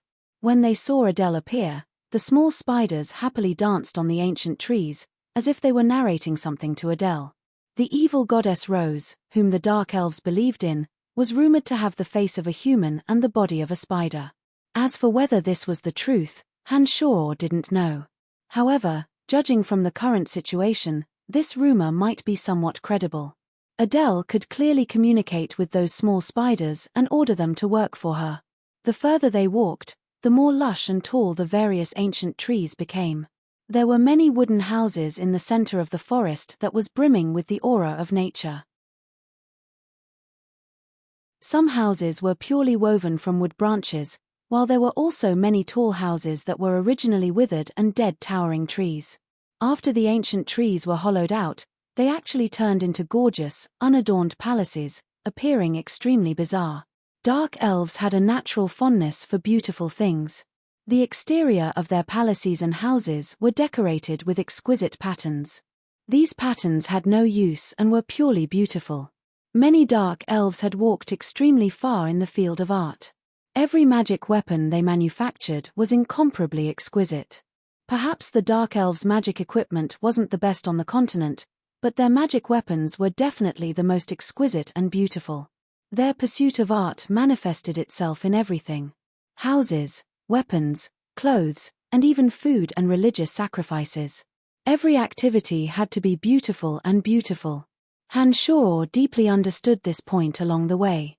This is the most important territory of us dark elves in the underground world. As the matriarch of the dark elves, I am very honored to be able to bring you here. Adele smiled sweetly and led Hanshaw straight inside. All the dark elves here respectfully saluted Adele when they saw her. Adele had an extremely high reputation among the dark elves. Adele, who could communicate with the evil goddess Rose, had a similar status as Hanshaw among the lizard men. They both had the identity of a deity. However, because Adele herself was a dark elf, her status among the dark elves was even higher. The fact that the various dark elven families that were endlessly fighting each other were able to unite after her appearance spoke volumes about this woman's lofty status. "Madam is too courteous. It should be my honor to be able to come here," Hanshaw replied with a smile. Adele led Hanshaw straight to an enormous wooden palace in the center. After entering, Hanshaw discovered that the ground was covered with intricate carpets with intricate patterns. The surrounding wooden walls had strange images of the evil goddess Rose's spider face. Crystal chandeliers sparkled with resplendent light, setting off the brilliance of the lights. At this point, Adele clapped her hands. Suddenly, 5 female dark elves with different skin colors walked out. They were all equally beautiful and enchanting. These 5 dark elves wore thin muslin skirts. Their gazes were either shy, hot, or pure. Their gazes were all focused on Hanshaw, who was standing next to Adele. "Serve our esteemed guest well." Adele laughed sweetly and instructed the 5 beautiful dark elves. The 5 young dark elven women walked towards Hanshaw when they heard her. All of them carried fruit trays and wine glasses, smiling with different expressions.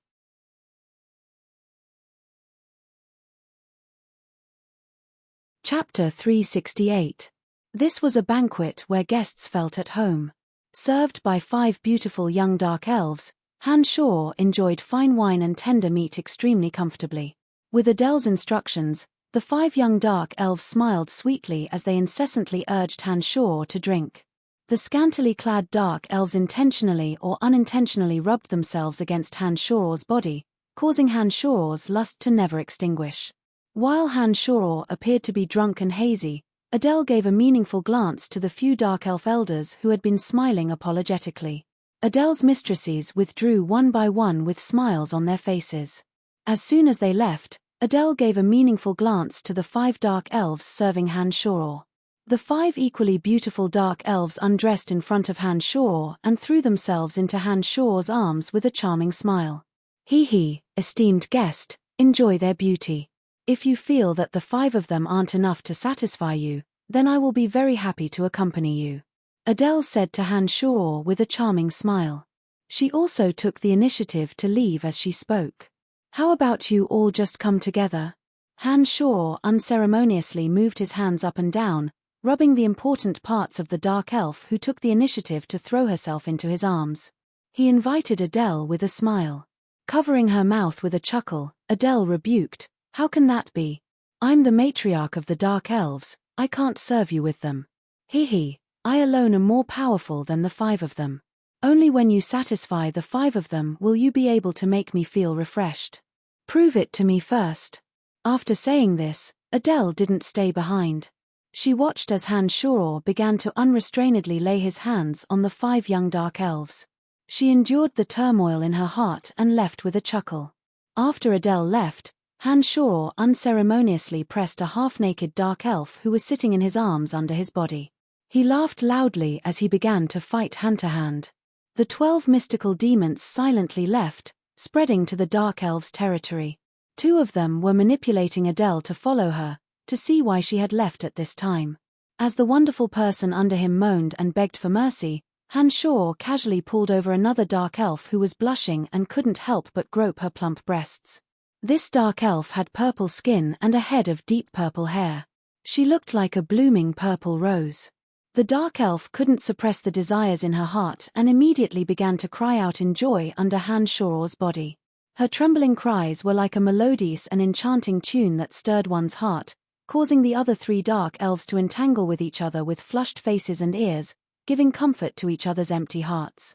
Dark elves were notorious for their licentiousness, especially female dark elves. When these 3 dark elves first walked towards Han Shoror, 2 of them had bashful expressions, seeming to have a rather reserved charm. However, when the real hand-to-hand combat began, the 2 originally bashful dark elves actually gradually became wild. They had yet to truly enjoy Han Shoror, but they had already become chaotic. While fighting the dark elves below him, Han Shoror arrived at a luxurious room 2 floors below through Adele, who was closely watched by the mystical demons. The male dark elves of Seacombe were all here at this time. Apart from them, there was also a young male dark elf who was also respectfully waiting for Adele. Not far away, Han Shoror's room was filled with extremely high-spirited cheers, spreading all the way to this room. Adele's devilishly beautiful face was bright red. She felt as if there was a little worm continuously wriggling in her heart. She really wanted to replace the person under Han Shoror's body right now and endure Han Shoror's ferocious assault. Subconsciously licking her red lips, Adele forcefully suppressed the restlessness in her heart and asked Seacombe, "Tell me everything about the battle you just had with him." Seacombe's body was still very weak, and there were still traces of blood on his face and arms. He took a deep breath, lowered his voice, and quickly explained the situation when he faced Han Shoror. He then added, "Matriarch, apart from the dense smell of a death mage, this person also cultivates a kind of miraculous fighting aura." "Oh, that's not right, it doesn't seem like fighting aura. In any case, this kind of aura is filled with evil. He should be a high-ranking member of the Calamity Church." "Nonsense, do I still need you to remind me of this? Being able to wield the skeletal staff has already explained his identity. The only thing that I don't understand is how that large lizard would have dealings with the Calamity Church. This is truly very strange." Adele seductively creased her brows as she muttered to herself in puzzlement. "Matriarch, do we still need to deal with the lizard men? This person is young and definitely not a match for Matriarch. Now that he has come to our territory, should we seize this opportunity to get rid of him?" Another dark elf elder suggested to Adele. "Idiot, since he dares to come here as a guest, he must have the confidence to leave. Even if he can't leave, he must have a way to spread the news." "Chimph, can't you idiots use your brains?" Adele scolded. After scolding, Adele shot a glance at the only young dark elf, faintly smiled, and charmingly said, "Young child, I heard that you followed Dana in the past and have seen this person before. Reporting to Matriarch, this person came to the underground world last time. At that time, he helped us deal with a young dark dragon. Later on, because Matriarch Dana wanted to catch us all in one fell swoop, she targeted him. In the end, he killed more than half of us and even snatched the Aria of Darkness, making that black dragon his magical pet." The young dark elf respectfully reported. Adele was startled when she heard this and hastily asked, "What? The Aria of Darkness is in his hands?" The dark elf nodded and replied, "Yes, Matriarch. He snatched it from the hands of our Matriarch Dana. The Matriarch was trampled to death by that large lizard when we were dealing with the lizard men last time. At that time, many of us have seen him. I'm sure it's him. Dark dragon, he made a young dark dragon his magical pet." Elder Seekong muttered to himself. He suddenly exclaimed, "Matriarch, that dark dragon can't be the grandson of the dark dragon tribe's matriarch, Gilbert, right? When we left from the lower level, we promised that old fart Gilgis that we would help him find his grandson." Adele's expression stirred when she heard Seekong's words. She said, "It's very possible. That little lewd dragon's personality is somewhat similar to this Brian's. I think he might be hanging out with him. It looks like we definitely can't touch him. This person isn't someone we can provoke. Matriarch, what should we do? Are we just going to let the lizard men go?" The young dark elf hastily asked as if he had a bone-deep hatred for the lizard men. Adele shot a glance at the young dark elf and said, "What are the lizard men? There are so many races in the underground world. The lizard men aren't the main point. Apart from occupying a few small mines, they haven't done anything else. Making a move against them won't affect the overall situation. However, if we can form a good relationship with this fellow from the Calamity Church, we might be able to return to the world above and seize the fertile territory occupied by those damned forest elves." The dark elf was pleasantly surprised when he heard Adele's words. He said, "Can we still return to the world above and take back everything that belongs to us from the hands of those forest elves? In this world, there's nothing impossible," Adele said confidently. As Adele and the other dark elf elders were talking, the sounds of waves continuously drifted into their ears. By the time they reached this point, the sounds from above gradually subsided. Not a single female dark elf's voice could be heard anymore. Adele frowned and listened for a while. She couldn't help but be startled when she discovered that not a single one of her subordinates had come down from above. Those 5 dark elves were actually the most adept at sexual techniques among the dark elves. They were the ones with the most exuberant needs and could resist 10 men at night without falling. According to Adele's instructions, they would take the initiative to send her a signal after settling Han Shore. However, judging from the current situation, not a single one of the 5 sluts had sent out a signal. Moreover, there weren't any more moans coming from them.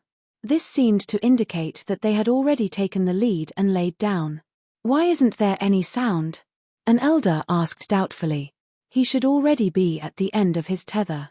To be able to hold out for so long, it seems that this human does indeed have some method. Another elder replied. Adele shot a glance at the two and lightly snorted, saying, "Do you think everyone is as useless as you? Could a human subdue those 5 sluts in such a short period of time?" An elder sneered. "You're right." Adele shot a disdainful glance at him and muttered, "You actually want me to personally take action?" As she spoke those last words, Adele's entire body gradually heated up. Her face was so red that it seemed as if it was about to drip blood. She didn't look at the few male dark elves here anymore. Instead, she twisted her waist and swayed her buttocks as she excitedly walked up. When Adele arrived there, she saw Han Shore sitting upright on a wide chair, completely naked. There was a playful smile on his face as he looked at Adele, whose heart was surging with raging lust. On the carpet beneath Han Shore's feet, there were 5 smooth and slippery dark elven sluts. They were as soft as 5 lumps of cotton. It seemed as if they didn't even have the strength to lift their toes. Adele only shot a glance at the ferocious, high-spirited thing on Han Shore's lower body, and her heart immediately trembled. When she looked at the messy scene again, her heart began to beat more and more intensely. She could no longer suppress the thumping of her heartbeat. "I've been waiting for you." Han Shoror smiled as he looked at Adele. He opened his arms and invited, "Madam, come up." Adele let out a moving moan. The clothes on her body transformed into feathers that filled the sky and fell to the ground, revealing her perfect naked body. The charming Adele didn't hold back at all. She was like a moth flying into a flame. Her protruding buttocks directly landed on Han Shoror, who was sitting upright on the chair. "Oh!" Han Shoror and Adele let out a loud moan at the same time. Their voices were filled with endless joy and satisfaction. In the room where Adele had left earlier, a few male dark elves were still discussing spiritedly. It seemed as if they didn't believe Adele's words before she left. However, after Adele let out a drawn-out moan, the faces of the male dark elves became extremely unsightly. From the sound of Adele's voice, it was clear that Adele's judgment was correct. Han Shoror had indeed subdued 5 sluts in an extremely short period of time. Now, he had begun his conquest against matriarch Adele. Some human males were indeed stronger than dark elves in this aspect. However, the abilities of female dark elves in this aspect were also well known throughout the profound continent. Even a human male with extraordinary talent wouldn't have any advantage when facing a female dark elf. Those 5 sluts selected from among the dark elves were even more outstanding. Who would have thought that Han Shoror would really settle them? When Adele personally took action, her previous words of contempt towards them became a reality. It was as if someone had slapped them in the face, causing their self-esteem in this aspect to receive an enormous insult. What a frightening fellow. It seems that only matriarch Adele can subdue him, Seekong said to the few beside him as the bloodstains on his body gradually disappeared. The others clearly had expressions of jealousy on their faces. However, after hearing Seekong's words, they all nodded and said, "That's only natural." Seekong and the others were originally Adele's mistresses. In the Dark Elven race, this kind of matter was common. However, even if these few people were added together, they still wouldn't be Adele's match. They knew that Adele was extremely frightening in this aspect. Perhaps it was precisely because they couldn't raise their heads in this aspect that they always feared Adele from the depths of their hearts.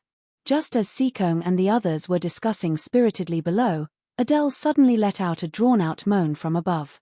Upon hearing this, the expressions of the 5 forest elf elders greatly changed. Seekong was the first to be unable to help but cry out in alarm, "How is this possible?" The others also had faces of disbelief. Each and every one of them looked at each other in dismay, not knowing what to do. From that drawn-out moan, they could clearly tell that Adele had released herself. However, before the 5 dark elves could react, Adele let out an extremely carefree moan and suddenly screamed, "No." The 5 dark elves were once again dumbfounded. Among them, Seekong shouted, "He's still coming. Could it be that the matriarch can't take it anymore? That's impossible. Even if the matriarch has released herself, she still wouldn't say the word no.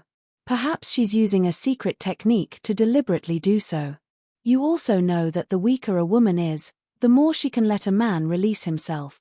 One of the Dark Elf elders thought for a moment and analyzed with great experience. After hearing this Dark Elf elder's words, the other Dark Elves immediately reacted. Seekong suddenly came to a sudden realization and said, "The matriarch is truly formidable."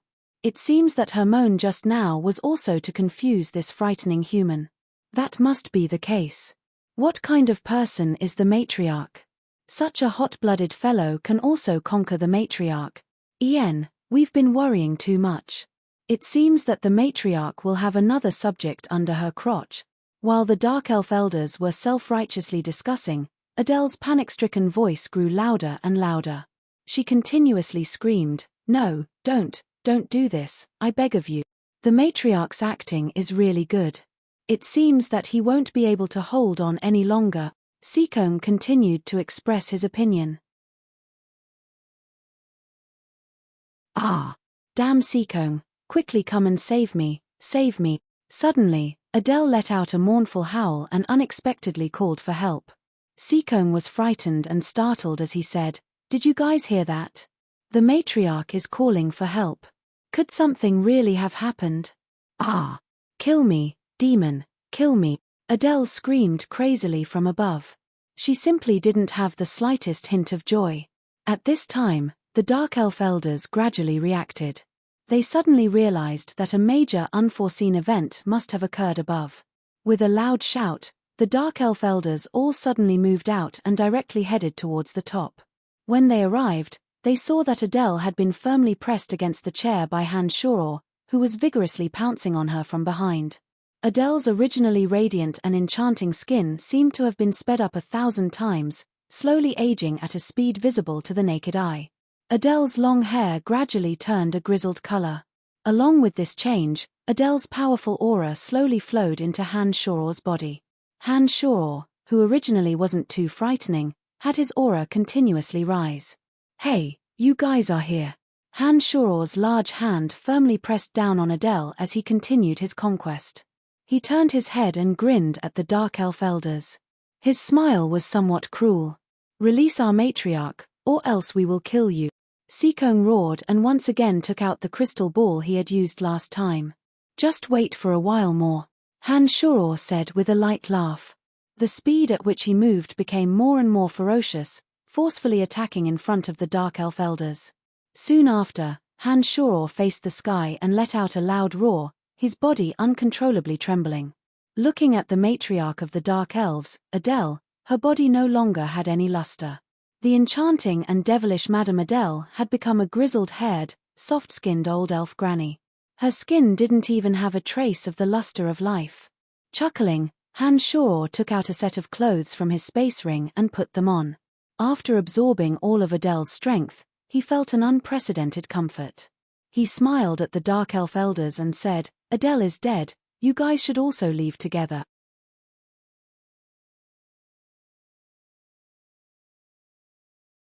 Chapter 369. After Han Shoror finished speaking, the Dark Elf elders were extremely terrified.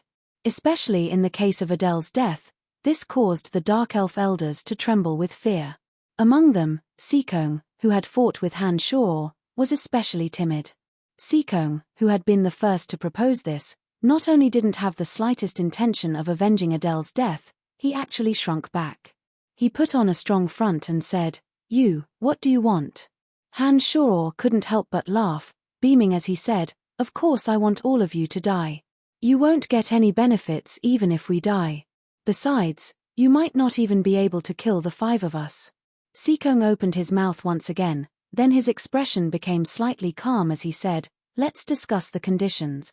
At this time, the other 5 naked female dark elves on the carpet woke up one by one in a daze. When they saw this scene, they all lost their heads out of fear and ran towards the Dark Elf elders, fearfully saying, "Elders, save me." The Dark Elf elders didn't know how to respond for a moment when they saw the 5 naked bodies running towards them. However, they didn't have time to think too much as the 5 naked beauties each threw themselves into the embrace of a Dark Elf elder. Their expressions were still fearful as they said, "I'm so scared, let's quickly escape." Pu. The heavily injured Dark Elf elder Seekong looked at the exquisite dagger that had been stabbed into his chest. His face was filled with disbelief as he looked at the naked woman who was still twisting her body in his arms. However, there wasn't a trace of panic on this woman's face, only a sinister indifference.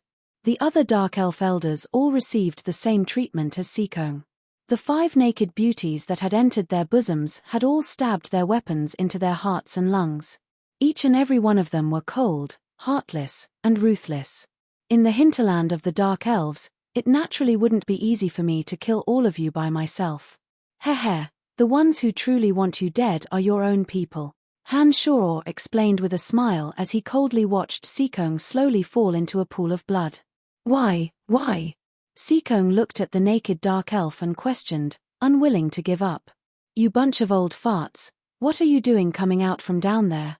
Our clans are doing fine, but you come and steal our positions, becoming our enslaved elders.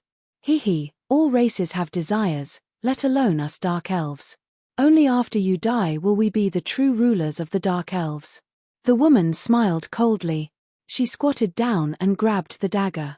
She held it tightly and stabbed it again. Seekong's eyes rolled back and he completely collapsed.